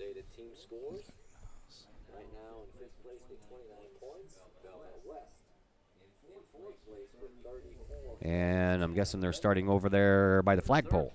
That would be about 300 meters. Okay. So 300 meters from there to the finish line, which is the finish line for every track race here. So, start in one corner, finish in the other. Give you all the update. Kahawks are still tied for 9th. Top 5, Mount Vernon, O'Fallon, Edwardsville, Glenwood, Belleville West. This has been a very good meet for the Panthers. Yeah. For them to beat Edwardsville would be quite an impressive showing for them. Well, Fallon's best finish over the last few years has been a 3rd-place finish in 2014. Well, they may look to better that, but still a few events left, and oh yeah, nothing is set in stone yet. Nope. It ain't over until it's over. Yogi Berra. My senior, I saw this guy race. Merrill Williams of Springfield Landfury, the year 2000, won the meet, won the sectional, running 37.84. So that time was a sectional time, huh? Yeah, it was a time that wound up going to. I guess they could have had sectionals here. Of 5, Gabe Peak of Centralia will be in 3. Rodney Hollis of Altoff Catholic in 4, and Zach Noss of Murfreesboro in 5. I think I see 1. I see 2. I don't know that I.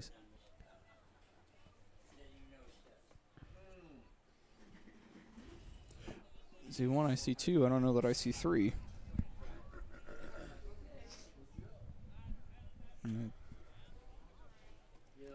I see Altoff blue and gold. I see Centralia red. Yeah, it's just hard to see everything with all the people over there. I don't see Murfreesboro gold. I don't see Murfreesboro yellow, though. Yeah, I think he's over on the sideline right there at the edge of the end zone warming up. Yeah, probably won't be kind of hard to see. Oh, there he is. Okay, so I guess everybody's here. Yeah. All right. Hollis would be your favorite, but Noss isn't too far off. Looks like we're about ready to go. Gun is in the air, and it's off. Your 3 racers are off and running. Here we go. Heat 1, No. 5 in the 300-meter hurdles, and it is Murfreesboro's Noss. Looks like Murfreesboro's Zach Noss is in the lead right now. But those leads may not last long. You have to clear the hurdles. One bad jump could make all the difference. Yeah.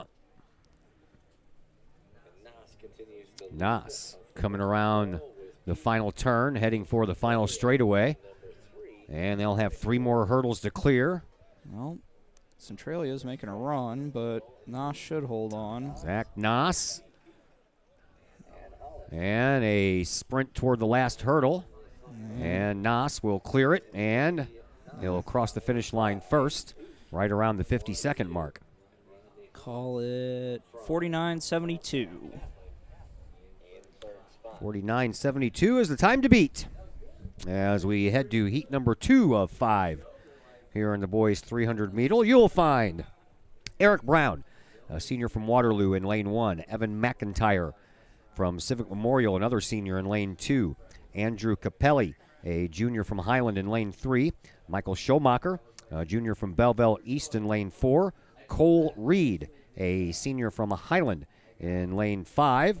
A freshman, Jalen Williams from Madison in lane 6, and then a couple of sophomores. Gabe Martin, from Murfreesboro in 7, and Jahiron Roby from Madison in lane number 8. Jackson Lee will be in the next heat for all you Collinsville fans out there.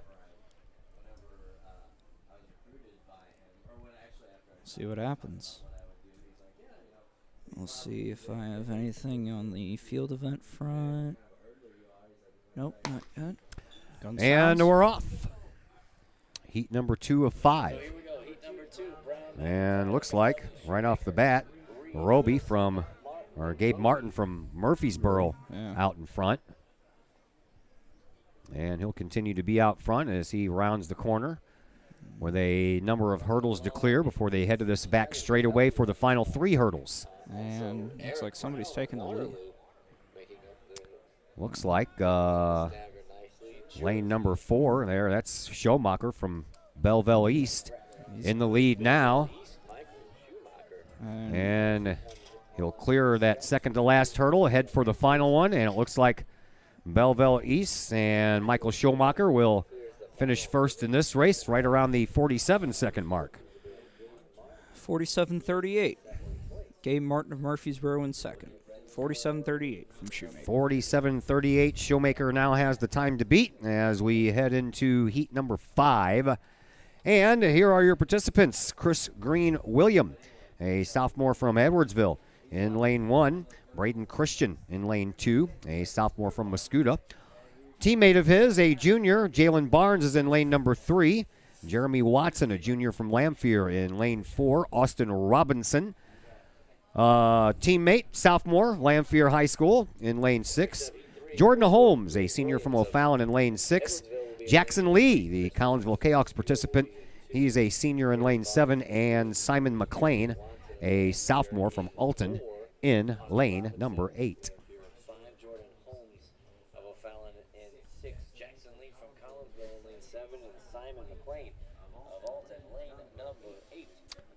This is heat number 3 of 5 for the 300-meter hurdles. And then we're down to the final 3 events, the 1,600-meter race, the 200-meter race, and the big one, the 4x400-meter relay. For the 1,600-meter run. Second call for the 200-meter dash. Runners are down. Gun is in the air.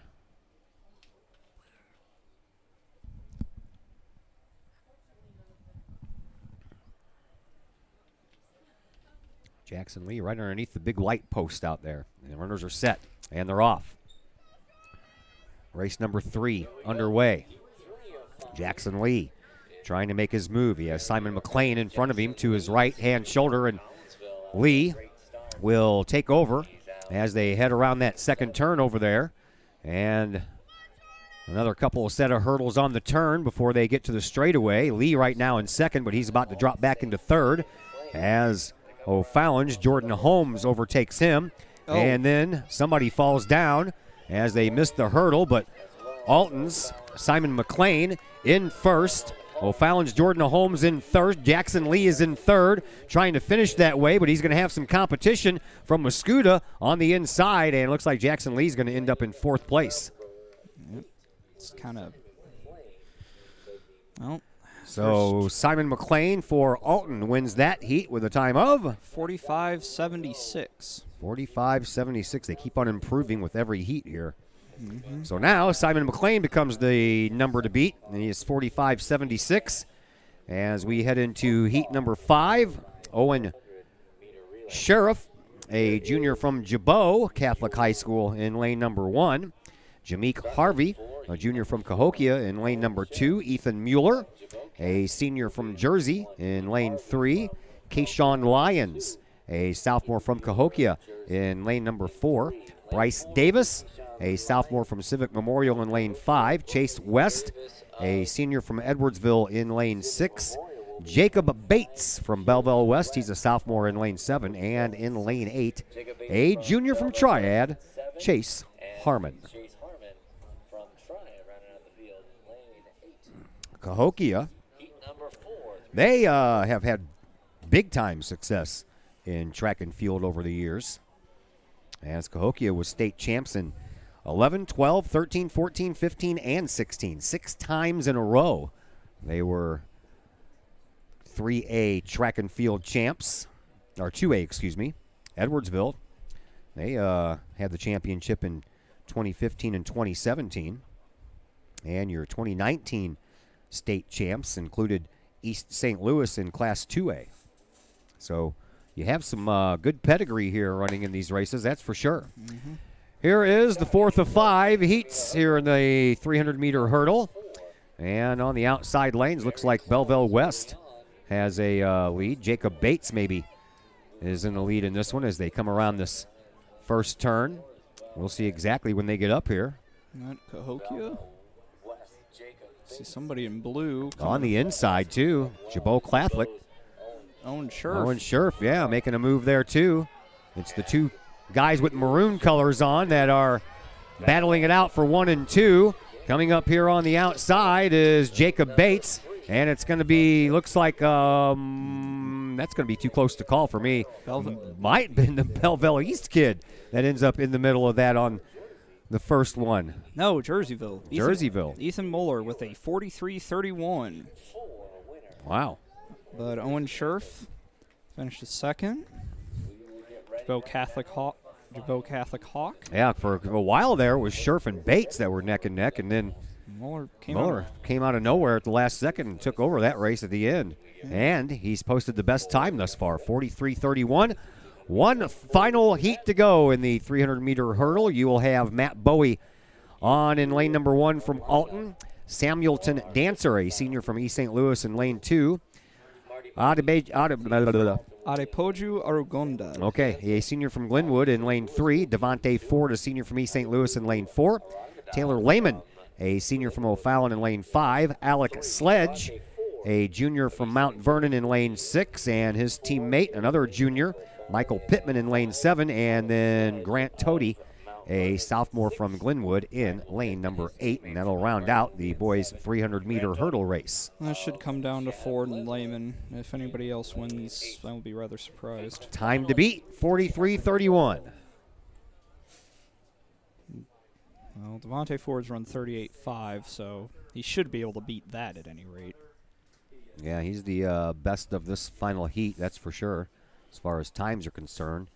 Devontae Ford, or excuse me, Taylor Lehman of O'Fallon, not too far behind at 39.73. And after this, we come now into the metric mile. 1,600 meters. Another fun event. 4 times around.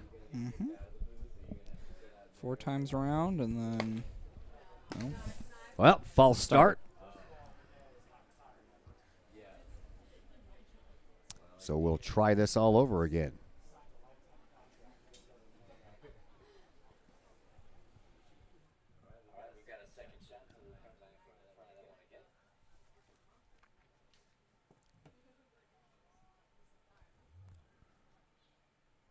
I don't see anyone else competing in the jumping area over there, but they are still doing some pole vaults.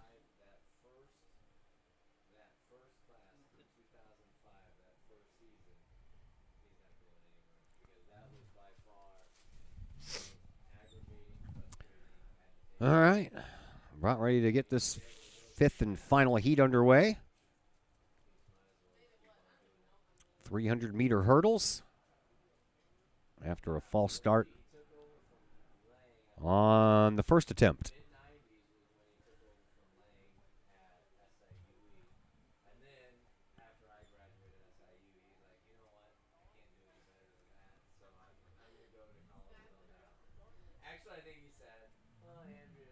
I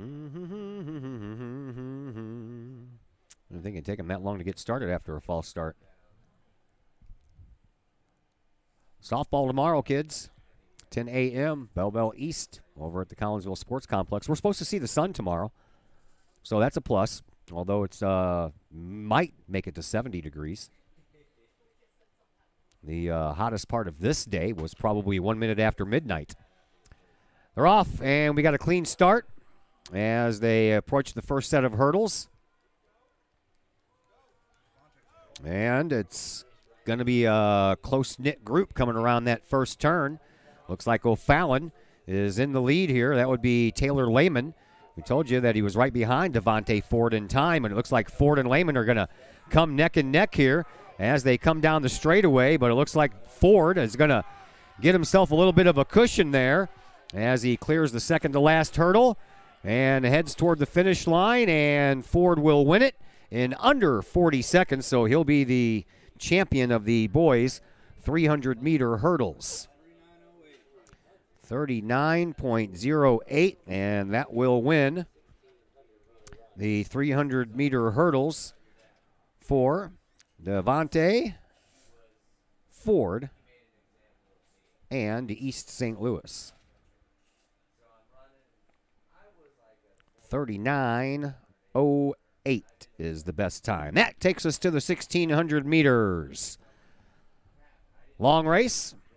And there's 3 heats in this race. And if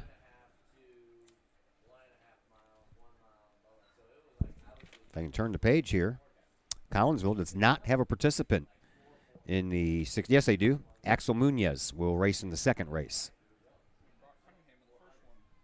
And Brock Cunningham in the first one. So, yeah, I just bypassed 2 Collinsville kids. All right, so race number 1, Brock Cunningham will be in lane 1. You're a junior from Collinsville High School. Cameron Pace, a junior from Highland, in lane 2. Kelton Sherman, a sophomore from Belleville East, in lane 3. Lane 4 has Daniel Wilson, a sophomore from Granite City. Aiden Laufelman, a sophomore from East Alton Wood River, in lane 5. Jalen Bathon, a freshman from Mount Vernon, in lane 6. Marcus Odell, a senior from East Alton Wood River, in lane 7. Cortez Sanders, a freshman from East St. Louis, in lane 8. Toby Rains, another freshman. He's from Murfreesboro. He's in lane number 9. Another senior from East St. Louis is in lane 10. That's John Redmond. And Will Hawthorne, a sophomore from Murfreesboro, will round out. And the starting 11 in this first race here of the 1,600 meters. Looks like Brock Cunningham will be the favorite in this heat. Low time of 5:13:38 so far. Kind of looking at him to be the, another one of these, solid crop of distance runners that Collinsville always seems to produce. That's part of it, and that's what Coach Freckert as well. He's also the cross-country coach here at Collinsville, and his distance runners have traditionally been pretty good. Yeah, we don't know what. And the best one isn't even Trey Peterson. Yeah, we don't know where Trey is. He's not on the list anywhere. Maybe he's hurt. The record holder here in this meet is Patrick Perrier of O'Fallon back in 2014 with a time of 4 minutes, 7.5 seconds. That's insane. Isn't it? 4:07? It would take me 4 minutes to 1 run time around this track, not 4 times. 4:07 in a... That means he's around this track in a minute each time. That's really quick. All right, they're all lined up and ready to go for this first heat. Collinsville's runner in lane 6, it looks like. Said Brock Cunningham was going to be in lane 1. Well, I guess lanes don't really mean much for distance, but is there a Collinsville guy out there? Oh, there's right there, lane 6. I guess that's Brock out there on the far outside. So, all right. Hey, Andrew, we get to see that Brooks Harlan run. Remember, he was the guy that got hurt at Triad. And they are off. 4 times around before this race is completed. And, well, Brock's going to slot into third in the mean for the moment. We'll see how long, because this is one of those races where you definitely have to pace yourself.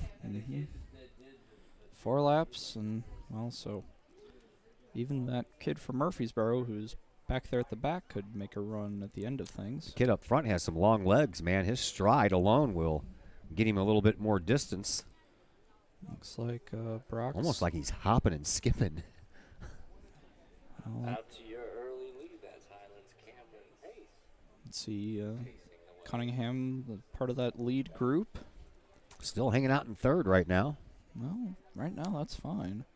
Yeah, Cameron Pace Highland is in the lead for the moment, but now Highland, Belleville East. Highland Belleville East. Yeah, Kelton Schwerman, Belleville East in second. Cunningham third, and then the St. Louis runner in fourth.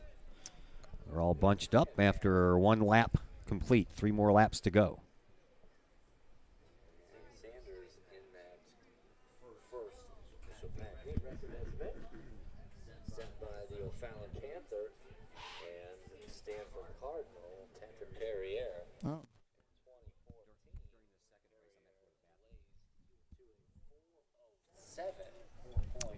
1 lap down, 3 more to go as they around that first turn. And Collinsville's participant, Brock Cunningham, still hanging out in third. Still the same 1, 2, 3, 4 that came around the window the first time around. Well, they can. Well, they've got about, that lead group's got about 25 meters, and it looks like they're starting to pull away a little bit from East St. Louis runner in fourth. And Cunningham making his move now. He's on the outside of Cameron Pace. And now Brock is in first place as they head down in front of our window here and almost ready to complete lap number 2. Come up to the 800-meter mark.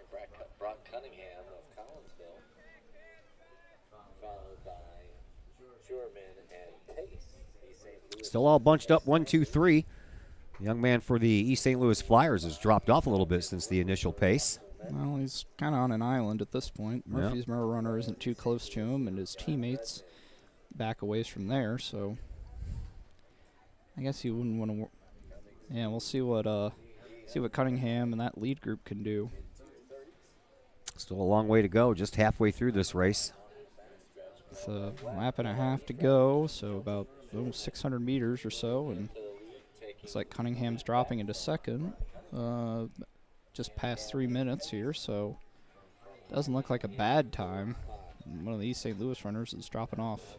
Yeah, he was in fourth place a little while ago. Now he's in fifth and falling back farther behind as his teammates about ready to pass him.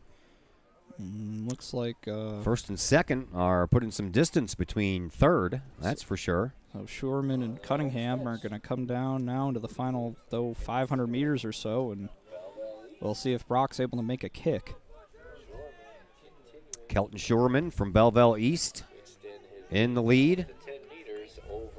And Brock Cunningham about 10 yards behind.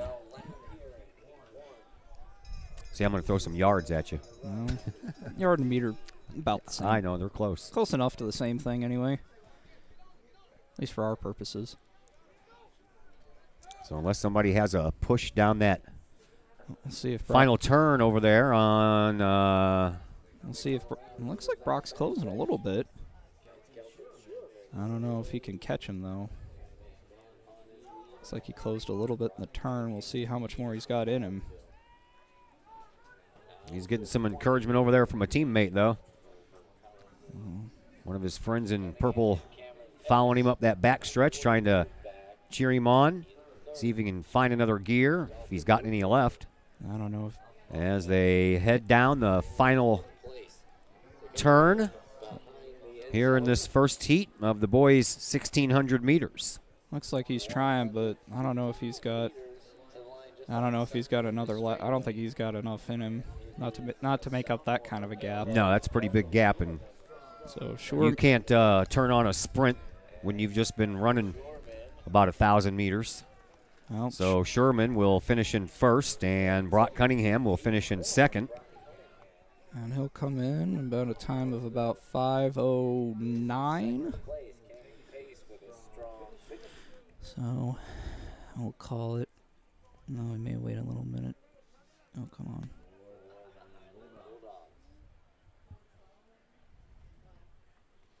The last runners are just now coming down in front of our window, except for the very last runner from Murfreesboro, who just cleared the third and final turn over on the other end. 5:08:51 for Sherman. All right. So Kelton Sherman will win that one. Brock Cunningham will come in second. Well, and Brock will beat his previous time. Yeah. 5:13:38 to 5:10:85. So yeah, knocked about 3 seconds off. Yeah. Just about. All right, heat number 2 coming up here. We'll let Zach Roseman take care of this one for you, as we got limited time up here. All right. Well, and if you don't understand that, I don't know where you've been. Oh, all right. So I'll go ahead and give you all the rundown of the first meet. Luke Birch of Glenwood, Connor Riley of Altoff. Oh, Birch is a senior, Riley's a junior. Justice Eldridge, a freshman from Civic Memorial in third. Drew Pace from Triad, freshman in 4. Tyler Luning, a junior from O'Fallon. Lucas Naugel, a freshman from Civic Memorial. Axel Muniz from Collinsville. Silas Angel from Mascuda. Cole Martinez from Jersey. Ethan Nirota from O'Fallon. Noah Jensen from Mascuda. Ethan Schimpf from Waterloo. And David Smith from Belleville East. Cole Martinez from Jersey, Ethan Nerodi of O'Fallon, Noah Jensen from Mascuda, Ethan Shrimp of Waterloo, and David Smith from Belleville East. Heat 2 of the 1600. Looks like we've got all the runners there. Take their marks. And false set looks like. So I'll go back and do it again. Get ready now. Oh, I'll go back. And on your mark. There we go. And off they go. Axel will slide into the mid-pack, and we'll see what happens from here. And we're off with heat 2 of 3, the 1600 meter run on the way. Out to the early lead is Luke Birch from Shannon Glenwood, the Titan, inserting himself in the lead here early on. Connor Riley of Altoff in second, and maybe... Connor Riley, Altoff Catholic. I'm not sure who that is in third.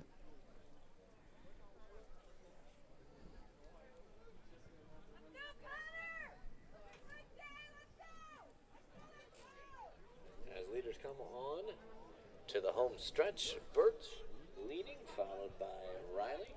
That's Cole Martinez in the third spot for the Jersey Panthers. A pair of Civic Memorial Eagles, Eldridge and Naugel. They get through their first run in just under a minute, so pretty good pace. Pretty good pace through the first 400 meters.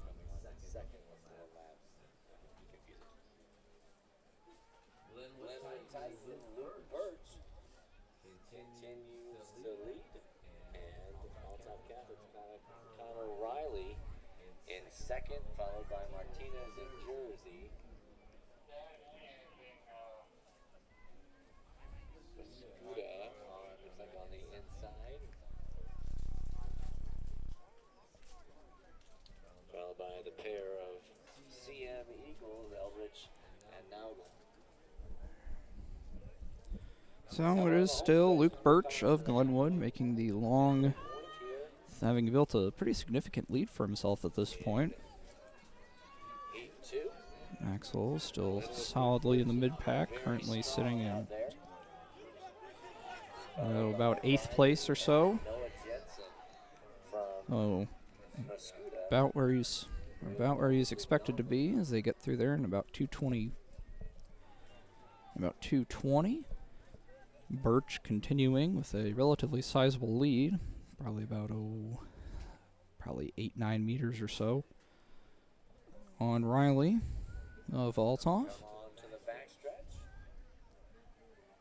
Birch continuing the lead. Riley starting to creep closer.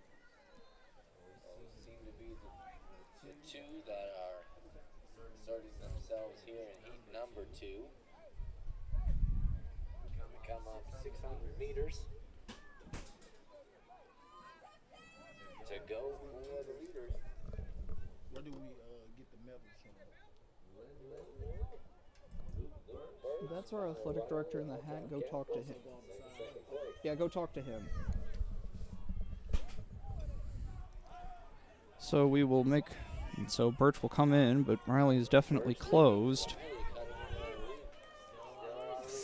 450 meters to go. Justice Eldridge They come now into the final lap. with Noah Jensen and Lucas Naldo. Bell lap for the leaders, Birch and Riley. In a duel is now the lead for Birch. Has shrunk. Lead for Birch has shrunk quite a bit, and it looks like Riley's going to attempt to make a pass here with about 350 meters to go. Giving chase. And he moves into the lead, the junior from Althoff Catholic, giving a challenge is Luke Birch. Let's see, Axel Muniz making a run. He's made his way up to 4th. Quietly, though, here comes Justice Eldridge in 3rd place. As the wind picks up a little bit. Up there at the top, 150 meters from the line. 150 meters, and it has become a 3-horse race with But now slingshotting around in the final turn, Justice Eldridge of Civic Memorial has made a big run from a long way back, and with a final push from Birch, and this is going to be close. And Birch, I think, is going to just get it with a time of round about 4:47 or so.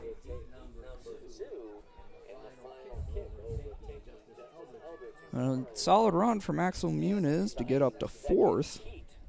The finish, 2 seconds. Call it a 4:47.15 for Birch.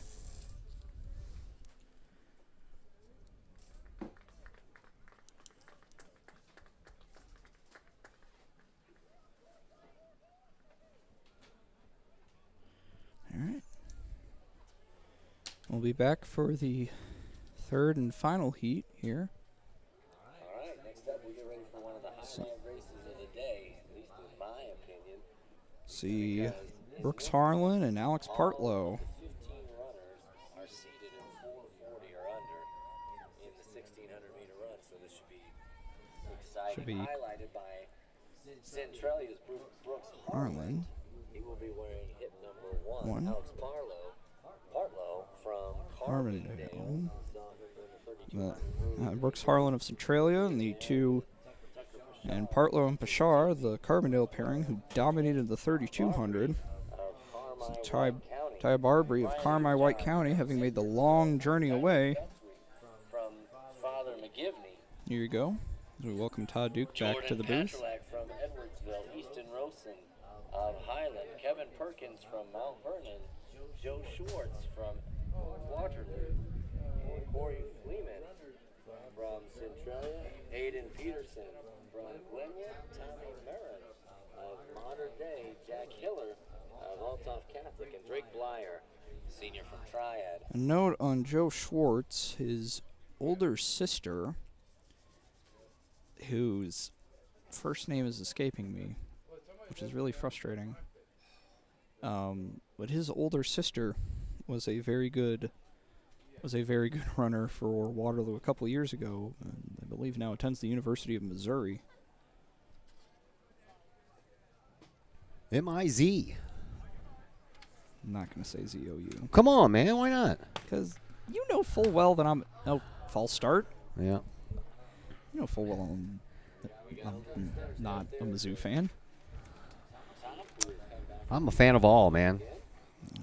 I like the Mizzou and the Illini. Of course, I had most of my years in the radio business were spent in Missouri small towns.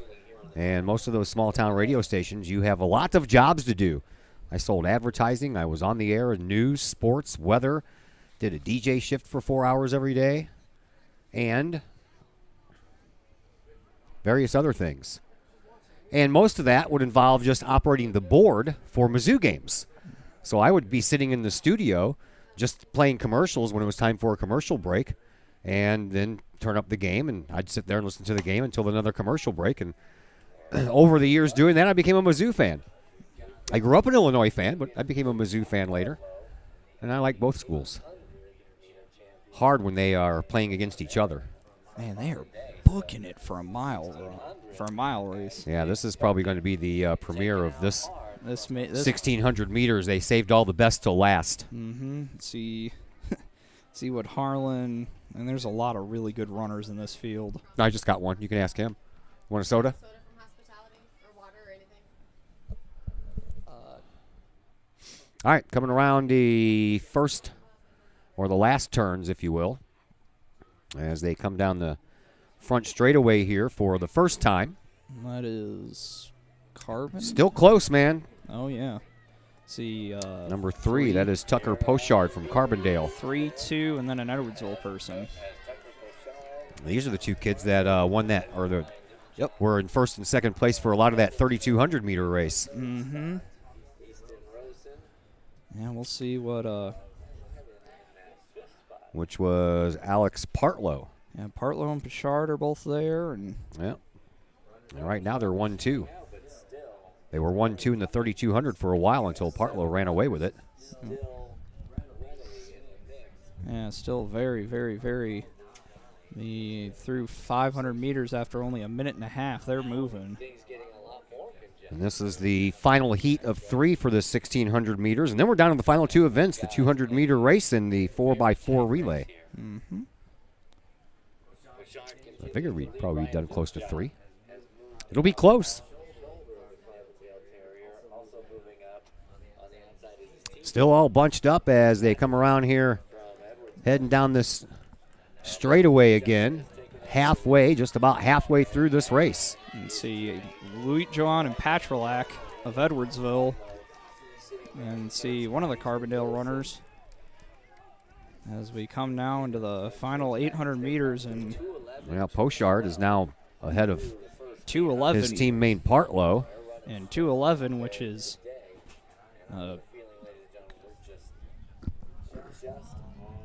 they've been going, and it looks now that one of the Edwardsville runners is pulling a bit of a lead. Luke John, followed by Partlow. He said that was the lead Carbondale runner. Meet record 4 minutes 7.5 seconds. I don't know that they're going to quite get to that, but I don't think so. They were at 2:22 when they hit the halfway mark. Oh, 2:12. 2:12. Okay, so that put him at 4:24. Which, good. I couldn't do. I mean, it's good. I couldn't do it. Oh, now we have a little bit more separation here with Ryan Lujuan from Edwardsville. He has about a 20-yard lead now on the rest of the pack. We'll see. With one more lap to go after this. Coming down to get there at 3:18, so if he can run a sub-minute, then yeah, that would be hard to do on the last lap. We'll see what happens though. Doesn't look like he's slowing down much. No, he's got about 40 yards between him and the rest of the pack now. Yeah, he's pulled ahead, and he's. Yeah, I mean Edwardsville have, produced a bevy of good distance runners over the years, and this is just continuing the tradition. Oh yeah, even the girls and the boys, doesn't matter. Yeah, I mean from Roland Prenzler, who's now at SIUE, Frankie Romano a couple years ago, who's now at EIU. I mean, just a gluttony of good distance talent at Edwardsville. Well, somebody's trying to close the gap here now. It looks like one of the is that Ty Barbary from Carmine? I don't know, but things are getting a little tight now. One of the Carbondale runners is also now back in the race in third. And we're going to have a fast finish here now, as that is Ty Barbary from Kamari White County, who has come out and taken the lead. And the runner from Edwardsville now in third place, and as Pochard is going to end up in second. The 4:28 about. How about that? What a kick from Ty Barbary. You ain't kidding. The kid from Carmi, all the way out. Show you what Southern Illinois talent could do for you. The 4:28. Now what do you got? A 4:28? 4:28.48. That was actually 1 second less than his time of 4:27. I mean, maybe not the best day from Harlan and Partlow and the Edwardsville individuals, but well, Ty Barbary is going to win this thing. Yeah. Now we'll go on and prepare for something a bit different.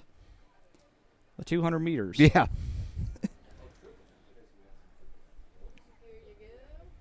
Thank you. All right, next up we'll get ready for the 4:28. 28, is that what you said? Yeah, 4:28.48. 48. All right. All right, on to the 200 meters. We go from the long, drawn-out race to the quick one. Go from 4.5 minutes to 25 seconds. 200-meter dash. The meet record was set last year by Collinsville's very own Jamarian Stewart. Had a time of 21.34. And the stadium record in the 200 is owned by Josh Eicher of Galesburg, set back in 2016, a time of 21.2. Oh, we have triple jump results, I think. Triple jump results, your champion with a mark of 43 foot 4.5, Jordan Brooks of Edwardsville. Jordan Brooks of Edwardsville. Nicholas Deloach of Cahokia third, Tyler Toms of Waterloo third, Thomas Hills of Collinsville seventh, which is in the points. Nothing yet on the pole vault, discus, or shot put, huh? Nope, not yet. You know they have to be finished with that over there, don't they? So I know pole vault's finished because there's no one there. That puts Collinsville in ninth. Lanphier and Mascoutah tied for seventh. Belleville West sixth. East St. Louis fifth. Glenwood fourth. Edwardsville third. O'Fallon second. And the Mount Vernon Rams in first. So 200 meters are starting over there. Yep.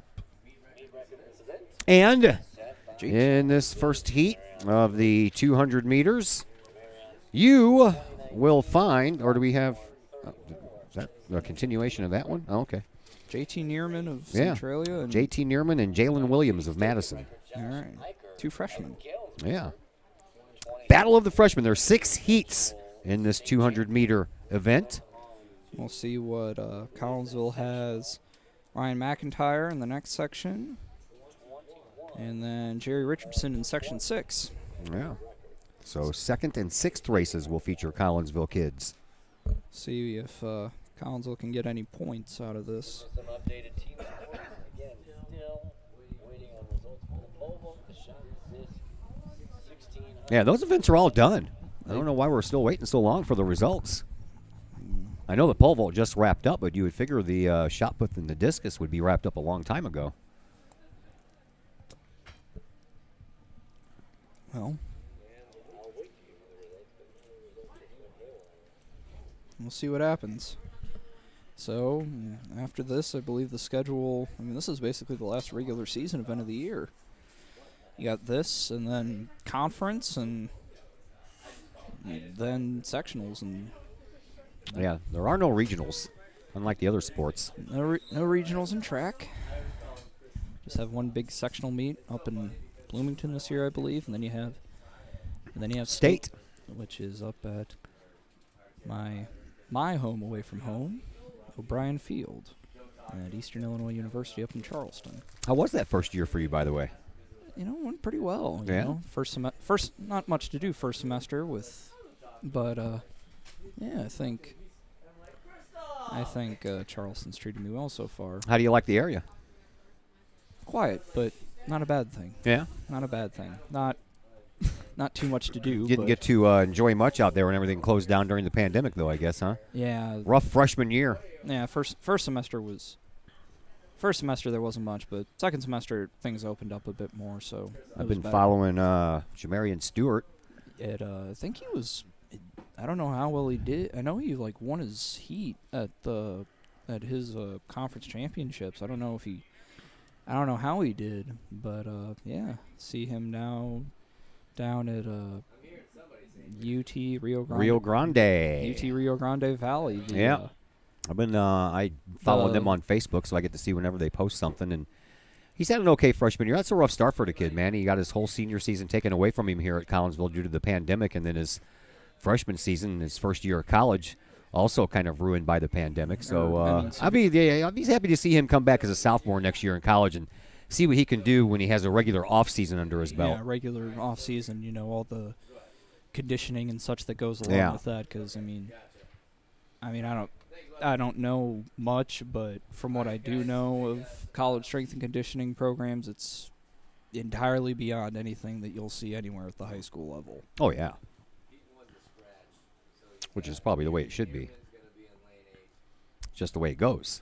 So Neerman is going to, Jalen Hardy is a scratch, so move Neerman William. to lane 8 in this heat. Okay, what about William? So Hardy from Lanphier is a scratch, and then Neerman's going to come down. Okay. So we're only going to have 5 heats? I guess so. Okay. Oh, crud. I entirely missed it. But oh, yeah, we're underway, and Collinsville has got a runner in first, and heading down the final stretch, it's going to be close, and it looks like second place is going to be for Ryan McIntyre. I apologize. I entirely missed that. But I can provide you with... Who won? I think it was Edwardsville. No, Highland. Connor Miller, 25-31.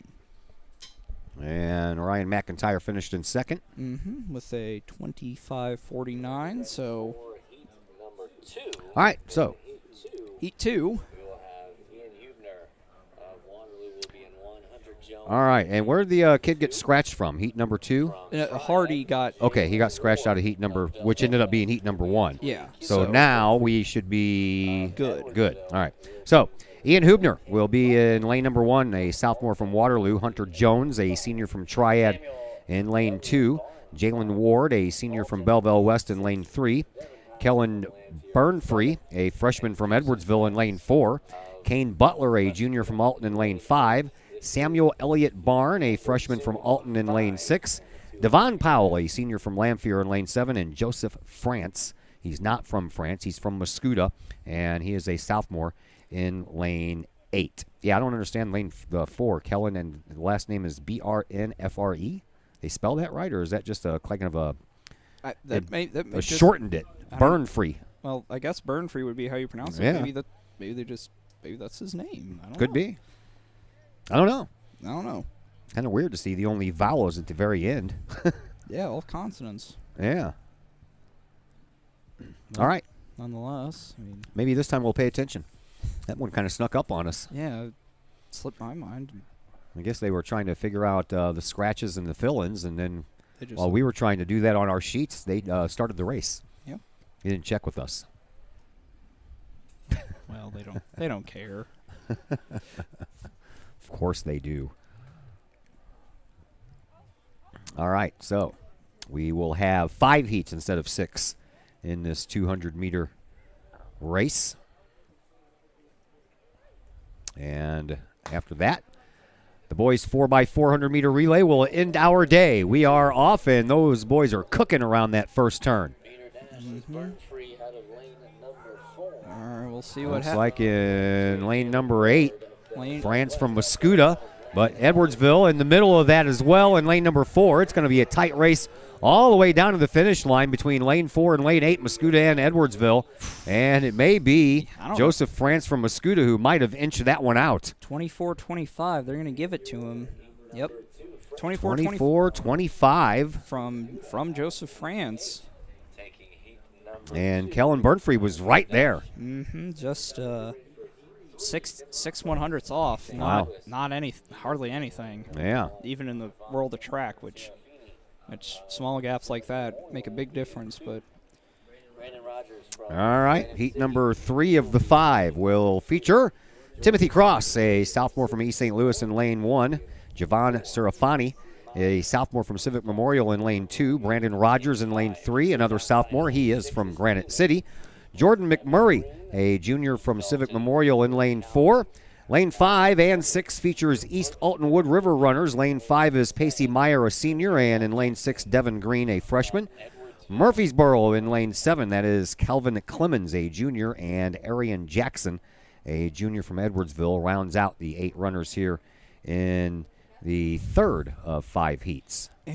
Calvin Clemens, that name sounds vaguely familiar. He may be, I think he's a basketball player. Murfreesboro had a good run last year before the pandemic, which was kind of unexpected as I recall. I think they beat Pinckneyville in a regional championship game. Yeah, good run for the Red Devils. At least may play football too.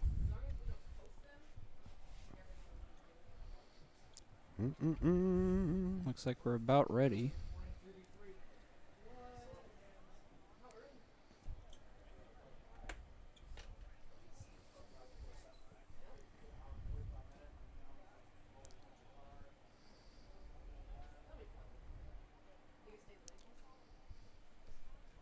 Over in the far corner, runners are set.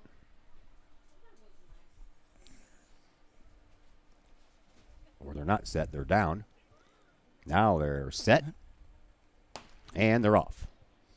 Here we go, heat number 3. Heat number 3 of the 5. Wood River with a good run. But looks like far outside. Arian Jackson of Edwardsville. And then in the middle, you have Pacey Meyer of East Alton Wood River. Another neck-and-neck race. But on the outside, Arian Jackson from Edwardsville may have the slight advantage as they hit the finish line, and it might be Jackson of Edwardsville who will finish first in that heat. I'll see, and we wait, and we wait, and we wait some more. Arian Jackson, 24:52. 24:52 is second best right now after Joseph France's last race of 24:25. So right now, Joseph France in the lead as we have the 4th of the 5 heats coming up next. And in this 5th heat, you'll see Carter Liebig, senior from O'Fallon, Malik Navi, a sophomore from Altoff Catholic, Jaheim McDonald, a sophomore from Granite City, Valentin Rappi, a senior from Mater Dei, Marcus Garrett, a junior from Mount Vernon, and then 3 seniors, Travion McKinney from Cahokia, Kwani Rudd from Mount Vernon, and Josh Lowe from Highland. Kwani Rudd is a pretty good basketball player for the Rams. Just, as I recall, he's about 6'5", 6'6". Pretty good athlete. These are all the times. Everybody in this group has had times right in the 23-second range, and the next group will be in the 22-second range. So save the best for last once again. And Collinsville's Jerry Richardson will be in that final group.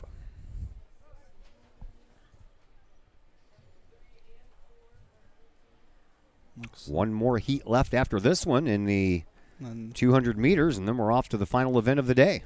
3, well, maybe only 2 heats. Maybe, yeah. The 4x4. And yeah, scheduled for 3, but the first heat is just Lamphere and Highland, and we just went through that here in this 200 meter. So we'll see if a team scratches or not. So we will keep our ears and eyes open to see and hear what information there will be. Kind of hard to hear sometimes when you have these cans on your ears. Mm-hmm. When you take them off, they hurt. Yeah, when you have them on for a while, man, it does kind of puts pressure on the ears. All right, we're underway. Heat number 4 of the 5. And this one is going to be tight from the beginning as they come around the turn here, heading down this straightaway. And it looks like right now in the lead is Travion McKinley from Cahokia. But right now, Valentine Rappi just took over that spot real quick. And Valentin is going to end up winning this 4th heat. the 23 something it looked like. Well, it's about the running rate these guys have been running anyway. Let's see. 23:36. 23:36. So right now that is the lead. Followed by Jaheim McDonald of Granite City, and then Quaney Rudd, and then McKinney, and so on and so forth. So right now 23:36 is the time to beat for this last and final group, which includes the aforementioned Jerry Richardson of Collinsville, the sophomore, will be in lane number 1. Jeffrey Hopt, a junior from Murfreesboro, in lane 2. William Nicholson, a sophomore from Belleville West, in lane 3. Quinson Anderson, a junior from Glenwood, in lane 4. Malachi Wren, a sophomore from Belleville East, in lane 5. C.J. Edison, a senior from Triad, in lane 6. Another senior in lane 7. That's Cameron Ray from O'Fallon. And Carter Downen rounds out the 8th and final spot. He is a sophomore from Glenwood High School. We'll see what Jerry's able to do. It's been a okay meet for Collinsville. Host school, as they're currently in 10th place, so solid, but not exceedingly high quality Well, if results. that holds true, they'll drop 5 from the 2019 finish of 5th place. But still have this, so we'll see if Richardson can get us some points, and then we'll see what the 4x4 brings. Collinsville will be running in the, right now, second heat of the 4x4, but we'll see if they end up with 3 heats or just 2. We shall see. Runners are getting themselves ready over on the far side corner.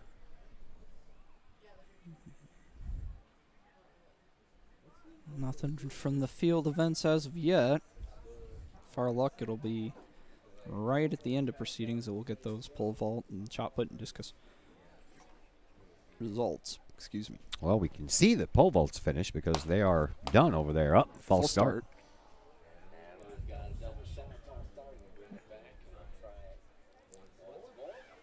Well, so the rule is if it's the same person twice, then they get disqualified, I think. Not sure what happens if one person does it and then another person does it. Yeah. But there are people who know more about track than I do. Yeah, there's a lot more people that know about more track than I do, but I try to learn a little bit each and every year. Try. All right, so we'll try this again.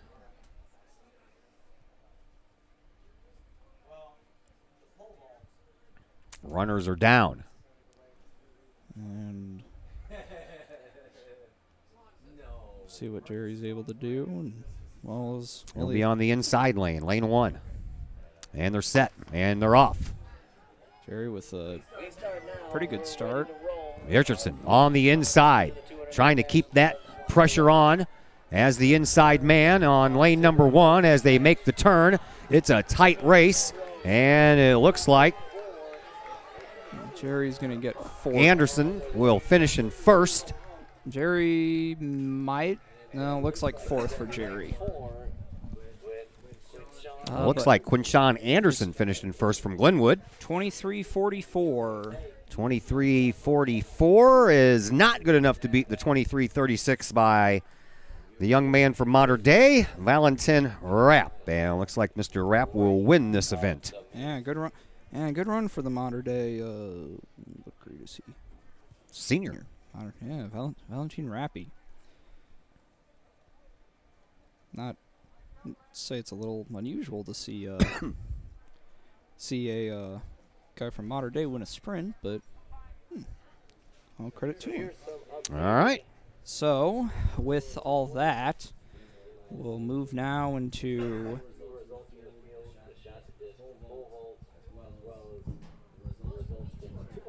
with the 1600 added in, Collinsville are in 10th. There's a 3-way tie for 7th between Carbondale, Mascouda, and Lanphier. Belleville West in 6th. East St. Louis 5th. Glenwood 4th. O'Fallon 3rd. And Mount Vernon and Edwardsville are tied with 56 points each. And it may very well wind up coming down to the final event. Looks like we're going to have our Lanphier and Highland runners competing here in this 4x4 relay. Well, I see two guys see two guys out there, so Yeah. we'll see what the Lions and Bulldogs are able to do. Lanphier and Highland between the two. Lanphier with the better time, much better. 3 minutes 52.9 seconds compared to Highland's almost 4 minutes, 3 minutes and 59 seconds. Well, we'll see if the Bulldogs are able to. It's been a solid run for the Lions so far. So.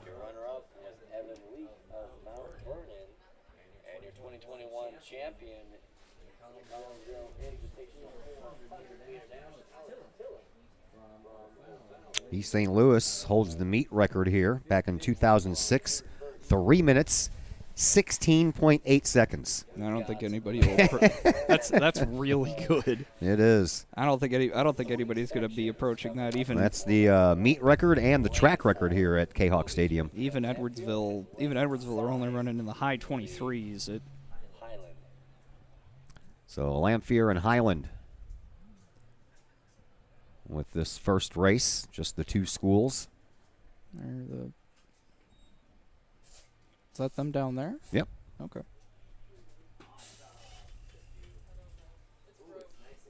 And they are off.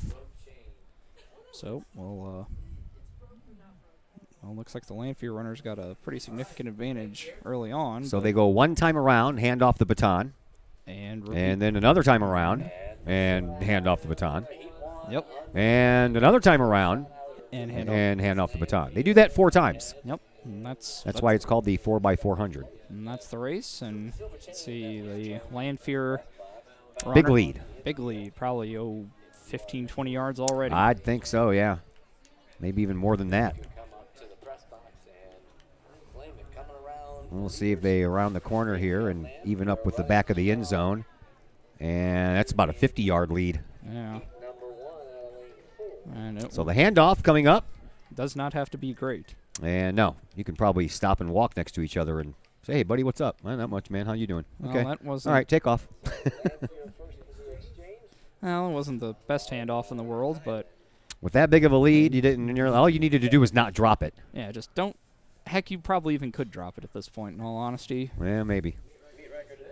But looks like, where are we at time-wise? 115 through 500, through 600 meters. That's all right. Then that team would go on to set the stadium record later that year, season winning a sectional in 3:16. So they just do it twice then? No. No. Where's the other guy then? They'll step out down there. Well, they better hurry. Yeah, you gotta. Where's the guy at? Oh, there he is. Okay. You sure? Yeah, there. Yeah. Oh, okay. The guy in the all right, they moved up a little bit. Yeah. Okay. There you go. I'm like, where is everyone? Well, I mean, there's only 2 guys down there, but that's quite a bit. It's not quite half a lap lead for the Lions at this point. Yeah, it's pretty close to a half. Yeah, it's not far. Handoff now, and he's about at the 50-yard line on the other side. So yeah, it's about halfway. And he could. Almost 200-meter lead. The Lions are trying to hang a little time because they know they've got 2 heats coming behind them. All right. One more handoff to go. I think. Yeah, I think. Yeah, one more handoff. Okay. Yep, going to the anchor, and the anchor is usually your fastest. Usually, not always, but usually. Solid enough handoff. Yeah.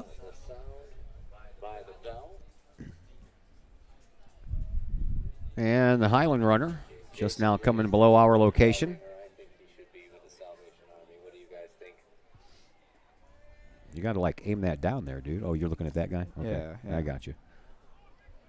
Gonna follow the lead runner. Yeah, well, there's only 2 runners, so that's easy to do. Hey, you only got. Looks like that'll be a pretty good time.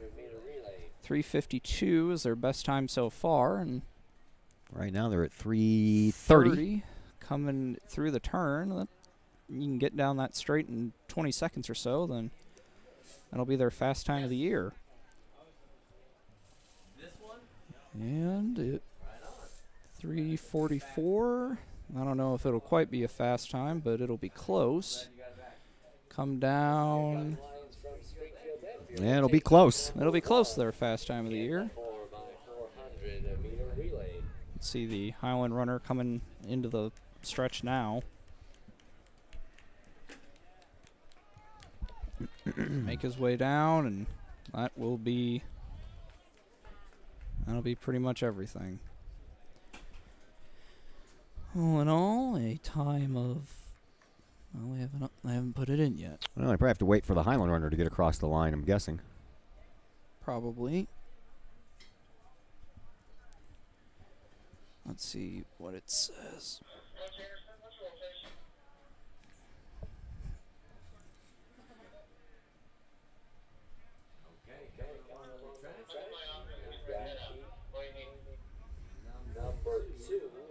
Heat number 2 getting ready to come up as soon as we get the final for this first heat.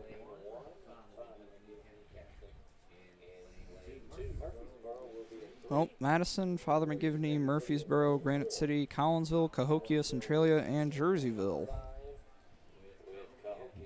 We don't have a time yet for this first heat? No, not yet. They haven't even stopped the clock yet. It's still running. Yeah, what are they doing? You got to stop the clock and reset it. Okay, there you go. 3:52.3. So it is a fast time. Yep, just a little bit.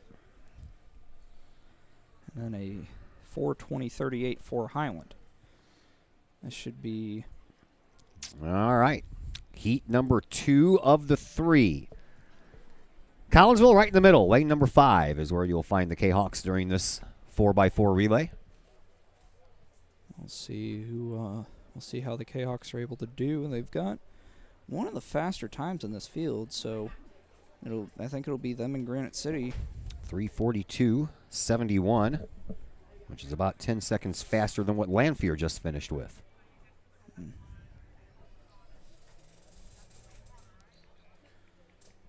Well, see, not sure who would run 400 for Collinsville.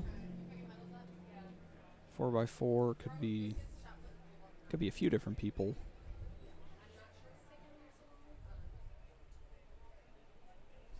Got people coming up here looking for their medals for discus and pole vault and shot put. And they're like, well, we're waiting for our results. We don't have the we can't give them to you yet. We don't have those results. And I still haven't put 200-meter results in yet either. All right. But gun is in the air. Players are off. Collinsville in lane 5 during this relay. And second, because I don't think... Are we missing some people? I think so. Yeah, looks like it. Only 5. 1, 2, 3, 4, 5. There's supposed to be 8. Looks like that Collinsville runner's getting caught at a pretty decent clip. By Grant City, Murfreesboro. Is that Father McGivney on the far inside, I think? I believe so. Then who's in lane 8? Is that Jerseyville out on the far outside? Murfreesboro bringing up the rear right now, but now that has been taken over by Collinsville. Belleville East comes around, or this straightaway here. That's Jersey, actually. Yeah, Jerseyville. Yeah, Jerseyville. They have the same colors. Yep. Belleville East. Collinsville. Approaching the second handoff now. And bringing up the rear with the guy up front going, come on, man, come on, come on. Well, got to encourage. And off and see if we can sprint and get a little bit of some of that back. Because right now Collinsville's in last place, but the team from Jersey is well out in front in this heat. Looks like that somebody's closing in on him though. Looks like Murfreesboro put one of their faster guys in. Let's see the Murfreesboro has moved into third. Looks like the Collinsville runners gained a little bit. You just got to be close. And speaking of close, first and second are going to turn the corner here, almost neck and neck. Father McGivney and Jerseyville. Oh no, wait, no, that's not Jerseyville and Granite City, yeah. Granite City now in the lead. Jersey in second. as the runners are running out of gas as they approach the next handoff point. And Collinsville trying to close some ground here as they're in last place. By, well, about 10 yards. And coming around that first turn, though, it's still pretty close between Granite and Jersey. Yep. Murfreesboro right in the middle there in third place. Collinsville Kid is digging, but I don't know that there's anywhere. Too large of a lead already. Yeah. Hard to make all that ground up. What happened? I don't know. Rough start by the lead leg. Yeah. Just an unfortunate. Jersey back in front as they come around the final straightaway here, getting ready for the last handoff. As Father McGivney and Murfreesboro are neck and neck. Yeah, they are. Collinsville bringing up the rear. We come now to the final transition. Jersey with about a 15-yard lead, but bell is rung. And Collinsville just now handing off their final baton handoff, and Jersey is very well out in front now as they are around turn number 2, heading down the back stretch, and it's going to be a race for second and third, but now Murfreesboro, they closed all the way from 4th to 2nd. Well, but it looks like Jerseyville have got it. They got to hold on to it. 120 meters left. They got it. Should. Unless the kid falls or something, which shouldn't happen. No, we don't want that to happen. No, that would be really bad. But Jerseyville, we'll see. Father McGivney may yet come back and try and get second. It's going to be pretty tight. Yeah, it is. Jerseyville will win the first place spot, and it looks like Murfreesboro's guy might have leaned over just in time to pick up second in that race. But it is Jersey who wins the second heat. Yes. We wait for the time. 3:47:22 from Jersey. 3:47:22. That's good enough for first place right now, with one final heat left here in this day. And that will feature Belleville West in lane number 1, O'Fallon in lane number 2, Muscuda in number 3, Edwardsville is in the 4th lane, Chatham-Glenwood in lane number 5, Mount Vernon in 6, Alton in lane 7, and Altoff Catholic in lane 8. And I have 4 Southwestern Conference teams here in this last leg. I have pole vault, shot put, and discus results. What you got, discus? Discus? Mm-hmm. All right, discus. First place, Barry Evans of Muscuda, 170'2". 170.2. Shot put. Shot put. Shot put.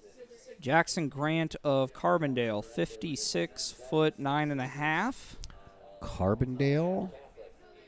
What carb? That's a D, Todd. 60 feet. 56'9.5". 56 feet 9.5. And pole vault. Pole vault. Let's see. Pole vault is Dakota Minor of Mount Vernon with 12'11" and 3/4. Okay. I guess the Marion guys didn't show up. Jacob Dyer and Jackson Lee, 7th and 8th, which scores points, but maybe a little bit of a disappointing result. What kind of team standings you got right now after all that's been entered? Mount Vernon have Mount Vernon have officially clinched it. Collinsville will probably finish in a tie for 9th with Lanphier. West 8th, East St. Louis 7th, Muscuda 6th, Carbondale 5th, Glenwood 4th, O'Fallon 3rd, Edwardsville 2nd, and Mount Vernon with a very good run. What's the point lead they have? Because they're in this last race. Oh, yeah. Yeah, they got 80? Yeah. Next closest team is 56? Yep, they got. Yeah, I'd say they have it. This is the first time ever the Mount Vernon have won it? I do not know. Or as far back as you have, anyway? As far back as I go is 2009, and they have not finished in the top 3 in any of those years. Oh, yeah. How about that? Yeah. Congratulations to the Rams. All right. Last race getting ready to get underway here. Belleville West on the inside, Altoff Catholic on the outside, and everybody else is squeezed in between. See O'Fallon and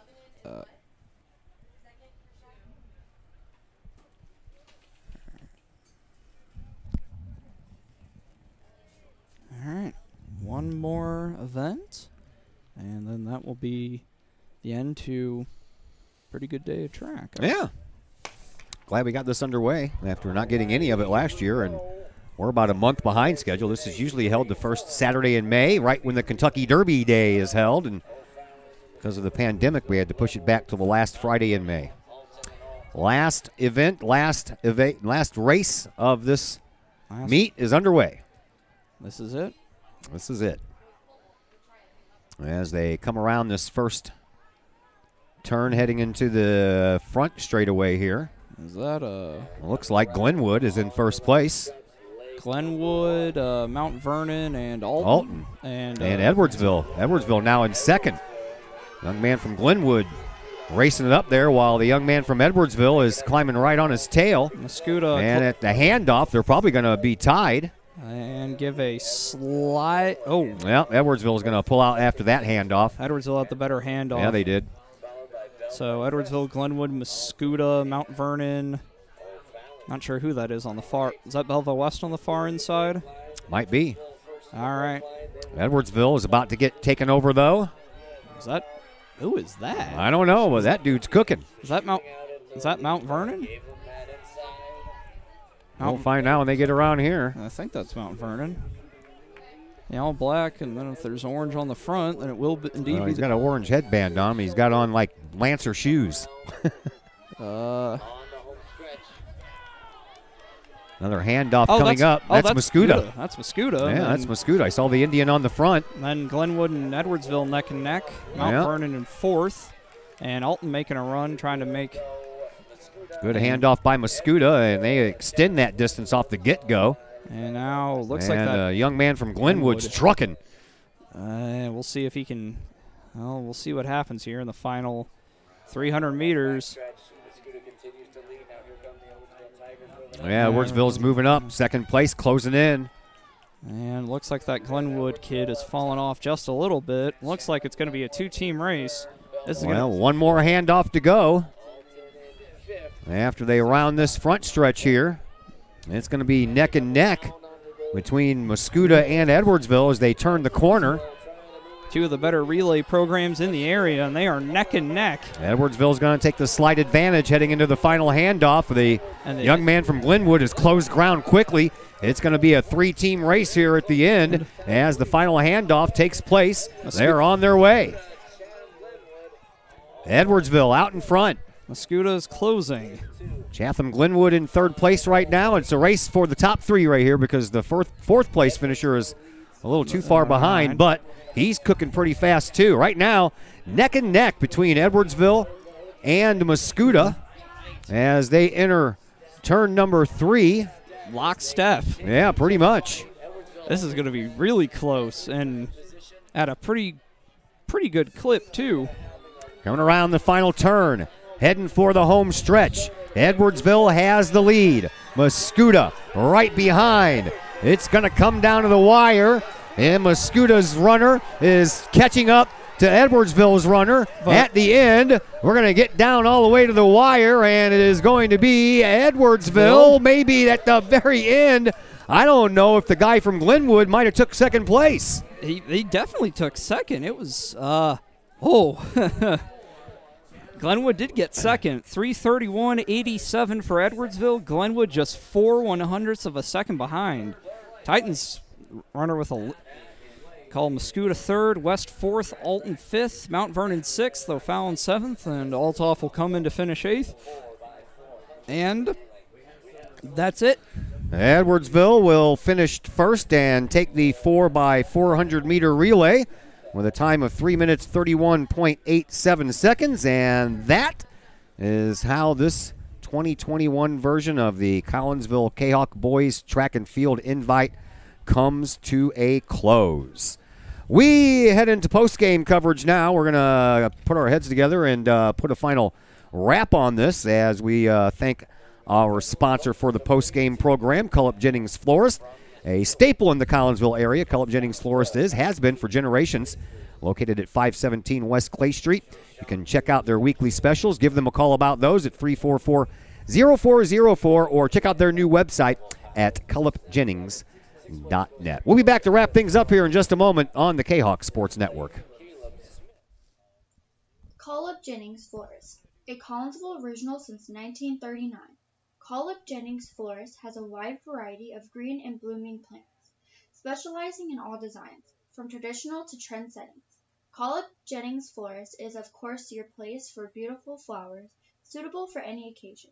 From anniversaries to birthdays, graduations to weddings, Call Up Jennings Florist is there for any life's major moments. Call Up Jennings Florist, 517 West Clay Street in Collinsville. Call 344-0404 or online at callupjennings.com. Your home is where you feel happy, safe, and secure. So if you see signs of foundation problems like cracks or uneven floors, worrying is natural, and getting it fixed is crucial. Woods Basement Systems understands. We've been solving foundation worries since 1986. Woods experts have the training and equipment to make permanent repairs. So stop worrying, because with Woods, it's fixed forever. Foundation problems don't get better with time, they get better with Woods, the all things basement-y experts. Call or go to woodsbasementsystems.com today. The Times-Tribune, Madison County's longest-running leading independent newspaper. The Times-Tribune covers Troy, Collinsville, Maryville, and all the villages and communities of Madison County. From area city halls to sports, including the Collinsville K-Hawks and Unit 10 District News. The Times-Tribune covers that and more. The Times-Tribune is a weekly hometown newspaper published every Thursday, and a one-year subscription is only $40 for the printed and online editions. For more information, call the Times-Tribune at 618-667-3111, online at timestribunenews.com, or follow them on Facebook at Times-Tribune. Looking to buy a new home or sell your current home? Trust the Blaylock Group of eXp Realty with all of your real estate needs. The real estate market is hot right now, and you can trust the years of experience the Blaylock Group brings to the table. The Blaylock Group can help you find your dream home, or they can help you get top dollar for your current home. Give Peyton or Emily Blaylock a call today at the Blaylock Group of eXp Realty, 618-780-4622. That's 618-780-4622. The Blaylock Group of eXp Realty. Drink it in. Powerful, vibrant, nutrient-rich fuel for healthy, active, experience-rich lives. Each ingredient chosen carefully, every blend crafted masterfully. Nurturing your passion, nourishing your purpose. So you can be your best self, live your best life, and rule the day.